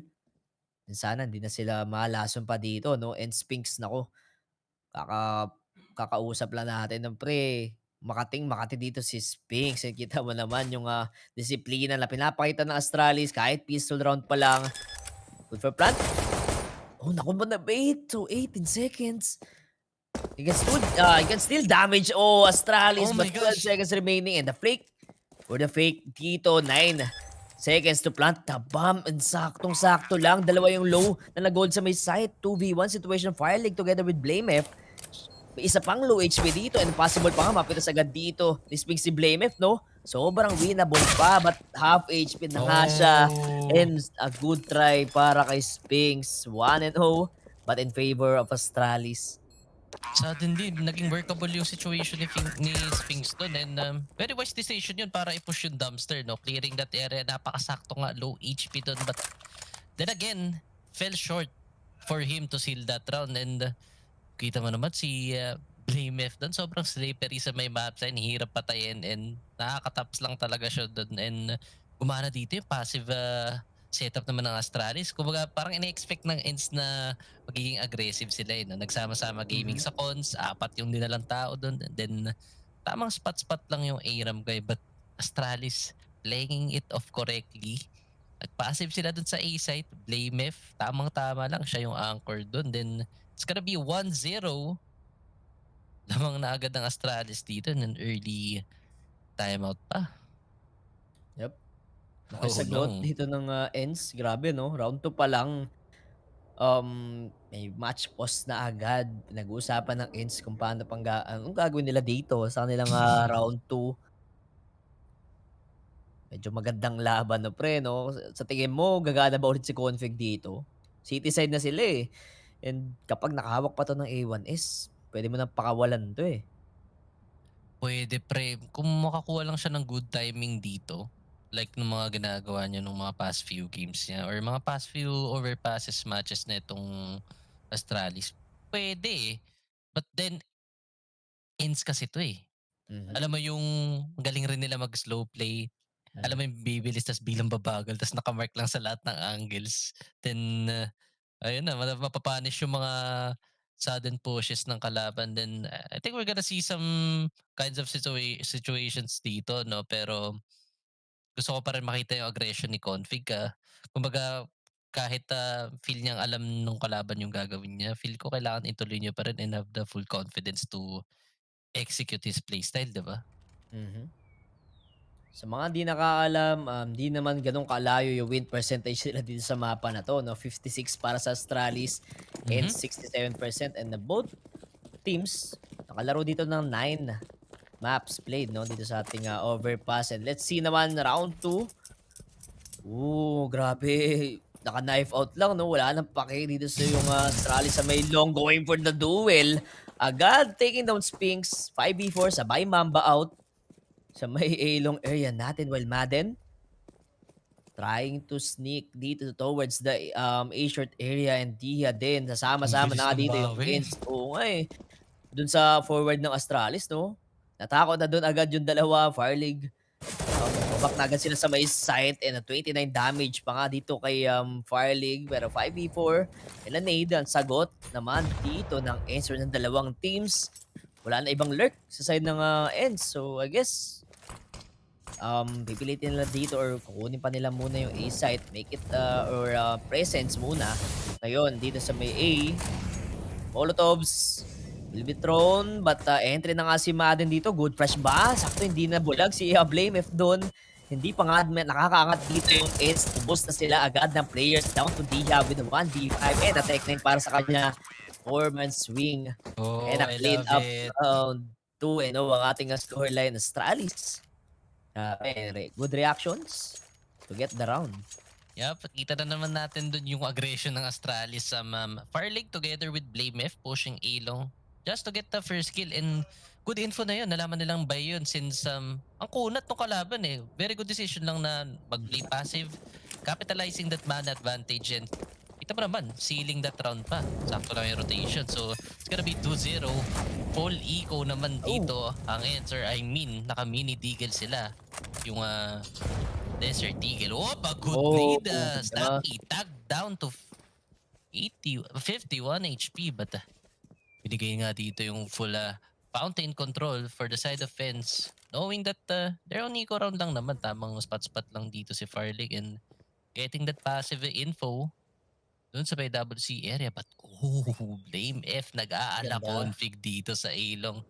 Getting a lot of information, creeping down A-long, checking playground, but Diha bumabawi sa map control dito. Checking that connector area is very wide open, but they are very much aware that someone will push A-long, but Blame F not extending masyado para di ma-infoan, but Ay, naku, hindi the ata. timing from Blame F. Silencer pa yan. Oh, good 2 kills coming from him. Good info lang, at nakita niya pa dito isang player, so that's gonna be a lot of info for Blame F. Blame F with 3K and a good anti-eco round coming from Astralis. Keeping it systemized, keeping it slow, and keeping it patient for the side of Astralis. Good timing for Blame F. Okay, dito na magkakaalaman, no? Decent guns for ENCE, but yung pushes ng Astralis, mas nakuha nila yung yung tempo nila dito sa may city side.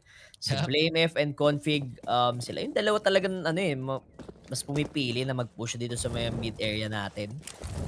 And ngayon, nakita muna natin si Blame F kung paano sila nakapunish doon sa side ng ENCE. And a 5v5 dito sa ating round 4. Delikado yung ENCE dito, no? I'm still hoping na si Hades na mag-pop off with this op, di ba, no? Siya yung last time na MVP natin dito sa mapa na to eh. Kalimutan ko sino yung kalaban nila doon, pero once na bigay mo yung op kay Hades and na clutch, sobrang lang gandang round for the side of ENCE. No casualties pa rin dito sa ating round. But the map control, ENCE got the B-short area, and also Astralis doon sa may A-long. Tamang setup lang. Firelink with a spray down. Sino mananalo? Kinumit yung spray para lang mapatay si Hades. Siguro sobrang nipis nung POV ni Hades doon, no, kay Firelink. Kasama pa yung puno and yung bato, so hindi niya agad nakita doon si Firelink. 5v4 situation. Again, low utilities for the side of ENCE. They will go for the push play, but Snappy Grabe, hindi expect ni Civics na may mag-spam doon sa may monster. And also Glaive! What a back shot coming in from Snappy 4v5 or 3v4 situation dito sa ating round. 30 seconds left. Farlig, makakailang kaya? Touch the flash, but the kill won't go there. But Config left with the 2v3. And si BlameF na nga lang yung matitira, the duo. Manggagaling pa doon sa may WC side. And ENCE will win their first round. Yeah, pre, tama ka nga dito ka magkakaalaman kung sinong babasag ng momentum, and it was for ENCE taking this first round para sa kanilang board, but then again, kala ko sturdy na yung depensa ng Astralis. Kita mo naman napaka-peaceful nung first minute no? Talagang slow play. Alam natin EU maglaro. Slow players talaga sila and just taking their time, getting a lot of map control, then tamang bawi lang sa kabilang side. But then, that time, ganda na ng ginawa ng Astralis, naging 4v5 situation, but Snappy, grabe naman yung smoke kills na parang nakita ko sa kanya si Rain Bigla na lang may namamatay, no? Ayun nga, sakto si Rain. Yung pinaka-best example din sa mga ganung Yep. playstyle. Yung alam nila yung timing kung kailan nila spam. Di sila yung basta-basta nag-spam, no? Yep.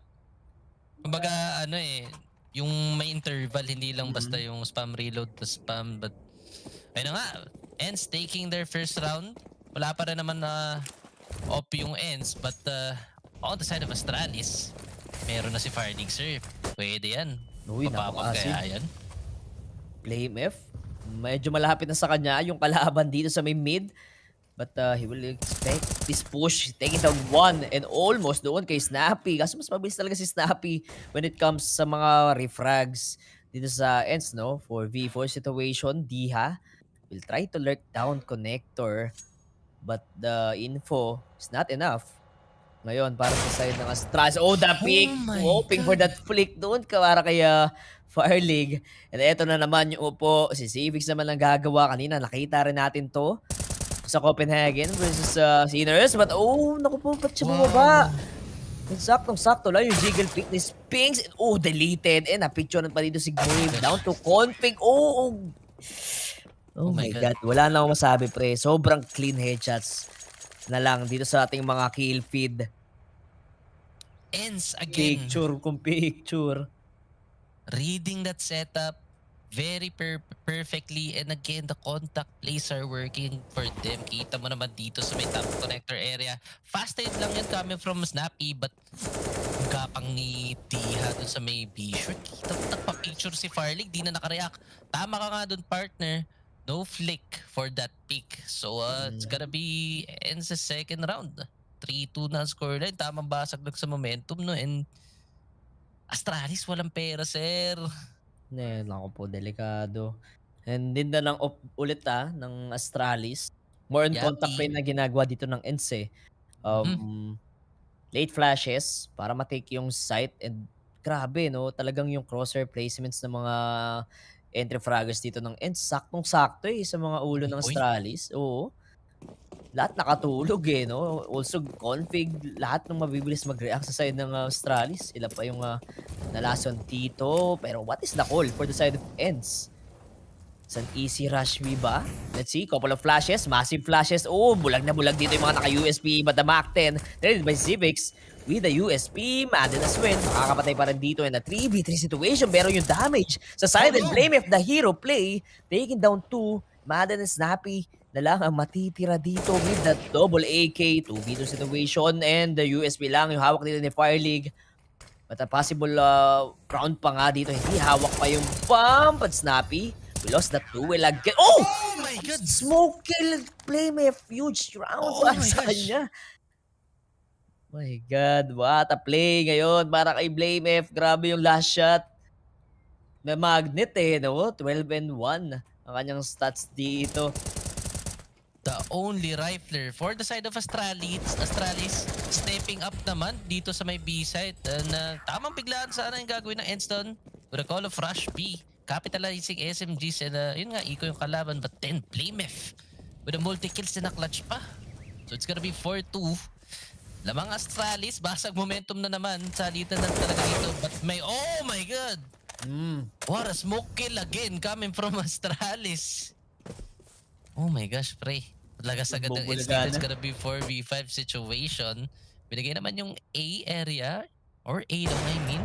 But makikita yan ni Farley just in time. Good timing for that swing. Getting up the ENCE's offer. So it's gonna be 3v5 situation dito, sir. And medyo mahirap to. Medyo kulang na ata yung UT ng ENCE. Siguro yung round din ni Blamef, no? Kita mo gano'n ako-confident sa round na to yung Astralis. With their man advantage, info play lang yung ginagawa ni Glaive and di niya kailangan pitasin. Gawin na lamang naman sila sa tao dito, mga sir, no? Magkaiwalay yung dalawa or yung isang guy dito sa side ng ENCE. 50 seconds remaining, utilities are being thrown dito sa ating B side. Okay, ganda na swing ni Dia. Hindi siya tinamaan doon ni Config. Hindi pa rin talaga tatama si Config dito. Kailangan niya na mag-step up kung ayaw niya na lumamig pa rin siya, no, dito sa kanilang match. And let's see, 4v3 situation, slow play, trying to get the B site. Here comes the molly. Grabe, ang dami pa rin utility na baon dito ng ENCE. Well, snappy. Cipix with the headshot. 1K going for the second kill dito yung Astralis with the help of Flamef. Na rin dito sa may ABC area. 3 months alive for the side of Astralis. 5-2 ang ating scoreline. Ay, ENCE medyo naiipit. Nakakapalag sa duels pero hindi enough yung kills nila. Yep, good early pickups coming from Astralis and ganda na setup nila. Kalat-kalat lang and knowing na mahilig na kumontak play dito, di nila kailangan masyadong mag-ingay and gumamit ng a lot of UT. So, nakapitalize agad ng Astralis yung man advantage nila. Kita mo naman, ganda ng setups nila. And nung 4v2, they played it passively. Tamang-tama lang yun. And rotation just came in the right time. So, heavy mid control coming from ENCE dito. Dia, dire-diretso lang sa may party area. But Farlig nakaamoy dun ng aggression. So he's gonna pull it back dito sa may banana area and maintaining his space lang dun sa connector guy niya. So it's gonna be a 3A setup. Good readjustment coming from Astralis knowing that maingay nga yung A side and Blamef. Dito sa may connector. Hades marking that he's blind. Blamef, di niya naspatan doon. Saktong-sakto lang.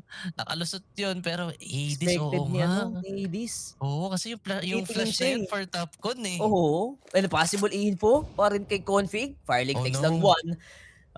Getting Hades. A 5v4 situation. Si Hades na may info kay Blamef doon sa may Topcon. Pero collateral shot. Sabi na nga ba, sakto yung tuhog doon ni Firelink. But he missed the second shot. And let's see Dia, miraculous round sana, but Farlig stepping up and tuhog ang kanyang op doon sa may A-long. 6-2 ating score. And again, yung init nandito sa Astralis. My gosh.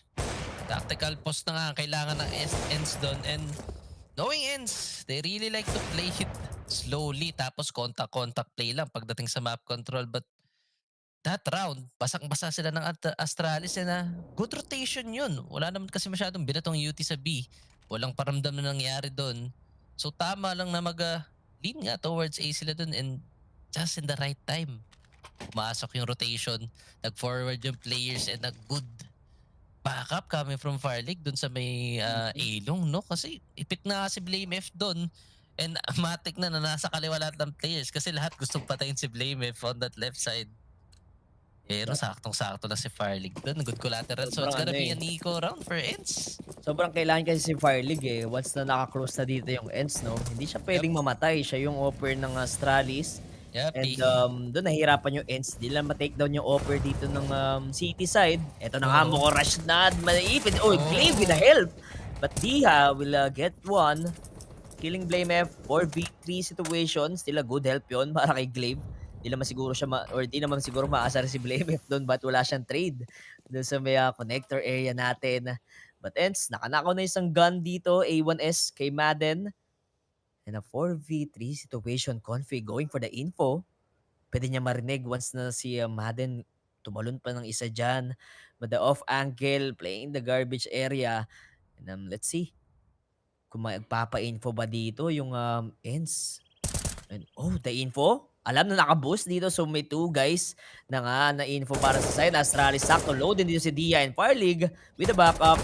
4v1 situation, Snappy na naka-tech 9 lang, hindi makakakuha ng frag. 7-2 ang ating score. Astralis pa rin ang lalamang dito sa ating first half. Grabe pre, si Farlig yan. Ramdam na ramdam ko siya and he's really stepping up for the team alongside Blamef. Kita ba naman frag sila? 14 and 12. Sila lang yung double digits dyan. Medyo malayo yan and tamang-tama lang for Astralis na mainit yung dalawang players nila. Gumagana lahat and also props to Farlig. Napakatibay na talaga nung A-site, no? Dahil Dahil sa kanya, oo. Request 1 niya. Sakto. Ayun na, an aggressive pick coming from Farlig. Ready to pick off Maiden there sa may A-ramp area. Good kill yun for Farlig. Nag-uusapan pa lang natin and yun na nga, siya pa yung nakuunang frag dito sa ating round 5v4. Kakaamuyan lang, Blamef, he has the info na may isang guy dito pero tagged naman si Dia down to 84 HP or 64 HP. Let's see kung paano recovery ba ang gagawin dito ng ENCE. Yung parang yung momentum ng sa Astralis na. Ramdam na nila na ganito pala maglaro yung ENCE. Nagugulangan na rin kahit paano. Also si Farlig, yep. Nag-step up na rin. Doing some damage sa side ng ENCE. Oh, that's a good flash. Oh my Pick. gosh! Grabe the duo na connection from these 2 men. And grabe, 5v2 situation. Spinks and Hades na lang matitira.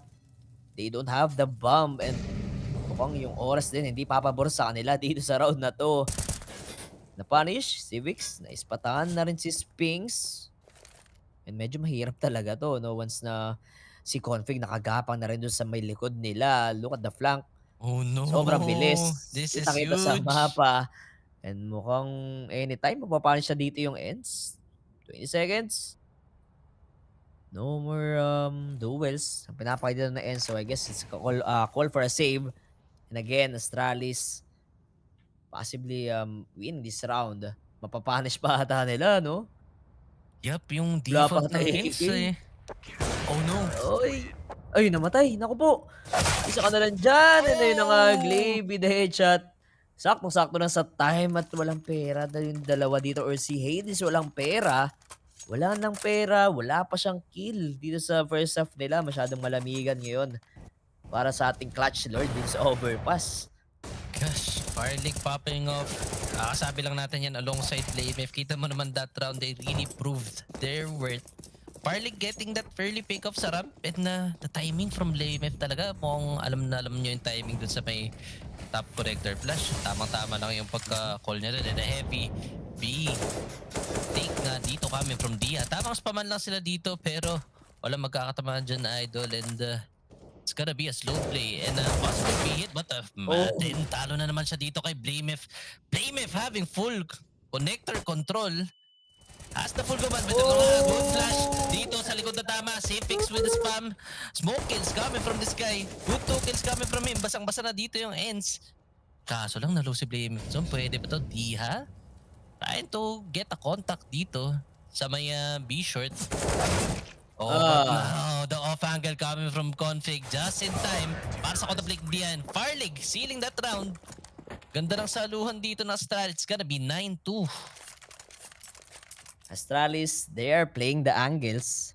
Saktong-sakto lang para mapunish yung ENCE dito, no? Most of the rounds, sira yung yung mga entries ng ENCE, Madden, also yung sila Spinks, no? Hindi nila alam kung saan sila tututok once na Astralis na utakan sa mga angle. Kita mo naman si Vic, isa rin siya dun sa nagpauso ng yung mga upo-upo sa smoke sa may monster, no? Siya yung maraming highlights doon with his spam and grabe expected niya lagi na magdo-doorbell muna ENCE, but naku, nabatukan pa nga din si Madden. 5v4 agad mga Lodi Cakes and Blamef, maasim na siya lang mag-isa dito sa may connector area and Glaive with the swing. Damage lang para kay Spinks. Oh no, this could be bad and Blamef again doing the job for the side of Astralis and a 5v3 situation. Masakit na kahit at nandito ng ENCE. Sobrang ayaw pagbigyan or no mercy na pinapakita dito ng Astralis. Wait for the double digit round. Mananakaw na ba? Double swing or double take? Na nga dito, the timing. Blaming with Igias, the timing. But Diha, may angle dito and nag-glaive. Good trade lang. Magandang trade. And si Hades na hindi makahanap ng kill kanina pa. Mukhang, ano ba yun? No, P at 10 to 2 ang ating score. Mainitang performance para sa side ng Astralis. Hindi na talaga sila mapigilan dito. Pre, grabe, props to Blamef. Napakalaking bagay yung ginagawa niya sa Astralis. Nasa gitna siya ng mapa, pre. Pwede siyang Oo. pumunta ng A, pwede siya pumunta ng B. Kita mo naman, having full command in that connector area. Kanina, ang kulit niya doon sa may top connector, sa may bandang A. At dito naman, ganda nung need eh. Early need coming from Astralis para mabutas yung door doon. Then maka-early pick off nga doon si Blamef. And kita mo naman gamit na gamit yung strat nila doon. And saktong-sakto lang, magbe-be-sure take yung ENCE doon and really Blamef. Ang ginagawa niya dito, sir. It's gotta be 10-2. Very one-sided to and kailangan manalo na talaga yung ENCE dito this round or else wala silang pera Oh na my naman. God. Kailangan nila painitin pa si Hades, no? Siya yung Oo, pre. notable player din din dito sa ENCE. Especially Overpass yung mapa. Alam naman natin si Hades on their last Overpass map. Sobrang laki ng ambag niya dito, no, sa T-side nila. Pero ngayon siya yung naglalak ng ng kills dito sa side nila. Well, Astralis playing it as a team, no? Si Blamef, naka 20 frags na pala dito and na 3 deaths. Lagi na lang may gantong player kanina pa, no? First game pa lang ng cast natin, 'di ba? Res. Tas sa second game, sino ba yung pumalo sa second game? Si Yabi, no? Yabi. Tas ngayon, mo si Blamef na ba? Yung tatanghaling ano dito. Edewop, medyo malamigan rin si Config or wala siya nakikita. Siguro pag nakakita siya ng kalaban, late na. Pwede siya Kumbaga, makakasabay. pahirapan na. Kumbaga, nagde-defend na ng site ganun. Pero this time, Blamef naman yung poporma.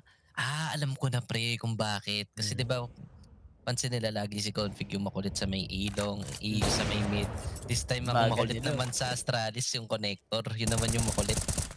May ano talaga, no? Salitan, alternate na strats for Astralis. But the time will run down and CPH. Grabe, medyo awkward yung swing doon ni Spinks. And that's the punish para naman sa kanya. 5v4 situation, Blame F. He has the info. Almost killing, sino yun? Si Hades ata yun medyo nadilisla siya pa ata, natag or leg lang dito si Blame but still, sobrang laki ng katawan niya, hindi talaga mapipitas agad dito but Farley with the, yung flick, masyado malayo but Config with the bait setup, dito para sa side ng Astralis Oh and my gosh. the aim punch, parang ngayon kay Config and a huge hold sa side naman ng Astralis, Blame F and Config talaga, no, this half. Pre, I Grabe. take back what I said. Ano? Sabi ko pa naman kay Config, nahihirapan pa habang nagde-depend ng site. Ngayon, pre, salong-salo yung buong A-set. Kita mo ng bilis ng repo niya doon, bilis ng rotation niya. And, was-iwas lang. And, auto-gush pa si Dis doon. Tumungo eh.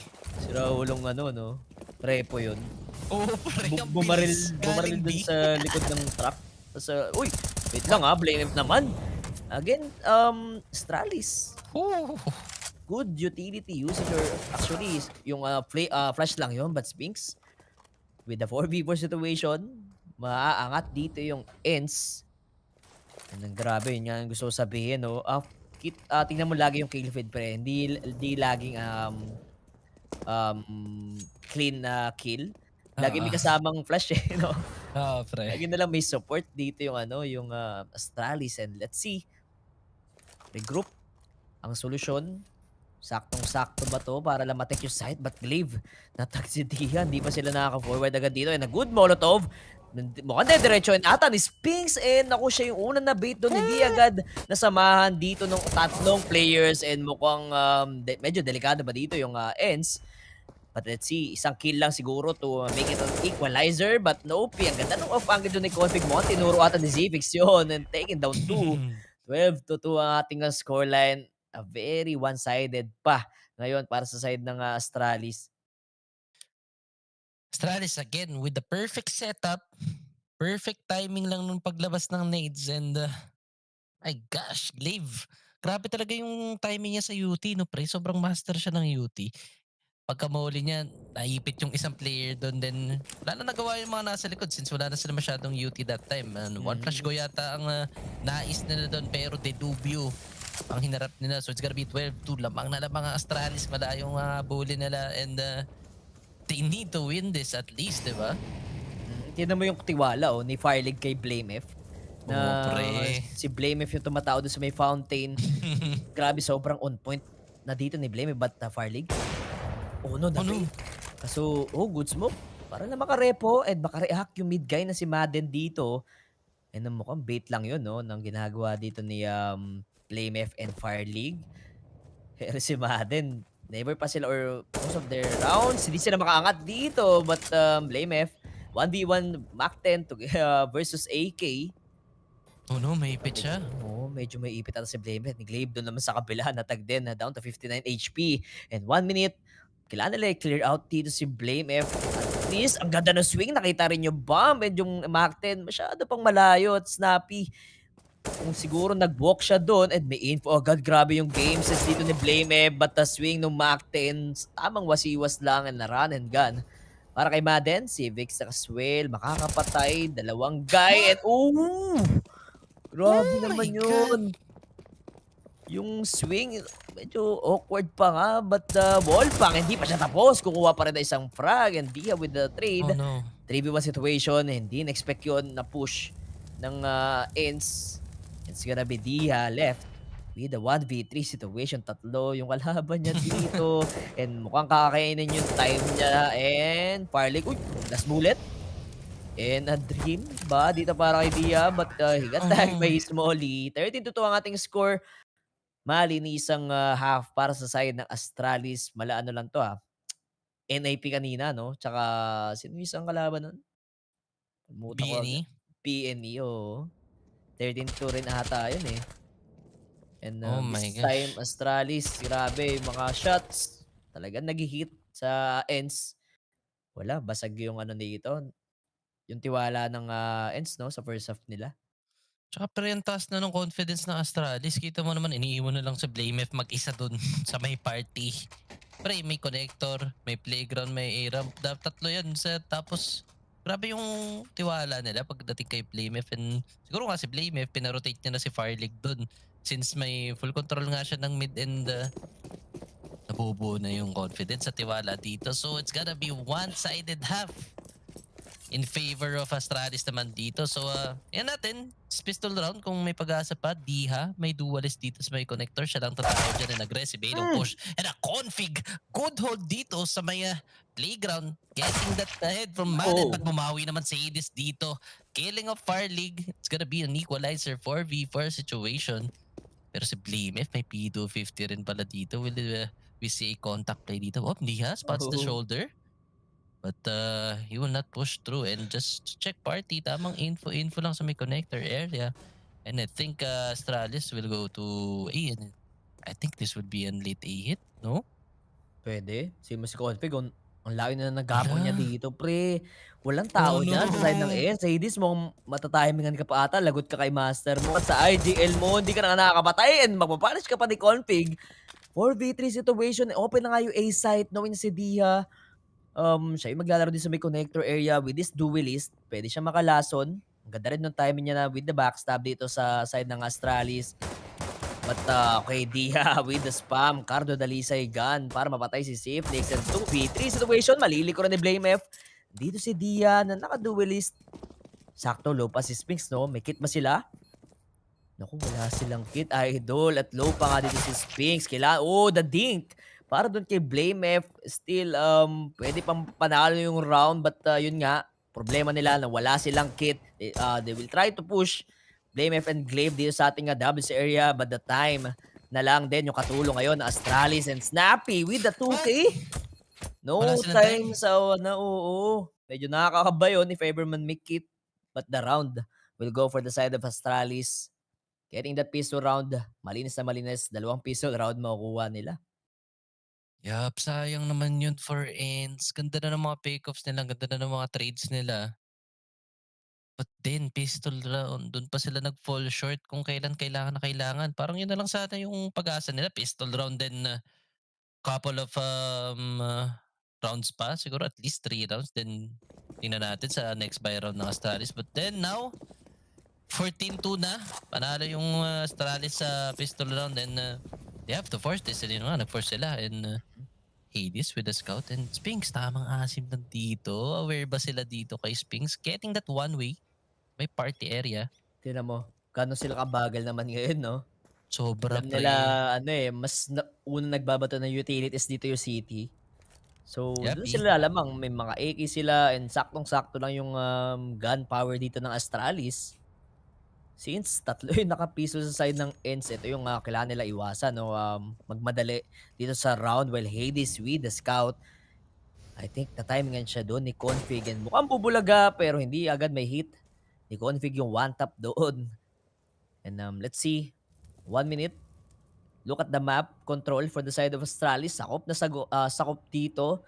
Once nakunin pa yung B-shot nila, problema na sa side ng ENCE, no? Kailangan nila makapitas early seconds dito sa ating round. But mukhang baon play pa rin para sa side ng ENCE. So 3 smoke and nade ang hawak dito ng Astralis. Taking up the time. And the timing, Spinks. Nakita ata si Stevix, no?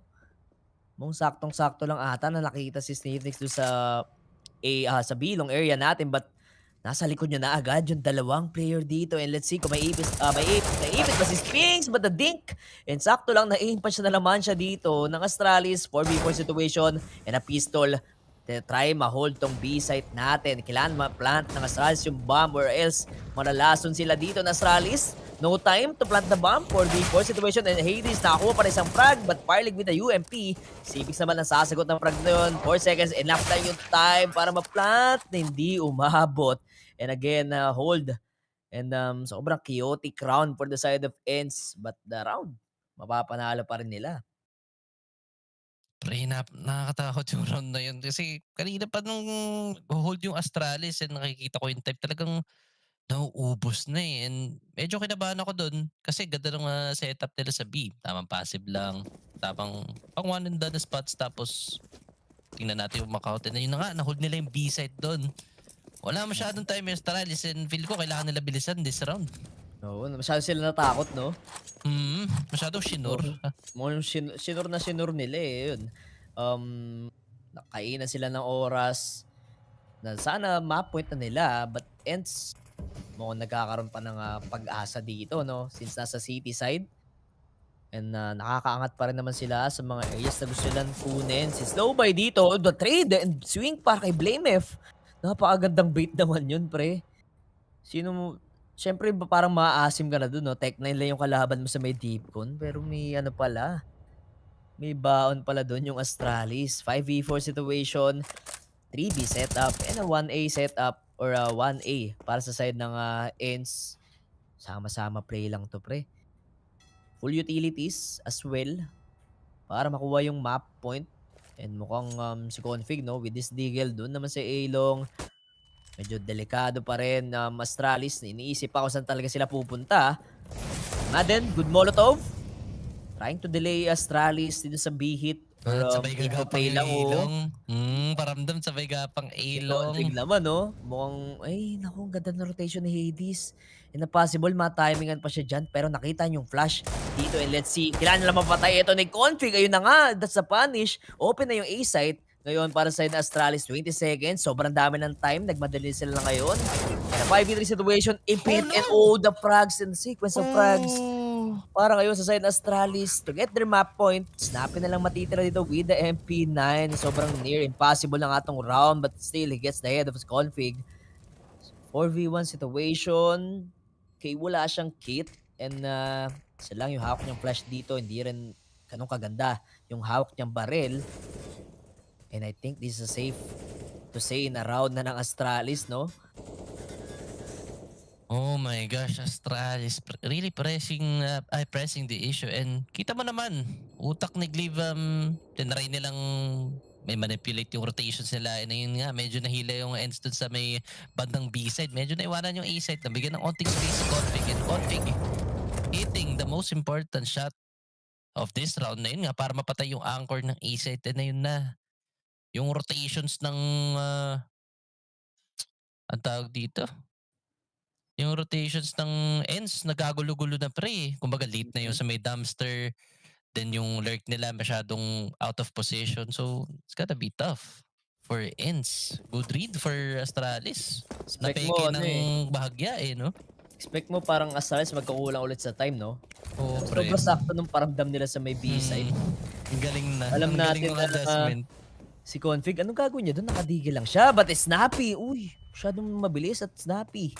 Sa may B-short and Civics, hindi na magpapagulang sa mga ganun, idol. Talagang veterano na agad dito or veterano talaga to si Sivnix.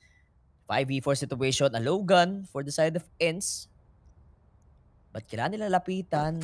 Hoping, ganda ng info. Sakto lang back. And A1S yung hawak ni Madden. So, kailangan niya talaga mapanalo yung duel na yun. Taking down si Phoenix. And again, mid control. Ang ginagawa ng Astralis while ENCE. Meron silang dalawang rifles dito. Magkahiwalay yung rifles nila. Astralis, no? Hindi na masyado nagpaparamdam din. Dito sa may mid area si Spinks. Ayaw niya rin i-risk na silipin yung yung outside. And let's see kung magkakaamuyan ba dito knowing na si Dia. Possible na makalason siya dito with the P250. Close range angle but the flank is huge para kayon kay Spinks. 3v4 situation, 40 seconds at may ipit pa ata dito. Kaso nga lang yung deagle ni Hades yung pinakakailangan doon. Well, Madden, buhay pa dito yung dalawang rifler sa side ng ENCE. And this could be a possible round naman para sa kanila, no? And Farlig, hindi niya expected na may tao pa rin sa likod. And 15-4 ang ating score. Malayo mga na hahabulin dito ng ENCE. Pero siguro mag-move on sila sa mga errors nila kanina, no? Possible, ma-15 pa rin nila to. I hope it's not a bit too late for ENCE, no? Para makapag-adjust dito sa playstyle ng Astralis. And this time around naman, nabasa nila mid-round yun and saktong-sakto lang yung pag-stack nila dun sa may E-site. And ganda rin napanish si Snappy dun sa may B-short. Then masyado nga siya maaga, bulag na bulag pa nga. Pero ganda ng bawi ni Madden dun. Kumbaga, di niya hinayaan na walang trade no? Mhm. And ayun nga, gets the equalizer. Tapos good read pa nung mid-round. So, it's gotta be for ENCE. Pero layo sir 15-4. Not too easy for Mhm. ENCE. Yun na lang siguro yung masasabi natin sa matchup nila dito against Astralis. Yep. Medyo malayo yung hashtag easy for ENCE ngayon. Astralis, isa na lang yung kailangan nilang kunin na round. And grabe, amazing performance para ngayon kay BlameF, no? Siya naman Yep. yung mainit. Again, B-short control or fast B-short control. Dire-diretso na nga dito si Glaive. May spatan yung isang guy doon at okay, may info siya na may 2 players dito sa may B-site. Going for the info play while Snappy expected kaya ni Glaive na nandito lang siya sa may Gedli. Ako, mukhang magigedli yan dito si Glaive and tingnan natin. Kita rin ba ata yung shadow? Headshot angle para sa kanya, hindi niya ito overpick. Naku po, sino kaya ang unang magkakagulatan dito? Expected niya si Glaive na sa close range niya eh. Hintay niya lang siguro yung second guy. Nilandi at treated by BlameF. 4v4 situation. Hintayin niya yung yung malalaso niya sa may connector, no? Then he will go Yep. for the 2 kills. As much as possible sana dun sa may B-short area natin na 4v4 ENCE.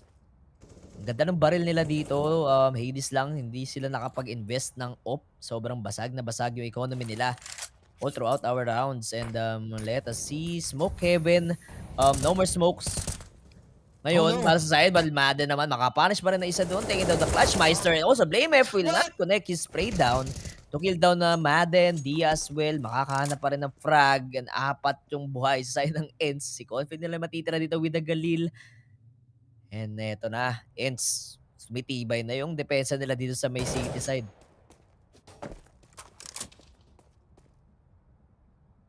Wallet skin muna tayo dito kay Config. Na yun di pa pinag-save ni Spinks doon. So it's gotta be 15-5. Medyo gumaganda na yung mga setup dito ng ENCE, no? And talagang bumabawi sila pagdating sa labanan ng pressure. And Kita mo naman that round? Nagamintis si Pre, yung mintis ni Blame. Paano Oo, yun? mintis niya eh.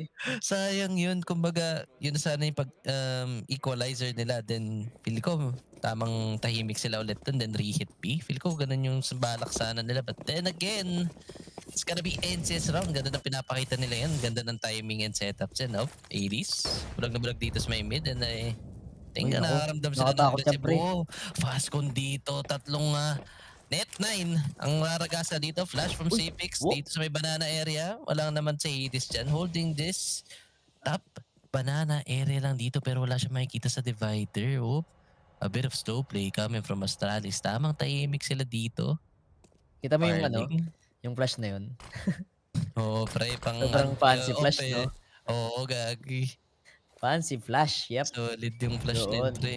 At Tech Nice nga yung hawak dito ng Astralis. But, oh! Hades through the smoke. No scope. Plus a smoke kill. And a wall bang pa pala, no? Headshot pa. Kasama pa yan. Snappy Dian din.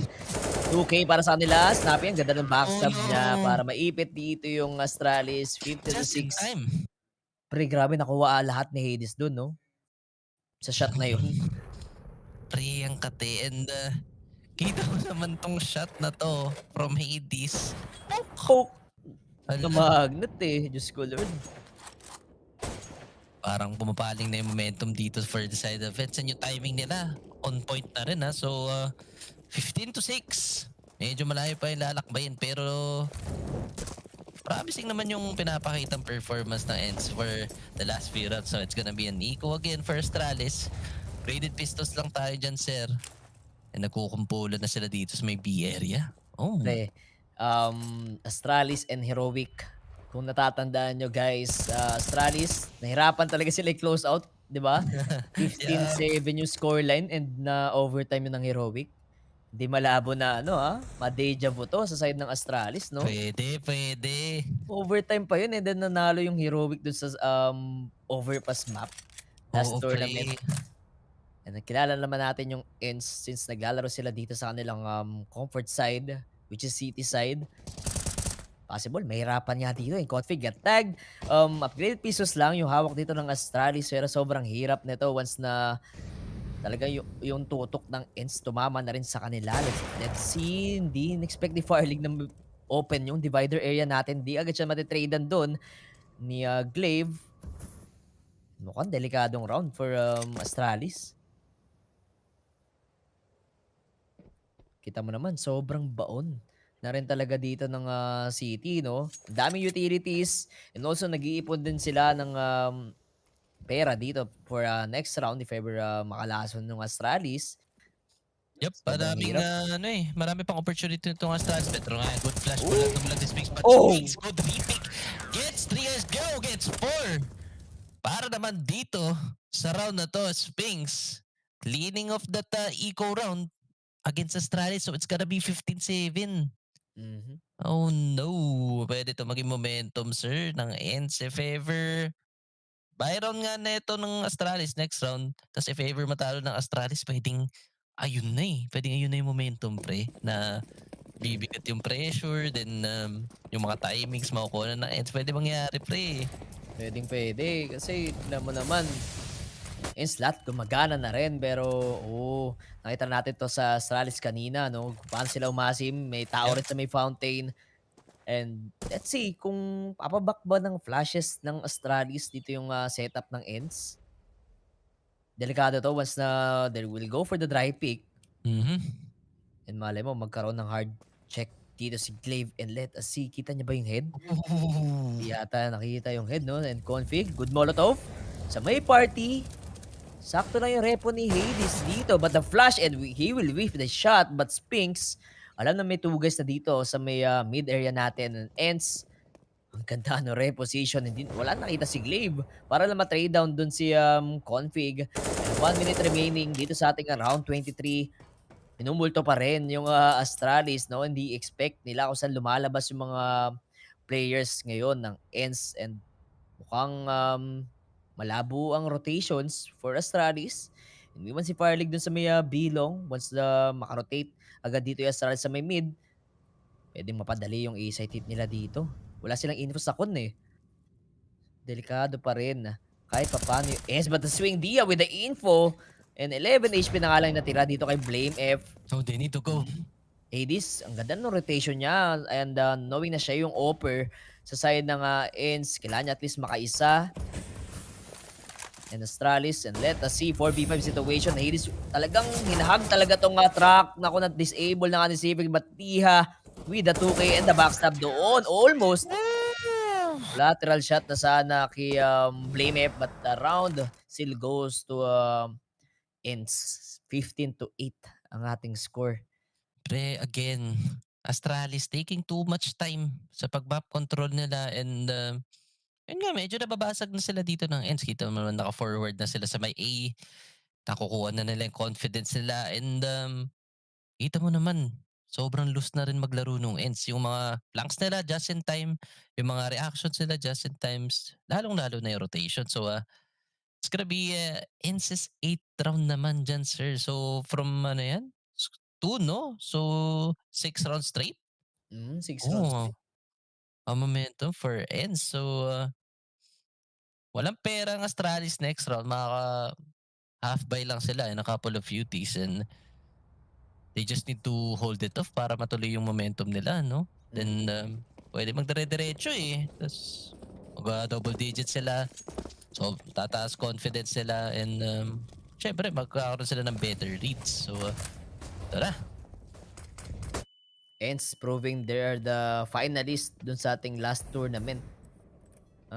Pinapakita nila kung gaano kataas yung mental fortitude nila dito. Nakalaban nila yung Astralis na lumamang ng ilang rounds. But again, the composure is there, no? Para sa city side. Hirap lang dito yung Astralis since the gun, okay, tag dito si Spinks, but the swing, the repick niya doon kay Config. Bakit naman siya matatao doon? Nakadigil lang and A1S yung hawak niya doon. But the flash, and let us see kung mabubulog ba. So may Madden dito. No more trade, but good for 1 kill. Makte naman sa malayo. Nasagot is CPX, but Snappy will get 2. Only Glaive, the IGL, matitira sa side ng Astralis. And wala nang time. Wala rin sa kanya yung or isang smoke and a bomb para dito sa round 24 natin. ENCE, 4 pa yung boys sa kanila, no? Grabe, lahat na sila nagpapainit dito. If ever man si Hades din, tumatama na rin dito sa ating round. Ayun ang sinasabi ko. At si Hades, magki-clean up nung round na yon. 15-9. Tama? Yung ating score. Yep. Pre, isa na lang. Double digit round na dito yung ENCE. Ito na nga yung sinasabi natin, pwede talaga magtuloy-tuloy yung momentum for ENCE. And Astralis really having a hard time closing out this matchup, no? Ang dami nilang opportunities, ang dami nilang buy rounds na nasayang. Then, really, masyado silang naubusan ng time dito and medyo kailangan nila bilisan yung default nila. But ENCE doing a lot of good work sa pag-pressure nila and forward talaga sila agad dito. And hindi naman 3A setup, 1 connector, tapos isang party, tapos isang ilong. Ngayon nakainis, good shot doon sa may ilong, getting Farlig and Dia. Pressing the issue dito sa may connector, good nade.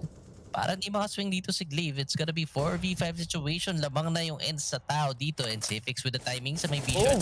Snappy, good to jiggle, pick. And a repick coming from him, gets CPX. So it's gonna be 3v5. Lagas sa players dito ng Astralis. Contact sa nadabaw. Oh, what a shot coming from Config. Di niya i-expect na tatama yung first bullet na yun and Config is out. Dito sa may bilong. Good smoke just to delay. The B push and Snappy playing off dito sa smoke. Oh, good reaction coming from Snappy and a better reaction from Dia. Doon sa may connector. Shutting down that help and Snappy sealing that round. For the ENCE. Grabe naman yun, pre. Pwede na, double digits na sila. Pwede mabaliktad sana ni Config, no? Kaso mas mautak na dito yung ENCE, eh. Yep. Nagpainit lang talaga sila nung first half. Mm-hmm. And also, yung mga flanks, yung mga backup dito ng ENCE, sobrang ganda lang ng mga timing, no? And especially yung duel, nakuha na nila dito sa Astralis. And ito yung mahirap naman sa Astralis, na ubusan sila kung ano yung gagawin nila. Oo, pwede. Yung nangyari nung match nila nung Heroic. Hindi na nakayanan. Pero naku, sobrang simple lang pero spam. Para doon kay Disgrasya. Config, disgrasya yun, idol. 5v4 situation. Again, Tech 9 lang yun and a long range. And naspatan pa nga din si Snappy. Hindi sana ito yung makikita natin na eco round lang. Matatalo dito yung ENCE. Mas gusto natin na magandang round para sa apple ng ENCE. And let's see, B. Crush na nga dito. Glaive with the Tech 9. Bulag na bulag. Kaso mas mauna doon makatrade si Hades. In the 4v4 situation, Snappy has the smoke. But tatlo, yung tao din sa may water area natin. The tap will go for the side of ENCE. But the 1v2 situation dito, Blame F. Diha, still a great holder dito sa ating B site. And again, 15-11 ang ating scoreline. Yung momentum, nandito talaga sa ENCE. Mainit na naubusan na rin yung Astralis kung anong gagawin nila. Lockdown parang ECQ dun sa B-side. Di talaga makapasok ang Astralis. Mapa-burst man or mapa-contact play. Hirap na hirap sila eh. Ganda ng mga saluhan, ang ganda ng counter UT, and ang ganda ng mga repositions sila para lang makaset up dun sa aggressive round na yan. And it's gonna be 11th round for ENCE, sir. Napakalayo yan. Tama ka nga, sir. From 5 to 3, nahabol pa yan ng ENCE. So, I think we're gonna see a triple nade here. Uy, ay, What? Saan to? malayo to Oo, feel ko malayo to, sir. ABC yata to. Ay, ABC to. Naku po. Oh! Airstrike incoming para kay Diha. 5v4 situation. Oh no! Disgrasya, idol. Yung naganap doon kay Diha. Parang wala siyang kamalay-malay, no? Tinan mo after yung mamatay doon, siguro napabitaw ng keyboard yan. Yan, sa clap noon, 3 nade. Hindi mo pa nababaril yung baril mo and utilities mo rin. Hindi mo pa natatamod. But info naman, sagot ng ENCE since ang daming ang tao doon sa may bilong, no? Why not? Uminfo pa dito si Uno the Spinks. timing. Timing? Siguro makikita ni Spinks agad. Oh no, Sipnix pala. Not Spinks. Doon sa ating ladder area. 5v3 situation. Make it 4 in favor of Astralis and Hades with the op, taking down one and Blame F, the macho man doon sa may doubles area natin na 3v3 yung bomba hawak dito ng ENCE. Down to 30 seconds sa ating round 27 and nakakaramdam si Hades no, na medyo nasa sandwich ata siya dito sa may WC. Will go for the reposition. Wag lang siya ma-reveal or wag lang ma-reveal yung pwesto niya dito sa may divider area and config. 1v1 sila dito in Fire League with that clear doon sa may left side.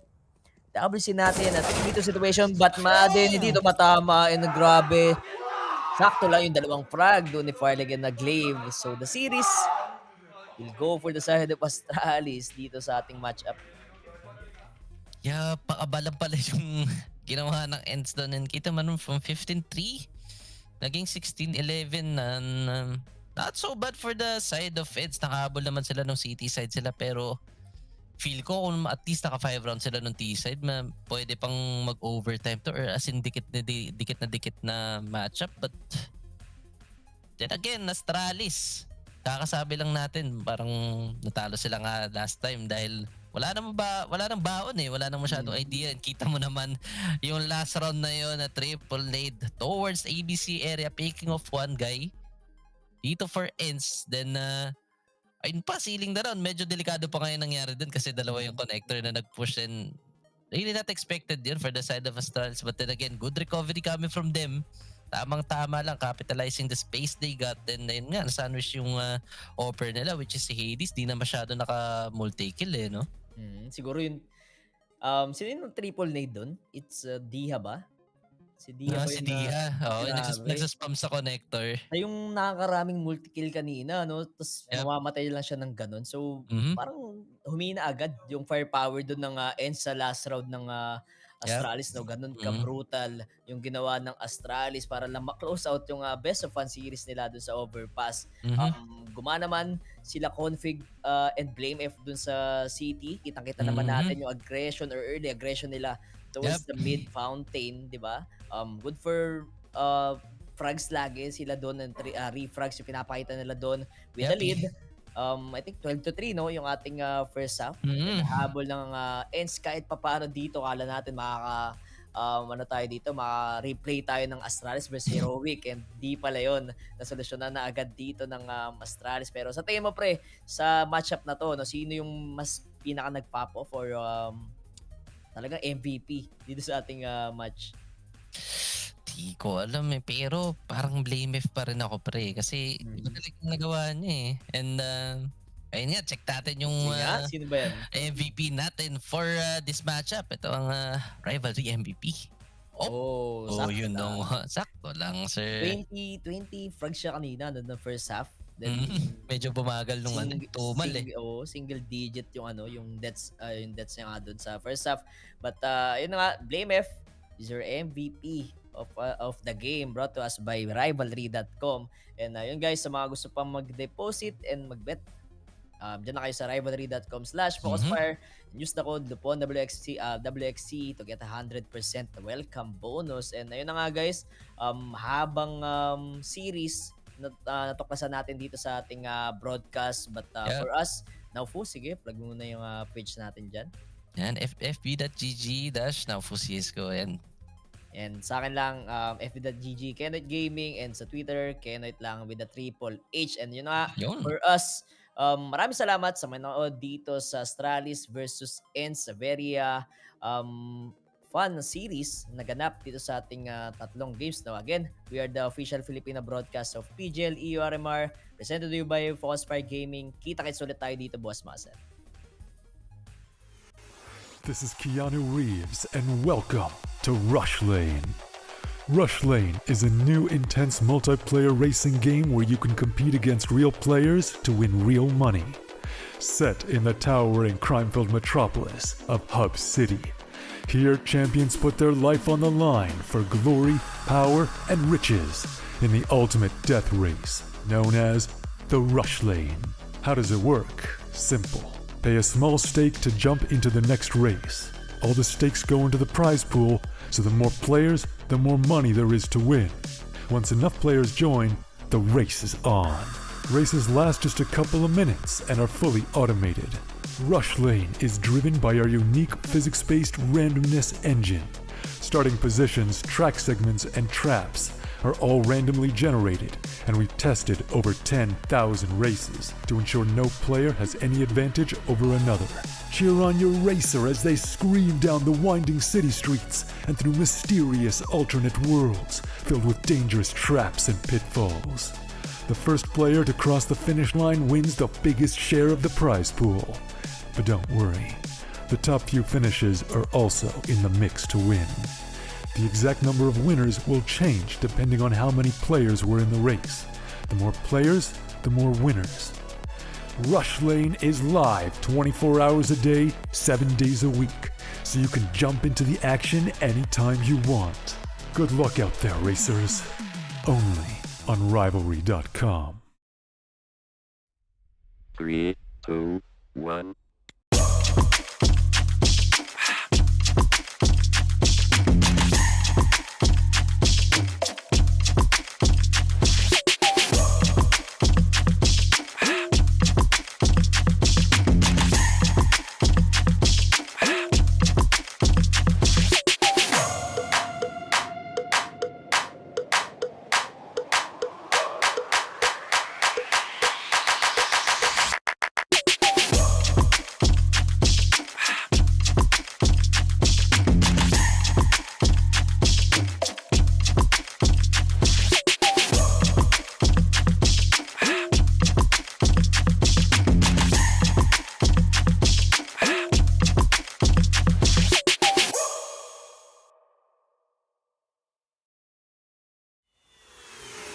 This is Keanu Reeves, and welcome to Rush Lane. Rush Lane is a new intense multiplayer racing game where you can compete against real players to win real money. Set in the towering crime-filled metropolis of Hub City, here champions put their life on the line for glory, power, and riches in the ultimate death race known as the Rush Lane. How does it work? Simple. Pay a small stake to jump into the next race. All the stakes go into the prize pool, so the more players, the more money there is to win. Once enough players join, the race is on. Races last just a couple of minutes and are fully automated. Rush Lane is driven by our unique physics-based randomness engine.